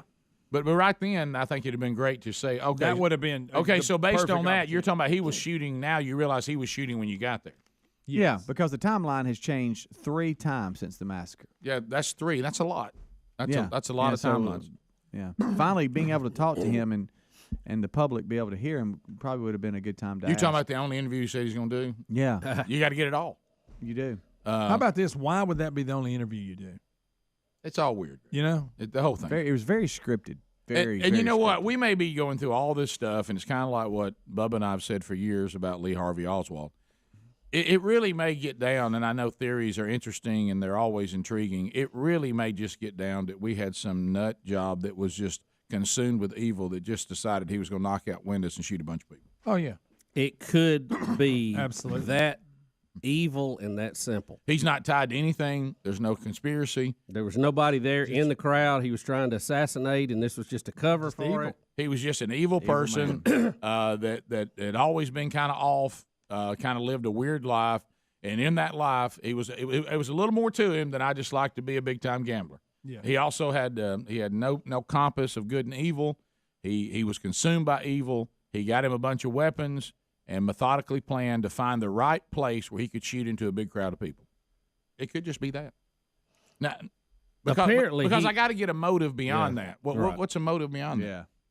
All right, you killed a bunch of Jason Aldean fans. Okay, so what message is that? Right. What was so?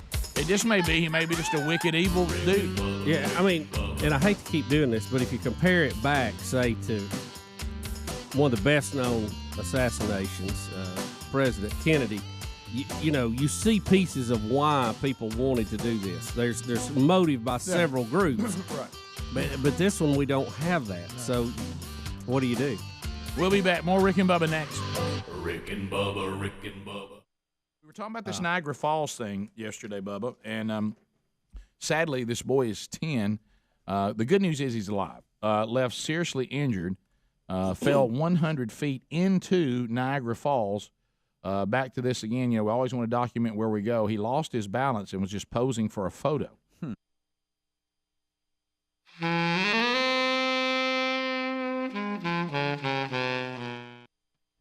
It's the hour of the Rick and Bubba Show. 866 We Be Big is our number, and we certainly thank you for being with us. Standing by, Steve's in Birmingham, 1047 WZZK. And Steve, thank you for your patience, buddy, and welcome to the Rick and Bubba Show. What's on your mind today? What's on my mind is the congresswoman that had just resigned.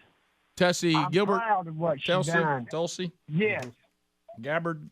Yes, I am very proud of what she's done. Because it's about time a Democratic stands up and believes in this country and not what's lying in their pockets, and not the head sort power that they try to take on. I don't know, Steve. Steve, I don't know if I agree with you. I mean, they look out for the common man.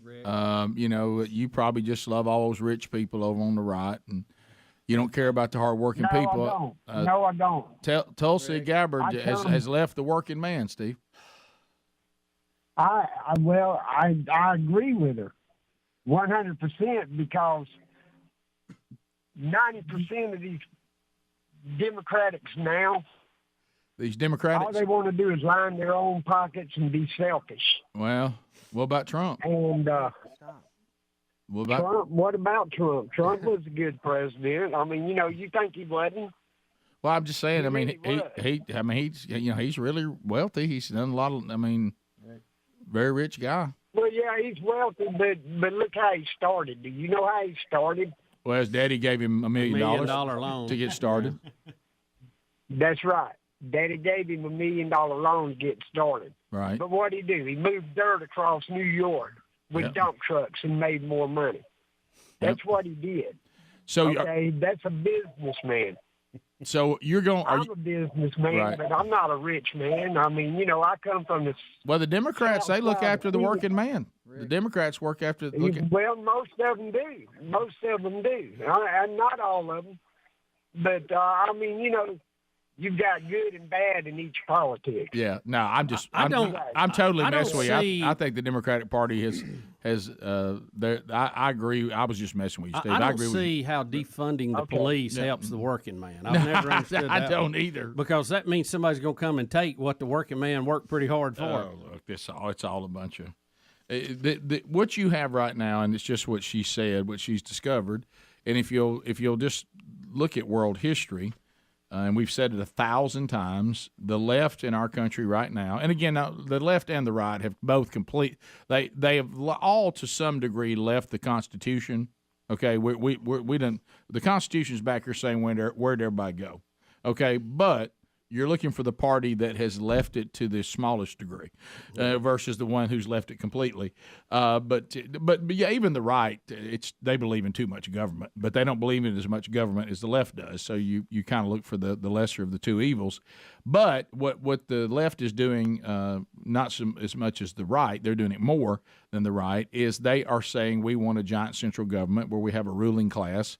And they want to be a dictatorship where they're the ruling class, a socialistic type of government. And I just oppose that. I think that's never worked anywhere in the world. It's always disastrous for those who end up not being the ruling class. Worked. And I oppose worked. it. And I oppose it. And anybody who is representing that point of view, I will always oppose.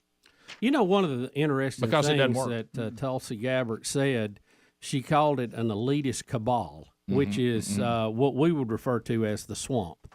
They're more concerned with keeping their power than they are actually doing something for American people, doing something for the American people. And you see that. And some of these people have become career politicians, which I think was never intended to be.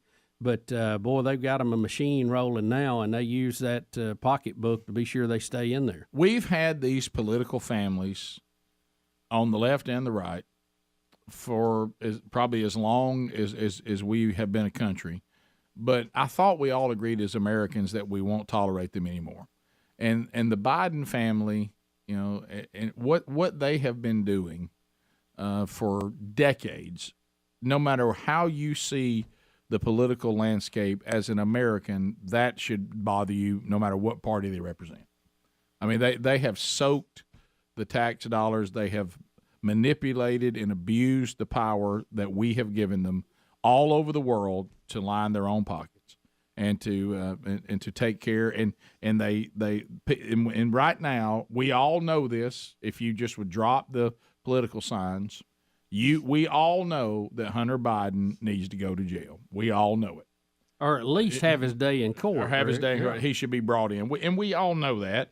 And if you're someone on the left that likes the other parts of this show, you have to look in your mirror right now. Look in the mirror. Go ahead and do it right now. If all of this, all the video, all the pictures, all the information was about one of the Trump children, you would be losing your mind that they're not being brought in. And if that's the case, then we don't bringing Hunter Biden in is not a political statement. That's law and order. Okay, and this Biden family, the things that you can clearly see that they've been doing with their positions for decades should not be tolerated by freedom-loving people, period. Look, and no matter what party you represent. I'll say this, too. We've said it all along about President Trump. If he's broke the law with what he did, bring him in. Then charge him. Let him have his day in court. Yep. Bring it in. But this constant investigating and political leaking of what they think's going to happen and millions of dollars spent, and nobody ever goes to jail. So unless you really have evidence on somebody that's prosecutable, then just stay out of the investigating business. That's the thing that kills me. They start these investigations, and early on they have to know, Rick, they don't have enough to carry it to court. And they just drag it on and then they'll leak to the media. Oh, here comes the big. How many times have we heard in the media, hey, charges are coming for Trump. Oh, yeah. The Trump family, here we go. We hear it about every month. Yep. And nothing. Then we hear the same thing about Hunter Biden and like, nothing. Hey, they got enough to bring him in right now. And I remember we said on there, they're not going to bring him in. Y'all know that. I would be. Hey, Hillary highly Clinton. surprised. Hillary Clinton. We found what she did to her emails. We all knew Hillary Clinton wasn't going to get in trouble. You wouldn't touch a Clinton with a 10-foot legal pole. Rick, and by the way, Hillary Clinton is going to run for president again. Of She course is she gearing is. up. She's making the financial arrangements she needs to make. She is going to run. We know that the governor of California is going to run. Mm-hmm. So it's Trump's going to run. It's going to shape up to be a dandy. It could be an all-out brawl. Rick, the card is full. Sounds like a pro wrestling card, doesn't it? And it looks like DeSantis is gearing up. Yeah, we'll see. I think he's getting his ducks in a row. Now, whether he'll jump in or not, I don't know. Now, this commercial we have from his wife, is this for him running for governor again? Yeah, this is his time up again? This is, but obviously it could be used for different things. Of course, but yeah. But I think he's going to run for governor, but I think he's got a pretty close eye on the rest of it, which would be fine with me. Yeah. All right. So here Have it you is. seen this? It's a good I commercial. have Yeah. seen it. And so here is his wife, Casey DeSantis. But this is him. It's time for him to run for governor again. Yes. Here is that political commercial, but as you said, could be used for any running for office. Here we go. I get asked all the time, who is Ron DeSantis? Well, he's the kid who grew up right here in Florida, working his tail off, paying his own way through school, then volunteering to serve in the Navy and deploying to Iraq. He's the man who I fell in love with from the moment we met. And he's the dad of 3 very rambunctious, energetic children. Mamie, our 2-year-old little comedian, Madison, our beautiful, sweet 5-year-old, and Mason, our 4-year-old athlete. But if you want to know who Ron DeSantis really is, when I was diagnosed with cancer and I was facing the battle for my life, he was the dad who took care of my children when I couldn't. He was there to pick me off of the ground when I literally could not stand. He was there to fight for me when I didn't have the strength to fight for myself. That is who Ron DeSantis is. So that's a good one right there. Yeah. Yeah. That's. My contacts are messed up, you guys. Yeah, your contacts are messed up. My right contact. I think Ragweed got me. I think I see Greg squalling over just for a little bit. A little bit teary-eyed. I think I put it in backwards. That's what it is. Yeah, that's what it I is. put my contacts in backwards, if anybody's wondering. Right. Big boy's got a serious face on over there. First time I've seen him. Yeah. We'll be right back. More Rick and Bubba coming up. Rick and Bubba, Rick and Bubba. He was sitting on the railing at Niagara Falls. His mom was taking pictures this past Sunday. Police said he tried to adjust himself to get a better picture, but we've heard that, haven't we? Lost his balance, and said that the boy was visiting the United States. It says from overseas. Was it Canadian? I don't know where it is. It doesn't say where he's from. But he said that at first they thought the injuries were life-threatening. You would think so. I mean, he hit his head when he fell. But they say now they think he's stable and will recover. Thank the Lord for that. He was sitting on the railing on the Canadian side of the falls, which everybody says that's the best view. And they said he fell into the falls. Now I'm confused, Rick, and pardon me here for not fully grasping this. So he fell into like the bottom of the falls, or he fell at the top of the falls? Well, if I don't know, because I was supposed to go back in May, and then one of our kids ended up going into a state championship game the very weekend we were supposed to go, so we had to cancel it. I could really give you some really good information right now if I would have made that trip, but we didn't make it. See, I've never been there. I've just seen it on TV and pictures, which I'd love to see it. But if he fell 100 feet, he's got to be up high somewhere. But it doesn't say he went over the falls. No. Right? Now, here's what I'm picking. Now, look, this is totally a step out on my part, and those of you that have been there can now call and correct us. But here's what I'm picturing. You're at the railing, and you can see the falls off in the distance behind you. Right. And he fell off that. But, there, there's the fall all the way to the bottom. Then there's the fall down to the next place that might catch you. Mm-hmm. And it sounds like this was the latter. like I fell over the rails. I see the falls. I'm not like up at the top of the falls, and when I fall in, I go over the falls. Right. He fell down into the huge chasm that the falls go down in. He dropped down 100 feet down in that gorge and hit on some rocks down there is what I'm thinking. Right? Well, he's lucky to be alive either way. Oh, no question. I was just looking here at the most recent events there. We all remember Daredevil Kirk Jones, who was 53, tried to go over the falls in a 10-foot inflatable ball. Yeah. Didn't make it. Inflatable ball. I mean, and a Japanese exchange student died when he slipped and fell back in 2011. Yeah, so Daredevil Kirk Jones. Yeah, that plastic ball. I guess. Yeah. Well, people used to go over it in a barrel. Yeah, Rick. but Bubba, I mean, you really just roll the dice where you're going to hit. But we got people walk around with cobras and a little basket and tap on the top of it and let their heads come out too. But I ain't doing that. Are you? No, me neither. But Larry Taunton, even when he was around the world in 80 days, he was talking about how people that take pictures and selfies, they just got to keep getting closer. Closer. And I don't, hey, we're not close enough. Let's get more on the railing. Let's get even closer. It's closer. Oh, I mean, we do stories. How many stories? Unfortunately, this is sad. This 10-year-old, but adults.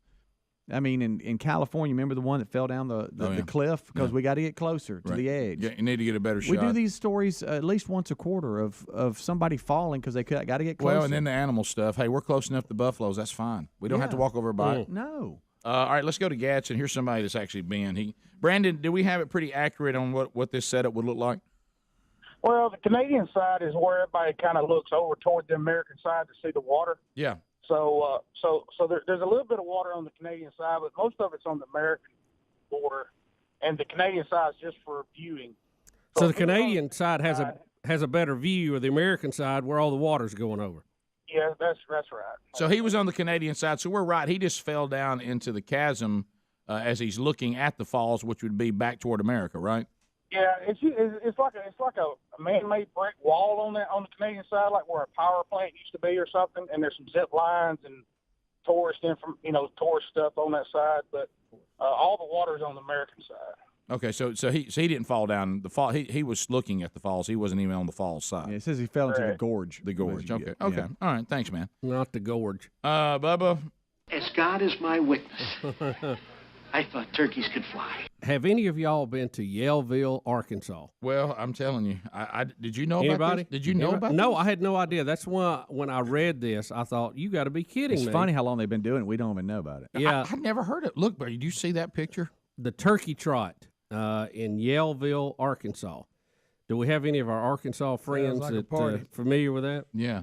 The annual turkey drop, in which a turkey is flung from a low-flying plane at an Arkansas festival, has prompted, Rick, a federal investigation. So they take this little prop plane and they just throw a turkey out of it? That's what it looks like. Pretty much. The FAA announced it's looking into whether the activity complied with regulations. The annual Yaleville turkey trot has included the bird drop for about 50 years. All right, I have to say, why are we upset now?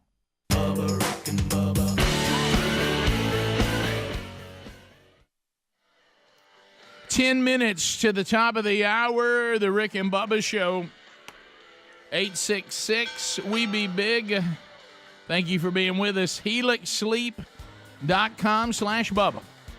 Teaming up with the old Rick and Bubba Show, the real Greg Burgess, his wife Lisa, they have one in their home, customized just for them.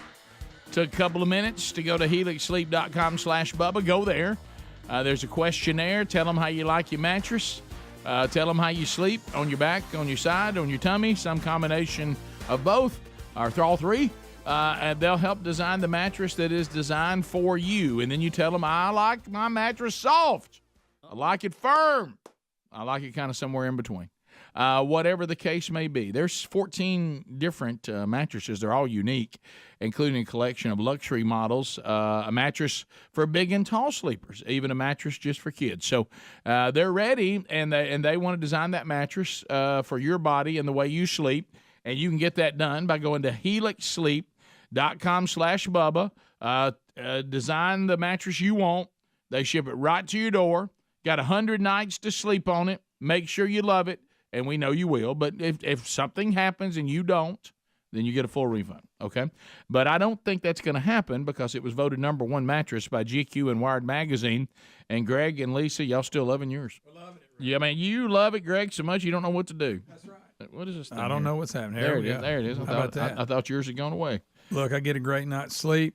I love it. Like I say, made to my specifications, the way I like to sleep. Take your little survey. Takes about 2-3 seconds. Boom. How about Big this? box shows up at your house with a mattress in it. Isn't that wild? Yeah. Also, we're saving you $350 too, by the way. Go to helixsleep.com/Bubba. Get that $350 savings. Also, there's a link at rickandbubba.com under the sponsors. Bubba, Adler may have to explain this a little bit. I know this is where you kind of get trapped a little bit because you're glad that snakes are being captured, but you're going to have to look at a snake, which you don't like, for us to discuss the capturing of snakes. You know, these pythons are just taking over Florida because of idiotic exotic pet owners. Yes. And you can hold them directly responsible. Yeah, they've wiped out the small mammal population, and they've really thrown the whole ecosystem off. And they're just creepy. And well, they look like they're from the pits of hell, Rick. Let's be honest. So wise. Oh, man. So this is a trap to catch a python. Adler, tell us what we're dealing with here. Yes, and I got by this video, by the way. So the video says here's how you catch a 20-foot python. And I did a little more research, and they use a live chicken to draw the python. Where's the chicken? In. This is the chicken right here. Okay. But the thing is, it's actually more like a chick. Okay. It's not a full-grown chicken. So when you look at more like a 7, 8, 9-foot python. Yeah, still. But it's still wild in how they get it. There's a little slip noose right here that the python's going to go in this tube, make this little noose tighten up, and it freaks out. And it is crazy, and it's going viral. Let me Twitter. guess. Let me guess. It must have been a man that put up this video. Yes. Trying to convince us a 10-foot python's really a 20-foot.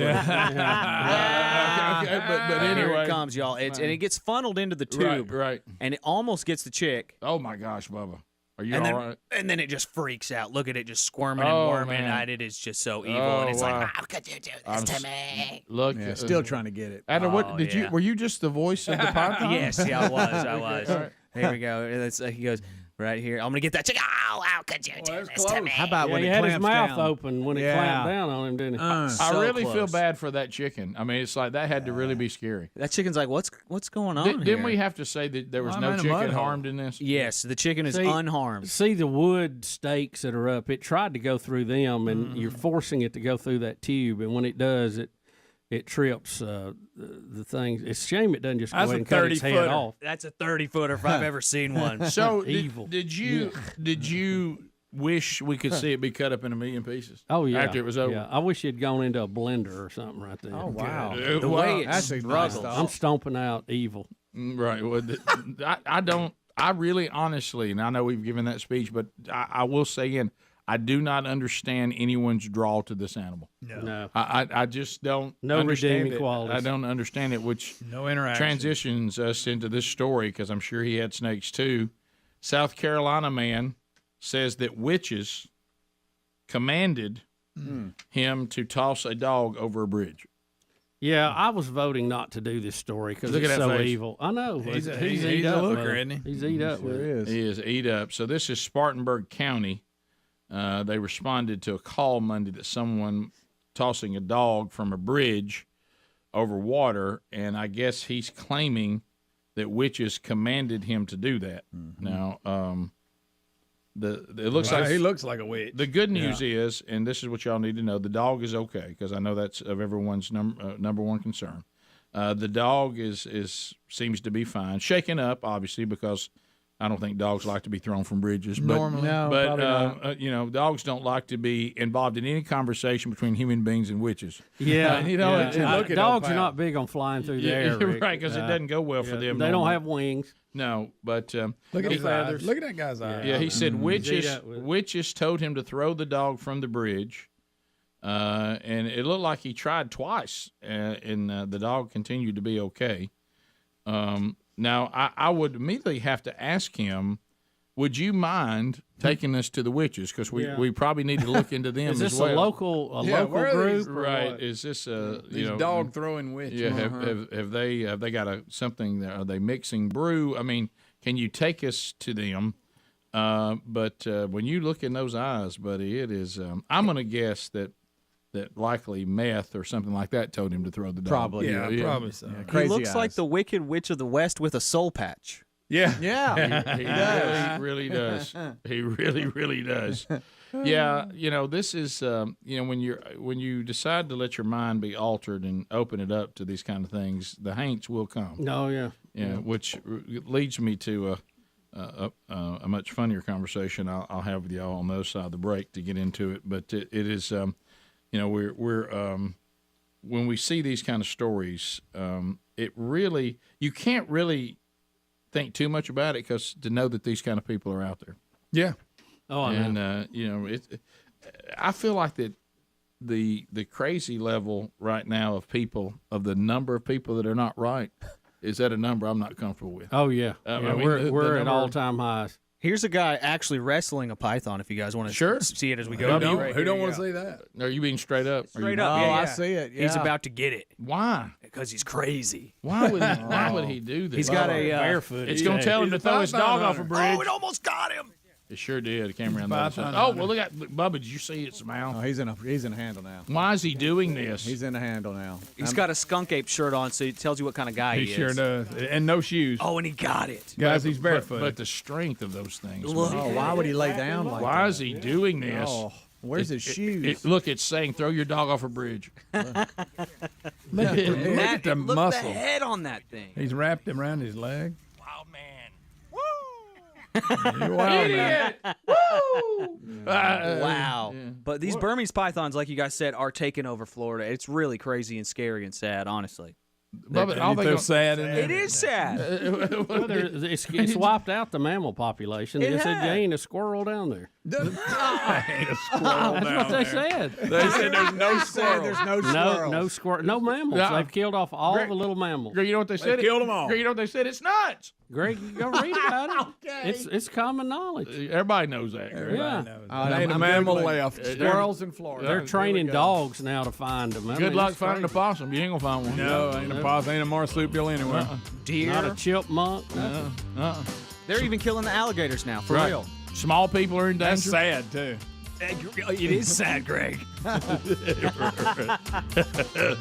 Top of the hour. If you leave us, have a good day. You got more Rick and Bubba. We'll be back. Stay close. Rick and Bubba, Rick and Bubba. Yeah. Because we just changed as a society so much now. Suddenly, after 50 years, we're concerned that they drop a turkey at a festival you know in what Arkansas. It is. The political correctness is got going now. It says in the past, the FAA said it had not intervened because the turkeys were not considered projectiles. Well, not unless it hit you. Well, so this turkey's alive? Yeah, It looks they like just it throw is. them out. Yeah, And does it, because they can fly a little bit, but they can't pull this off, can they? Do they careen into the ground? This is Glide, probably. Rose. Don't you kind of want to see that? Yeah, Rose yeah. Hilliard, who is a local animal rights There activist, we go. claims in a formal complaint with law enforcement that the birds were terrorized by the pilot and that the state animal cruelty laws had been violated. I knew it. See, for 50 Yeah. years, we couldn't care less because we didn't think the turkeys even knew what were going on. Right. Okay, because they're turkeys. Right. They're turkeys. They're birds. Yeah. Okay. Well, they're dinner Yeah, to most right. people. Well, again, really all they're doing is there's a head and some feet on top of dinner. Yeah, Okay. it's kind of like a vegetable with feet. Yeah, that moves maybe around. with It's a a mobile vegetable. How about a very vegetable with a chance? Yeah. is what I'm Yeah. saying. Yeah, I'm just a chance. I'm so savvy. I can see really good. I'm kind of difficult. Now, once we have you in a prop plane, we're tossing you. Once again, we're showing that we're pretty much superior now. Right. Because we were able to first of all build a plane. Right, You right, couldn't. right. I know you can fly a little bit. Two, we caught you. You're right. We caught Stuffed you in there. Yeah, we got you in there, and then we decided when you're going out. Right. So we are winning the battle on where we are on the food chain, right? right. I think so. Yeah. Rick. But now don't miss. if you're an evolutionist, you shouldn't have any problem with it. Don't miss that for 50 years, y'all. That's almost as long as I've been alive. Yeah. For 50 years, we've dropped a turkey on this turkey festival, and it either glides in, falls in, whatever it does. For 50 years, it did not bother anybody. No one was traumatized. Turkeys seem to be moving on with their existence. None of them have held any organized protest, anything like that.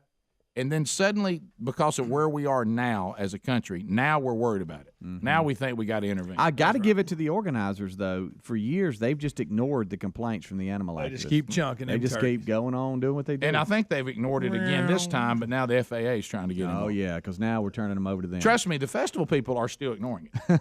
It's the FAA that's now feels like they're getting pressured. Yeah. Rick, of course, the story brings up, and we've had turkey toss ourselves, although we're not throwing live birds. We throw frozen ones. Yeah. The WKRP episode where Les As God Nessman, is my witness, I thought turkeys could fly. he reports a breathless first-hand account of turkeys being thrown from a helicopter. What a great episode of WKRP. It really may be my favorite. Matter of fact, I think Mike Leach says it's his favorite episode of WKRP. So, I mean, you talk about good. Please, somebody hire Leach closer. All right, so Arkansas, anybody ever been to this festival, the Turkey Trot? Yellville Turkey Trot. What a great name, Yellville. I will say it is. Don't you know they're loud for their sports team? Oh, yeah, for 50 years, a great prop plane flying on blue sky, cobalt blue, drops a turkey, and everybody watches it come on into the festival. We'll be back. Rick and Bubba. Thanks for being with us. Speedy, the real Greg Burgess, Helmsy, Adler, they're all here.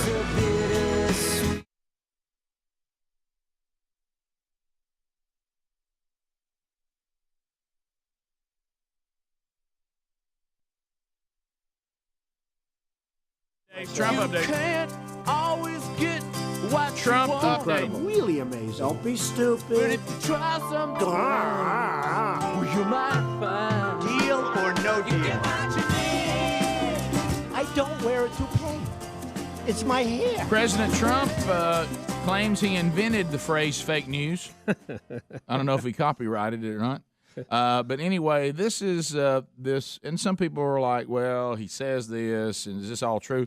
This is him, for lack of a better term, accusing the media that does not like him as a president. And really, in my lifetime, I don't know that I've seen it be so straightforward and so clear that the way that people act that oppose President Trump. You know, we've all had presidents we didn't care for, but this is almost seems like it's kind of deranged at times. But anyway, he claims that the media makes up fake news, and you wondered, if that's just something he's come up with, some political strategy. Well, there's some research that has been done asking the American people if they also have noticed and believe that there's just news that's just made up now that's completely fake. Yeah, Rick, the new poll was done for the Politico Morning Consult, and they said that almost half of the voters in America, 47%, agree with Trump about his fake news claim. And there they are on the phone as we speak. That time we even got the little watering symbol that I don't even know what it means. That they make up news that are negative about the president. 37% say they don't think that journalists fabricate news stories. The most surprising in this, I think if you read through it, almost 20% of the people who believe that there are fake news stories about the president say they're Democrats, which is a fairly high number considering. That is a pretty high number than any of those. Now, no surprise here, Trump voters, 80% of them believe it's true. Right. I think even though they ask about fake news about Trump, I think on a broader scale, I think a lot of people believe that there's been fake news for many years, giving some.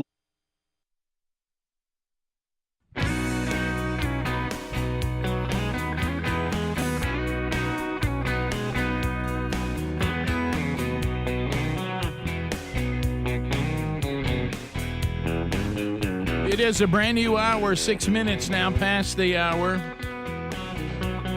We thank you for being here with us today. And we don't really care how we got you.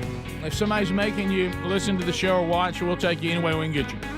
And we, Bubba, are going to start this hour off with something. Do you remember how long ago it was we started doing this? Rick. Do you remember the very first time it happened, friend? It was way back. Way back. Way back. I remember we had to make some adjustments dealing on our show with women with child. We got to the point that we would not congratulate any woman unless her water broke. I think I'm the only one that wasn't got on that. Yeah, we had. We all remember that horrible day when Speedy told us that the first pregnant woman would attempt to kick a field goal, only to be told on the air that she wasn't pregnant. Right. So, you don't recover from that, Rick. Yeah, Adler had a mishap in the golden ticket seats once or twice. Just once. I asked the lady. I was like, "Oh, I hate we didn't get a chance to do a baby prediction." And you couldn't stop it, could you? No.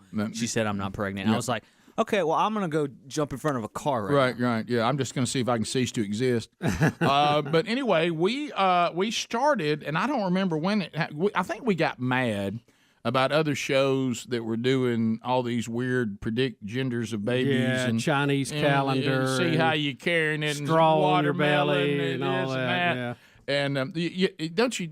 Have you know those people? Oh, that's a girl. I can see how you carrying it. And I'm like, okay, yeah. There's no variation on where babies are or how they look when a woman is carrying a baby. But we started doing baby predictions, and these are based off science. Yeah, we started looking at the trends. Science only. Hey. And we realized that if you understand the way man and woman that they were created, it's the man that will decide the gender of the baby. And so we are looking for what chromosome he's bringing to the game. That's right. And there are things that affect that, we believe. So we focused on things about the daddy, and then how is the pregnancy affecting the woman? And Rick, we really refined this over time. We've added and taken out some things and really got to a pretty high percentage of being able to predict this. I even had one OBGYN doctor say, hey, I think you're on to something. Bubba, in case you're wondering, the numbers are just in. I asked for them before we were about to do this baby prediction. We're at 97.5 right That's now. Not bad. Yeah, on accuracy. So let's say hello. This is the first time we've ever done a baby prediction from within the building. Right? Now, we've got Katie, is it Radliff?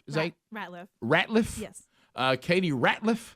You're a marketing coordinator, and so you work with Therapy South, correct? I do. And you guys are where in the building? We just moved in last week to the upstairs. Oh, you're okay. So you're on the second floor. Yes. Bubba and I would refer to that. How far are you from the snacks?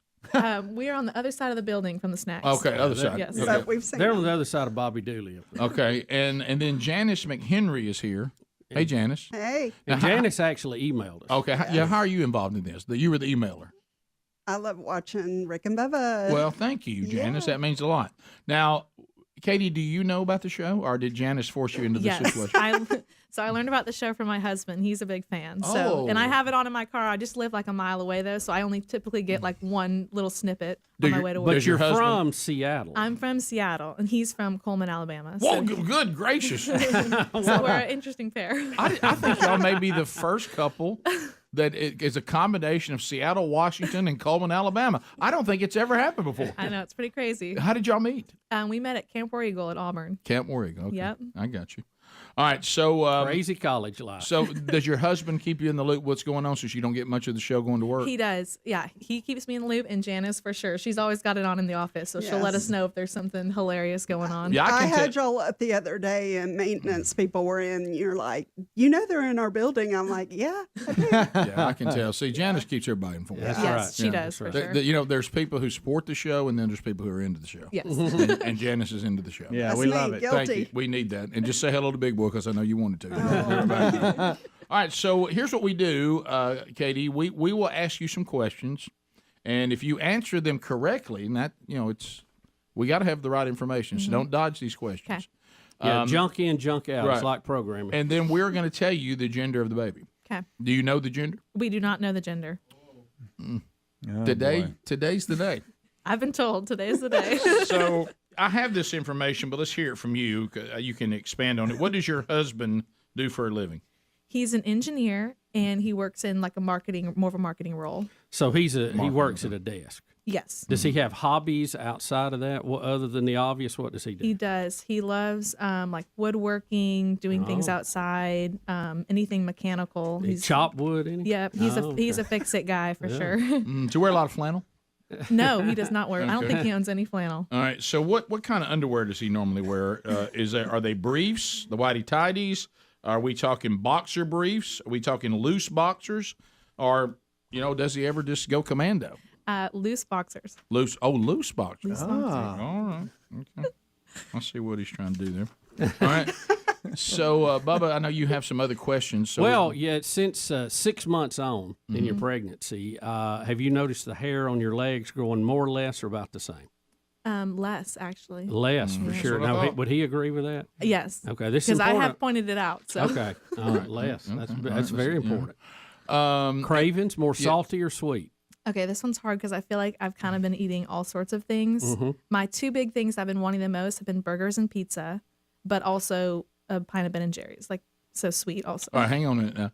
So that, as you said, that's two different worlds. We're really looking later in the pregnancy, from about 6 months on. From about 6 months on, do you Like today, what Did do it you trend sweet, or did it trend salty, or I stay think about the same? It's trended sweet. If I had to pick, yeah, it's It trended did trend sweet. there, but it Yes. has been salty throughout the Mhm. pregnancy up to that point. Yes. Okay. All right. Okay. Any hair growing where it normally doesn't? No. Since you're losing it on your legs, it's not. Yeah. It's not making It's a not. surprise appearance somewhere else. No, no slight mustache or anything Nope. you've had to deal with. Not that I've noticed. Yeah, right. This is science. This I- is sometimes where it Yeah. comes in handy to have the husband. Let's please don't let this. Yeah, let's don't get this silly. Let's keep this. Yes. Let's get serious about that. Okay. Have y'all had any children together before? We have not. This is our first. Okay. Well, Bubba, I think we know what it is. Yeah, we believe you're going to have a little girl. Yep. It's going to be a girl. Yeah, there it is. Yeah, we believe it's going to be a girl. Okay. But could be very athletic. Yeah, and so is that what you're feeling? No. Really? Honestly, the whole pregnancy, I've been thinking boy. And we took a poll in the office, too. Only 2 of the ones in the office said girl. But I've had a few close people that have really been serious that it's a girl. So. Mm-hmm.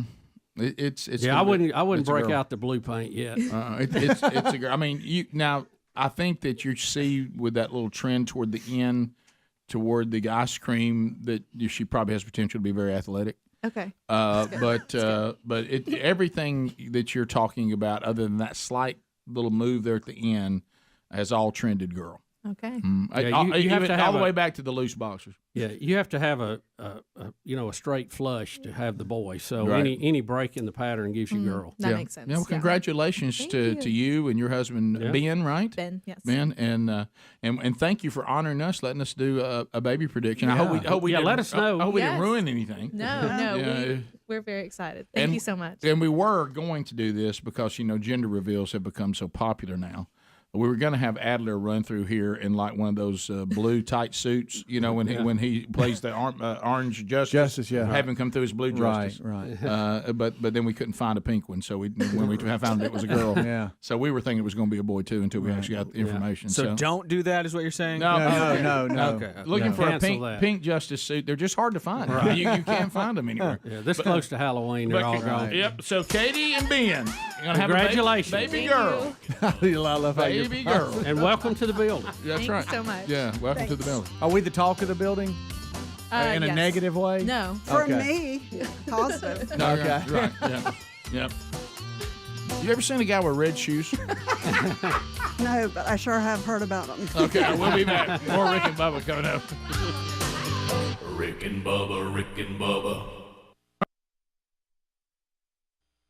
Political lean, and now we're just now hearing about it, and there seem to be more extreme now than they used to be. But a lot of these people who we trusted to give us the news every afternoon on the network news had agendas way back and would tilt news in one way or the other. It's just now more obvious, I think. Well, the big question that's out there is, well, first of all, if you go way back in American politics, you find that this is actually not something new. we just thought at one point we'd become more civilized and would move away from that. We went through a period of time where we thought, maybe very naively, that news was just news. And now it looks weird, but when you look into it, because just knowing stories that have been done that we were part of, either stories about the show, Right. stories about individuals, I can tell you firsthand that the headlines and the stories would have stuff in it that is absolutely not right. I mean, it's just not right. Now, is that agenda driven, meaning I'm out to get President Trump, I'm out to get somebody, or are we living in a time because of the click-throughs and we want to be out there first and we want to have a headline that gets us clicks so we can then tell potential advertisers, look how many click-throughs we got? Is it intentional? Is it lazy? Is it sloppy? That's the bigger question, isn't it? I think journalists are more political now than they used to be. They have they look through a lens that meets a story that they have bought into at some point as how the world is, and then they report that something consistent with that. Do you think that this happened, because there was a time, and it changed, and Rush Limbaugh was kind of the pioneer of this. There was a time if you did talk radio, and of course talk radio was not all that popular. It was usually local and a couple hours on a radio. And there was a time. Wasn't much to it. I remember when you were doing talk radio, this is what you were supposed to do. You were supposed to have no opinion. And what you did is take phone calls from people who had opinions, and you just kind of became the mediator. But you were not to give your opinion. Right. Well, that all changed, and then we had opinion-based talk radio, meaning I'm the host, this is my worldview, I don't hide that from you, and I'm going to show you that my worldview is correct, and I'm going to defend it. And then others can oppose me on the phone, or we can go back and forth. Do you think what happened with journalists, that this kind of talk radio became so popular that they all of a sudden they dropped their disguise? They were doing it anyway, but they weren't as open, to your point, as they are now. Do you think now they get caught up in it and go, I'm here doing journalism, I'm putting quotes around it, but I'm very open and clear about what my worldview is? Well, I think they got jealous at commentators. Right. And there's two different things. That's a true. journalist and a commentator. A commentator is there to give their opinion, to comment on things. Like the editorial page of a newspaper. And then you can either agree with that or you can chime in against that and get into all that kind of stuff. Mm-hmm. And the journalists were supposed to give you the facts, the what, when, where, how type of the story. And I think they were a little jealous that the commentators been able to inject their point of view, and the two kind of started getting closer together than they used to be. The fairness doctrine changed under Ronald Reagan. That allowed us to have talk radio with commentators. Before then, you couldn't do it. They called it the fairness doctrine, but really it was the unfairness doctrine. It prevented anybody from sharing their opinion on something. Right. Because of the you had to have opposing views and equal time. It turned into a big lawsuit frenzy, so nobody would do it. And it really just had a real chilling effect on what you could say and not say. So good riddance to that. Yeah, Glad it left. Well, we couldn't do this show. More than ever, the citizens of this country have to do your own homework. You cannot trust those that give you. And a lot of times we report stories that are handed to us that turn out not to be right. So we're not all that trustworthy at times either, because we have bad information. But I think we're now, it seems so obvious. Let's say that I'm a quote journalist, and I'm of political party A. I'm just going to use letters. Yeah. And then the other party is political party B. Okay. So political party A, my guy or my woman is serving the government, and we're at war. Well, if it's my bunch, then the war is justified, and we all need to get behind it. And this is part of what's in the Constitution. Let's all band together. But if candidate B wins, which is not my party, and I'm a journalist, then the war is unfounded. It's wrong. We shouldn't be there. You know what I mean? We're getting to that point now, as we've said 1,000 times, and I don't want to relive it. The playing golf thing. If my president, in political party A plays golf, it's justified. What's the big deal? He doesn't need to be. He's got to have time to himself too. 20 minutes past the hour, Rick and Bubba show. Thanks for being with us. As we work our way back, we will get to some more of your phone calls here in a little bit. So I was noticing a trend, and it happens more so in recent years than it did in the past, because we always, you have these people that try to ruin everything. But I have a new way that I'm thinking about it now that's a little bit concerning. So this is that time of year where you get, Halloween is coming up at the end of the month, and we're not big Halloween people. It's never been a thing. I honestly didn't care much for it other than the candy when I was a kid, because I just never as a kid liked the idea of we've all decided that we're going to try to spook each other and scare and monsters and all that. It's never been anything that I felt drawn to. usually pushed away from. But there's I love fall, and you got your farm, your fall festival, and kids with candy and all that, and to each his own. But the thing that I think and this is just a tip for all of you out there that live in suburbia, or if you have neighbors, and it happens. What's that clicking sound? That's me. My headphones got them Okay. short in them. But anyway, so if you and just look around, and some of you today probably have already thought of it, but let me tell you what Halloween affords you as well. It's time to realize the neighbors you should be concerned about. Yeah, it really brings it to light, doesn't it? Some of the decorations people put, Oh, wow. watch those decorations, and you think to yourself, "Wow, so a severed head." I mean, you're Didn't expect that in the you're front yard like, swinging. yeah. I'm not going to exaggerate. On the way I go home sometimes, there is a skeleton. It's 15 feet tall. That's become the new trend. I don't know who's selling those, but they're becoming very Big. popular. Yeah, the big skeleton. And we've got Where do you put him during the off season? I've had Enough a to store him. I've had a neighbor that leaves their big skeleton up long. I mean, it's after like a Halloween giant. is over. Oh no, it's huge. I know the one you're talking about. There's two around me right now. But there's this. That's attractive. There's this one house that I honestly think that their decorations. I don't know how the legal system completely works. I have some idea. I believe their yard is enough evidence for them to be taken in. You need to look at these people. I mean, they would be like, look, we've seen all the severed heads out here. Yeah. We see the various terrifying, bloody mess. Mm-hmm. Y'all have intestines on your sidewalk. Yeah. We don't feel good about this, and we think that y'all are using Halloween to reveal yourself to us. Hey, keep an eye on your neighbors at Halloween. They'll tell you stuff. Yeah, they will. There's some people in your neighborhood that you're going to say, wow, I didn't know Bob had this in him.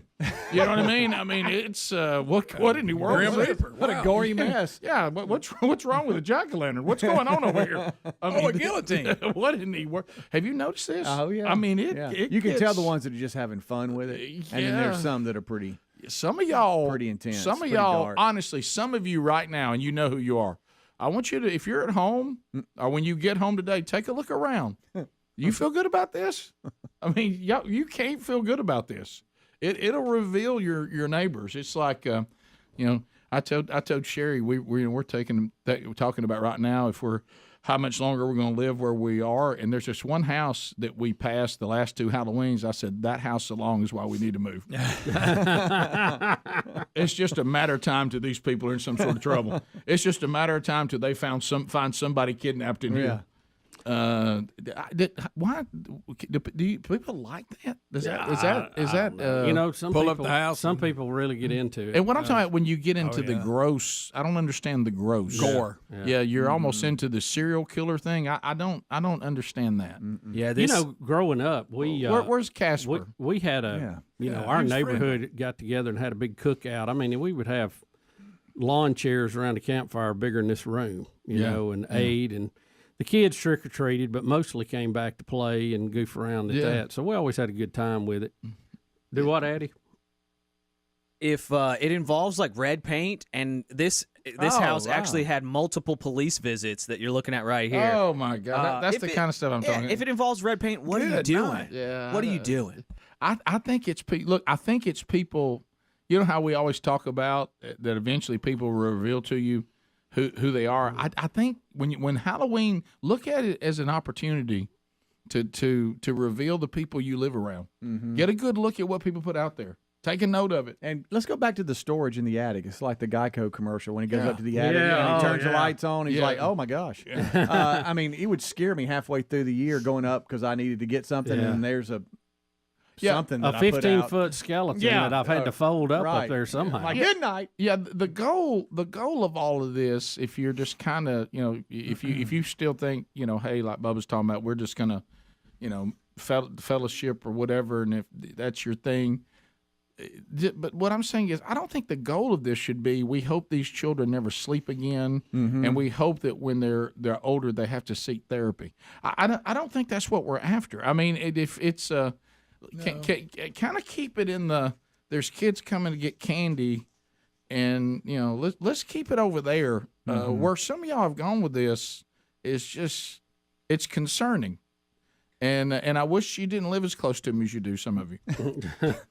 Yeah. Last year, this was kind of a popular one. People would put skeletons in their front yard that said, "I didn't get vaccinated." I probably won't see as many of those this year. I actually saw that same skeleton with an Auburn jersey on. And by the way, we did the same could be said. I got vaccinated. Right. Now you're right. I will say this: just ask the Surgeon General of Florida. When I rode the school bus to school, there was this one house. It was kind of at the end of the road. And I always loved this. They would have a scarecrow sitting in a chair.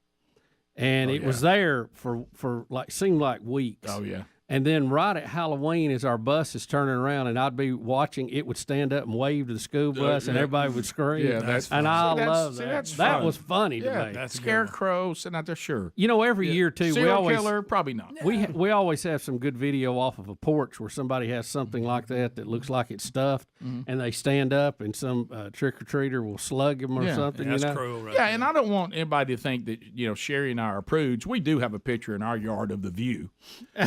That's scary. Yeah, it's not like we're not participating at all. Not one. Right. Just don't let them tell you to throw your dog off a bridge. Right. But it's not like we're not trying to have a little fun with it. Yeah. It'll also tell you something about the neighbor. If they do this at Halloween, they go all out, but there's not one Christmas decoration. Right. Yeah. And this house I'm talking about, nothing Christmas. Nothing. Matter of fact, they'll leave this stuff up for weeks. And it's creepy stuff. I mean, creepy. Hey, by the way, if you're going to hang up, okay, I'm going to talk to my wife just on the air right now. Okay. If you're going to hang up a tiny little cutesy little ghost from like our front porch area, tell me. I was up on my roof blowing leaves out of the gutter. No. I didn't know it was there, and I just catch it out of the corner of my eye. I'm like, it's this little like tiny paper bag ghost, but it scared me. I'm like, oh my goodness. Yeah. Also, tell me. Yeah, heads up it. So just I just want to do that public service announcement today. It's a great time to kind of assess your neighbors. And their decorations are screaming things, and I'd pay attention to what they're screaming. And that way, if one of your pets goes missing, you know which house to go look at. Bottom of the hour, 866-WE-BE-BIG is our number. Phone trolling next to find out what is on your mind. Comments, questions, bringing information to the table.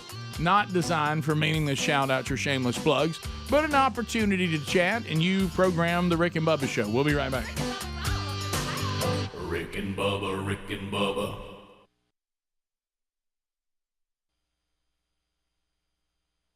Now, if President, from President B, from that one that I don't like, if they play golf, then I'll talk about how horrible it is in the American people. Right. Then we go back to this other one. If my president is doing lewd sexual things in the Oval Office, then that's, hey, who cares as long as he gets the job done. But if I report a story on President B, who's got some things in his past about being lewd, then he's unfit to be president. Right. You see what I'm talking about? I think that's where the American people are like, well, okay, all y'all do is just, you're propagandists. You're not journalists.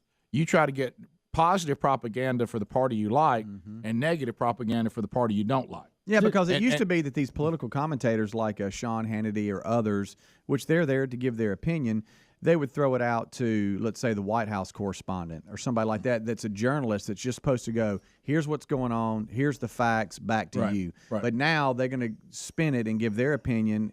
So now they're not a journalist, they're a commentator too at the White House. And that's new. Which is new. Yeah, now it's just a team of people who do propaganda. And on the rarest of occasions, you'll find somebody that you may still know their political leanings, because I think no one hides that anymore. Right. That still says, but I still report the stuff as it is, even if it's negative against what I support. Mm-hmm. I still call it like it is. I'm kind of consistent no matter which party it is. Now, those people are extremely difficult to find. That's right. They're almost like spotting a unicorn. Yeah. I mean, it's I know back when Reagan was in, when I first, became of age to pay attention to that kind of stuff, the people who were journalists were not even telling the story right.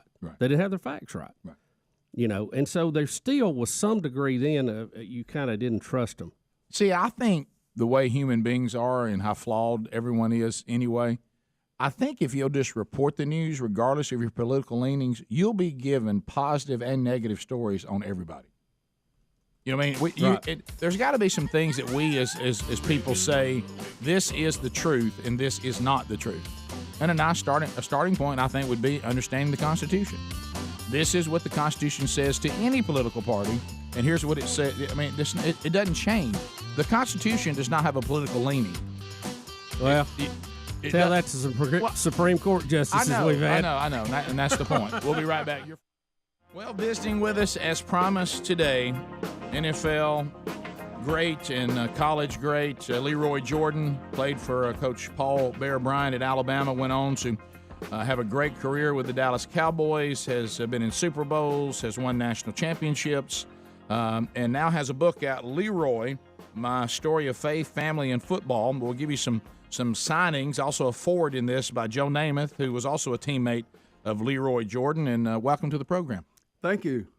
Great to be here. Well, I'm going to tell you, we have been excited about this. My brother and I were talking about this. We grew up in Oxford, Alabama, and we two twin beds, the two brothers in one room, and on our wall, it almost covered the entire wall, was a poster of the Cowboys and the Packers lined up nose to nose, the front seven of the Cowboys defense against the offensive line, and Bart Starr of the Packers, and there you stood over our room, standing there at linebacker, ready to go, and we looked at that most of our childhood. Yeah. Well, part of that wasn't good because Bart Starr scored, about that time, and the rest of us were just looking on, But we've talked to Bart Starr about that, about that play, about that play, and about that time. And could you even describe how cold y'all were? No, unbelievable. One of the referees took his whistle out of his mouth and tore his lips off, and so he bled the rest of the game. And right after that, they went to plastic whistles after that particular game. The metal ones didn't work. It didn't work in that temperature or anything. So, but it was a horrible.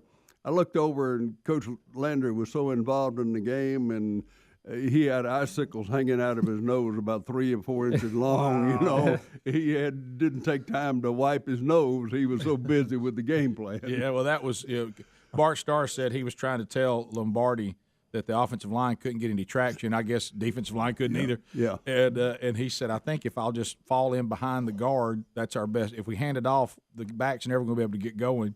And he said, all Lombardi says, well, all right, we'll do that and score, and let's get the blank out of here. I think everybody was about wanting to get it over with right there. We didn't want to go into a tie game and play overtime or anything. But before we leave that play, what were you guys expecting on the other side of the ball? Well, we were expecting running back. You had to expect all of it. But, two.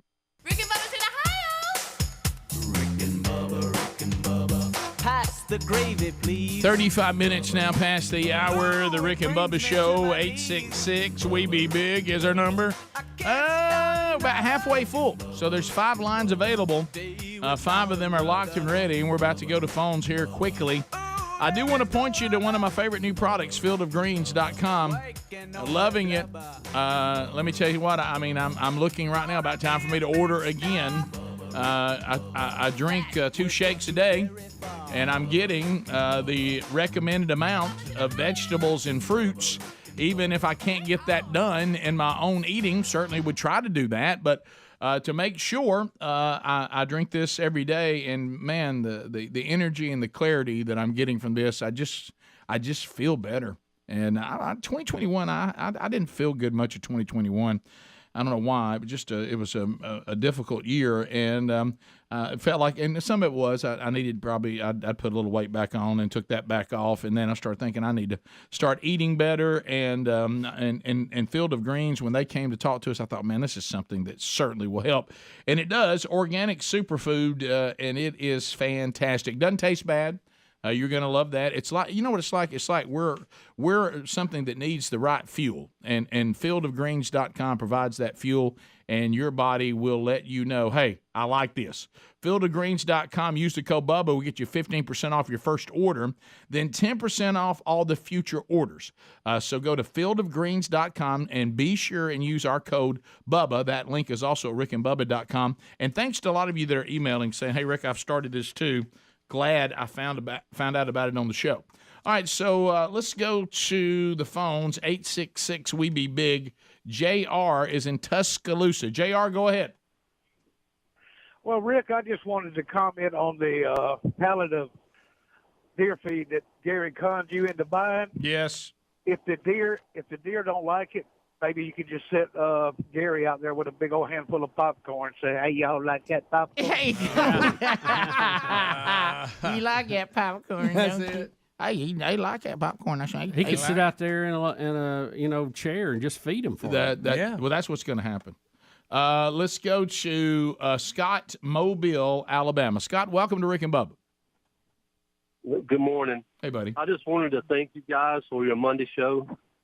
I was having a rough weekend, and then I was listening on Monday. You were talking about how beautiful the earth was, and I appreciate your guys' faith, and I appreciate you guys for helping us through things. I know we all been through a lot together. Yep. And thank y'all for what y'all do.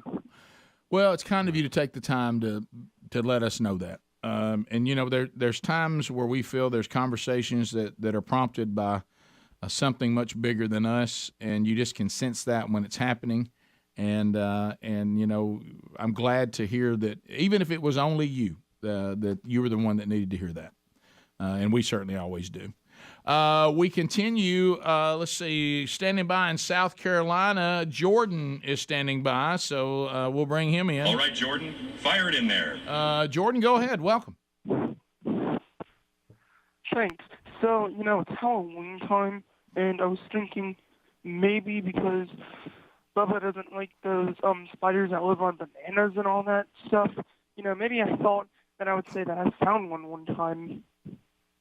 Anybody? Bubba don't like spiders on bananas. Yeah, I'm not spider banana. Spiders are not really an issue for me. I'm the anti-snake guy. Yeah, now and Rick's anti-rats. Rats, but I told you not to eat a banana without you did taking do the that. tip off of it. Is that what you're talking about, Jordan? Yeah, that's what I'm talking about. Yeah, that's exactly what I do, because I actually found one time. I know. Yeah, they're on there. I appreciate you confirming that. And so you scared someone by putting a spider on the tip of a banana? Exactly. And I thought it would be like a good Halloween prank idea. It is. That would make someone That's a good one. traumatized. That's good. I would probably use a fake spider, though. Try not to use a real one. Yeah. So there you go. Well, Jordan. Speaking of Halloween, that was kind of scary. Well, there you go. Yeah. To Courtney Coleman, welcome to Rick and Bubba. Courtney, go ahead. Hey, guys, I just wanted to tell you thank you for kind of your stance. And I've really followed the show for many years, and just watching you guys transform from hey, we like to kind of dabble in stuff, kind of leading up to Halloween, to hey, we need to be set apart. As a believer myself, I think I've been through that same transition where I used to think, okay, witches, it's fine. Haunted, taking my kids to haunted houses, that's all okay. And, just kind of as I've grown as a believer, I recognize, the word says perfect love drives out fear. And if I want to be aligned with perfect love, then really playing with fear and associating with symbolism, understanding that God detests witchcraft and those that cast spells, and understanding that we still live in a very spiritual world where good is fighting evil in the unseen world. As a believer, I really need to be set apart from that. And so, Halloween is just off the table for my family, and I appreciate you guys being outspoken about that, because it really allowed me to step into that, knowing that I was just aligning with God and that I can be set apart in that way. So I just wanted to say thanks. Well, thank you. Yeah, thank you. Through the sanctification process, in Scripture talks about this. Sometimes things, you at one time, participating in things out of ignorance, and then you the more you learn, the more you study, hey, there's some adjustments we need to make, and that continues all the way until we're finally glorified. So thank you, and hopefully that conversation that's been going on, on and off has helped a lot of people discern, what you should and should not be involved in. And it's there's definitely parts of it that are really, really sinister. And then you think about when Paul talks about what we're supposed to focus on to the church at Philippi, and he's saying you think you need to be thinking of things that are good, things that are eternal. You really don't need to be taking your mind down these dark paths because it does not serve you well spiritually, because spiritual warfare is real. And what you don't want to do is participate in things that may send the message that they're welcome. We continue. Let's go to Patrick in Conway, Texas. Patrick, welcome to Rick and Bubba. Go ahead. Hey, good morning, guys. It's Conroe, Texas. I've heard y'all saying for quite a long time that the rank and file of the FBI are good people, and that the problem is just at the top. But I'm having a hard time believing that at this point, because at what point do they been making these raids on the various people that you've seen in the news? At what point is that an illegal order? At what point do they say, hey, wait a minute, I can't follow this? Because that's what the Nazis did at Nuremberg. And I'm not, they're not going out killing people, but they are jailing people for absolutely no reason. I saw another one the other day where they were at somebody's house hauling them off. I think the statement, and I'm not speaking for Bubba, he can speak for himself. The statement is mainly speaking specifically to individual people that we have known. Now, I will say this. A lot of the people that I know that I would vouch for, they left. They're not there anymore. So that's where that comes from, that we actually know some people personally that have been involved in the FBI, and I don't know that many that are still there. I think I may know one. And when we say that, we're saying that we know those individuals.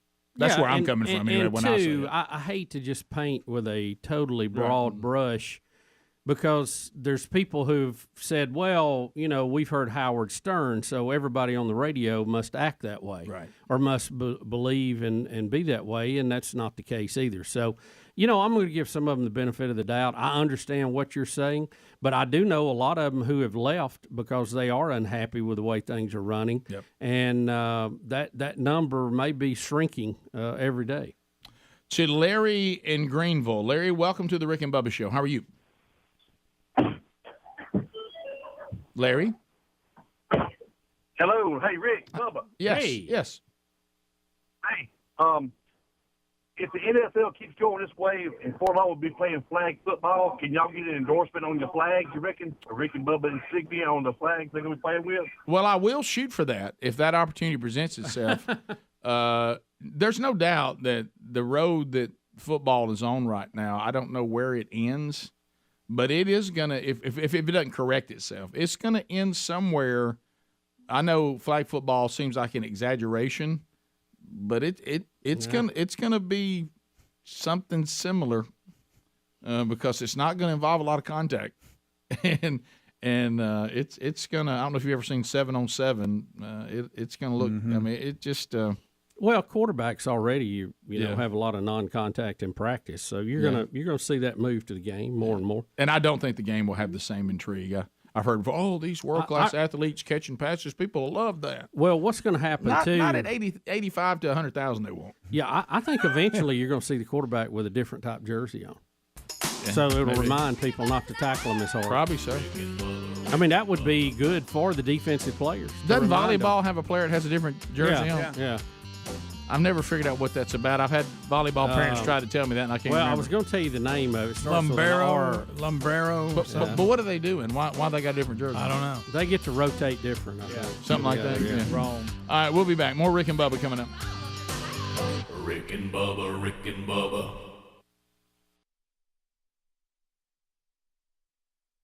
Running backs in the backfield at that time, and so we had to be keying on all of those guys as well as Bart, and all he had to do was lie down, and he scored. If he didn't slip and go backwards, he was going to score.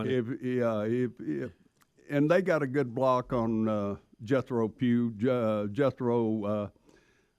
They double teamed him and got him up a little bit, and no traction there. Mm-hmm. He didn't have a chance when they double teamed him and got a little push, and all they needed was a foot, and so they got that, and Bart got over the line. Right. Now, when you started, of course, you go back to college ball. You played for Coach Bear Bryant. This was not long after you got there, the early '60s. You guys won a championship in '61. Excuse me. I guess I'm still back at the Ice Bowl. My mouth seems to be frozen. So, tell me about what it was like to play for Bear Bryant, and really when he was a young man, just getting the dynasty started. It was an unbelievable experience. We were the second class he recruited, and guys like Bill Battle, Butch Wilson, Jimmy Sharp, and just had a great number of players on the team. And several of them went on to be head coaches at major colleges, and a lot of them went on into the pros and were coaches into the pros. The teammates there. So it was a great experience, and Coach Bryant was teaching the game of life, is what he would always tell us. I'm teaching you the game of life, not the game of football, and if you apply these rules with your life, you'll be successful in no matter what business you get in. So, do you think, because I talk about this a lot, do you think the coaches of the era that you played, and really a lot of the coaches that even the era when we played, which wasn't that long ago, probably 30 years ago or so, do you think those type of coaches would have a chance today with the way that they were dictators? They demanded that things be done the way they were going to be done. Yeah. You didn't question the authority.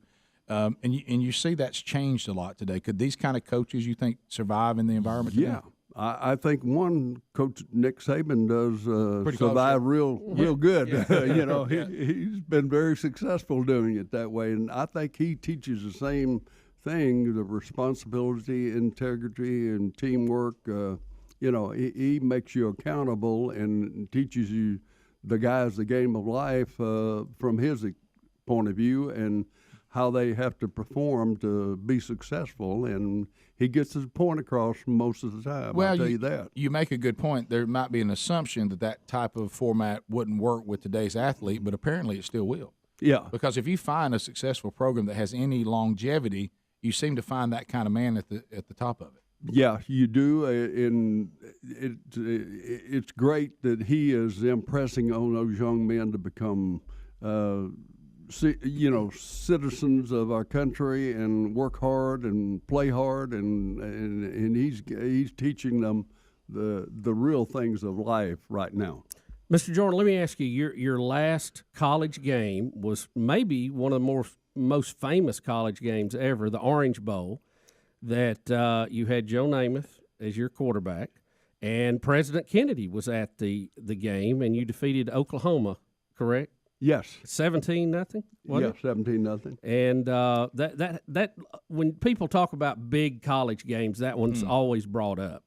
And not only, what was your reflections on playing in that game? Well, it was a great experience for us, and Coach Bryant used it motivationally for us because President Kennedy went by the Oklahoma dressing room before the game and patted them on the back, and he was hooked up with the coach, and so he used that to motivate us a little bit. He shunned you guys. And was it Wilkerson? Bud Wilkerson? Bud Wilkerson was his sports authority back then, and he was on his board and stuff, so forth. And so we just used that for motivation for each other, and we had one of the best games, the best game I've ever had in my life. I am credited with 31 tackles. I'm sure I got quite a few that my teammates made. But, well, you were the MVP of the bowl game, right? Yeah. Wow. Yeah. It was a pretty interesting deal for a defensive guy to get the MVP. Did you say 31? How many offensive plays do they even have? They got tired of seeing it. About 60. I was about to say, so you made half the tackle. So did the president come by after the game to your locker room? No, he didn't. But I got to go up and see him in the stands because I got to call.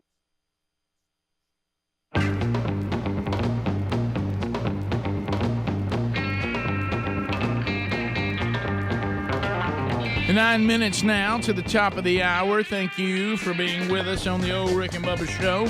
866 We Be Big is our number. And, of course, you can find out everything that you want to know about the show by going to rickandbubba.com. Shop the Rick and Bubba store. Get some Rick and Bubba swag. Starting to see a lot of you out there putting those Rick and Bubba hoodies on as things begin to cool off a little bit around the country. Some cool pictures out there. And we do have a Rick and Bubba hoodie, and it is, look, even the younger people saying, hey, that thing, what do they say? It's sick, man. It's SIC, man. that hoodie's sick. So at first I thought there was something wrong with it, but so anyway, thank you for those pictures. Looks cool, and you can grab those along with all kinds of items at rickandbubba.com by clicking on the store. And coming soon, just in time for Christmas, the brand new Rick and Bubba double CD. Where's the bathroom? All right, so Bubba, you were telling me this happened about 3 days ago. This I think is a couple of problems going on here. You're going to see this is the problem with. Trying to, you've got too much time to fill, and you're trying to think of something you could say that might be cutting edge on 24/7 sports coverage. It's also from the everything is racist now. Everything is bigotry. Also, I will go as far as trying to get more women involved in sports broadcasting. I think that's playing into it as well. Sure. But anyway, we have a statement that was made 3 days ago about Tua Tagovailoa being removed from play and being put back out there after 4 days after having an injury type or getting rattled where people thought that he should not have been put in the game 4 days later. And then, of course, he gets slammed in that game, and we saw his body lose control of itself. That's led to flags on defensive linemen for slamming and putting their body weight on people. And, the doctor was fired. And so who is this person from MSNBC? Now, this is Tiffany Cross. She has a show on there. Mm-hmm. And, we heard earlier today Tulsi Gabbard, who left the Democratic Party, talking about some of this. And I think you're seeing it here. We're just looking for racism in every corner of everything, even when it doesn't exist, which actually hurts where it really does. But she's doing an interview with a former ESPN reporter, and do we have the quote, or do you want me to set it up? We have her show, and she's talking with Michael Smith, and she talks. It's about maybe a 6.5 minute video. We've pulled it into about 3.5 minutes into it. She starts talking about how the optics look bad during all of it. I gotta say, Mike, the optics just look bad. To see all these black men crashing into each other with a bunch of white owners, white coaches, and the complete disregard of black bodies and black life. I mean, it just represents a larger issue, and I think that's the problem. And with the NFL ratings through the roof, I just wonder what incentive do they have to just be better? I mean, you saw the whole issue with black coaches, et cetera. So, but look, we're gonna run out of time because I want to get your opinion on something else. I know the NFL is. Anyways, so right here, she set up this scenario. This is black men who are damaging their body, who choose to be there. Yeah, for millions of dollars, we might add, taking that risk. Paid quite well. But in this example, she's totally wrong because Tua Tagovailoa is not black. He's Samoan, and then the coach is actually biracial. So she's wrong on she messes this up in two places, Samoan, not black, and we have like you said, a coach who is biracial. So she's going to mess this up pretty good. But when you make that statement, your point is if he would have been a white quarterback, they wouldn't have put him back in the game? Correct. That's what she's trying to say? The real story here where she missed it is you have someone who is a competitor who wants to play and did whatever he needed to do to get back in the game, even to his own physical damage, because he wanted to play. He wanted to be part and help his team out. So, again, it's just another case where we're trying to race bait a situation that has nothing to do with the scenario that she's trying to spread. Yeah, that is that's well, you really mess this up when you don't have that information. And you would think if you're the host of a show on MSNBC, nationally known, you would at least check the race of of the people you're talking about? Well, not at MSNBC. I mean, you're also, first of all, you're not that workers. Not many people are going to see it. Right. You know, and it's not like a lot of people. Well, that's why it took us 3 days to find it. Right. We didn't. You brought it up to us, and I was like, I must have missed that. I'll tell you why I missed it, because I don't watch MSNBC. Right. And I love how they portray like these players are somehow rounded up and forced to play football. Yeah, they're choice. They're paid millions of dollars to go out there, and it is a dangerous game. It and you is. put your body on the line to do it. But they have wanted to do this. They've trained to do this. They're excited and have voluntarily decided to take money to do it. Right, and if you don't want to, somebody else will be glad to do it. Well, Stay at home. it's also as if somehow white people have been withheld from the game, so they can be there would be more white people out there, and there have been in the past for a lot of bad reasons. Sure. But the reason why it's not a game full of white people is they keep being beat out by the black people who want the jobs. Yeah. Right. Who are better at doing that it's not like job. Who are the putting best players? The minorities out there to get beat up so we can watch our entertainment. No, they're the best ones. If we go by who plays is the best, it just happens. She's almost trying to portray it as the old Roman Colosseum. No, you're 100%. Remember, we said this narrative's been tried a couple times before, it just hadn't stuck yet. Well, it doesn't stick with everybody out there being a millionaire. Yeah, the old gladiators got put back in the cage, and they fed them bread and water. You know, this isn't that. No, these guys. It really isn't, and it's disrespectful for people. Is who it a work that dangerous way. game? Yeah, Of especially course, at the it's a size dangerous game. and speed we have now. But nobody's made to play it. Nobody's captured and put a helmet on and sent out there. Yep. So Adler, Did y'all see Kevin Hart showing everybody how to practice safe sacks? Yes, I did. Safe what? Yeah. Safe sacks. Oh, like quarterback sacks. I was going to say, I don't want to see him showing us that. Yeah. Pretty funny. You keep that to yourself. It's so good. Real quick. Right. So you come grab my top half. So we have to sit here. Yeah, right here. Now you can come in and get my bottom half. Okay. Pick me up. Go ahead. Feel free. Now that's too hard. Don't put me down there. Y'all got something to lay me on? No. This would be a penalty. Get something down. Get something down. Okay. Lay me down. Okay. Don't you do me without that. Now make sure I'm safe. Now that's funny. put that on because I get cold. As I get cold. So good. see, if you're a quarterback, isn't that starting to embarrass you a little bit? It should be. Yeah. I think it's embarrassing to the quarterbacks. I think they feel embarrassed. I wish a quarterback would pick the flag up, take it to the official, and say, "Do not throw that." Make him eat it. Do not throw that point. flag. I love that point. Just give it back. Say, do not do that. I'm waving this off. Yeah. it's. Well, I understand you saying that, but also their drive to win. They know they got 15 yards out of it, and they'll want to move they're that calling ball for forward. it. They're calling for it. Brady was calling for it the minute he went down. We're because of all the rule changes in football and how it's turned into a bunch of drama queens. Have y'all I almost don't want to tell you this because it's going to ruin your experience, because it has for me a little bit. Watch how many times on this kind of stuff like y'all are talking about, where all the players do this now all the time. Yeah, won't be flag. Yeah, on everything, every touch, every push, every out of bounds, every pass. It's just got to get every yard. It's hard to watch. Top of the hour. If you're leaving us, have a good day. If you got more Rick and Bubba, then stick around. Top of the hour and more Rick and Bubba may be coming your way. Rick and Bubba, Rick and Bubba.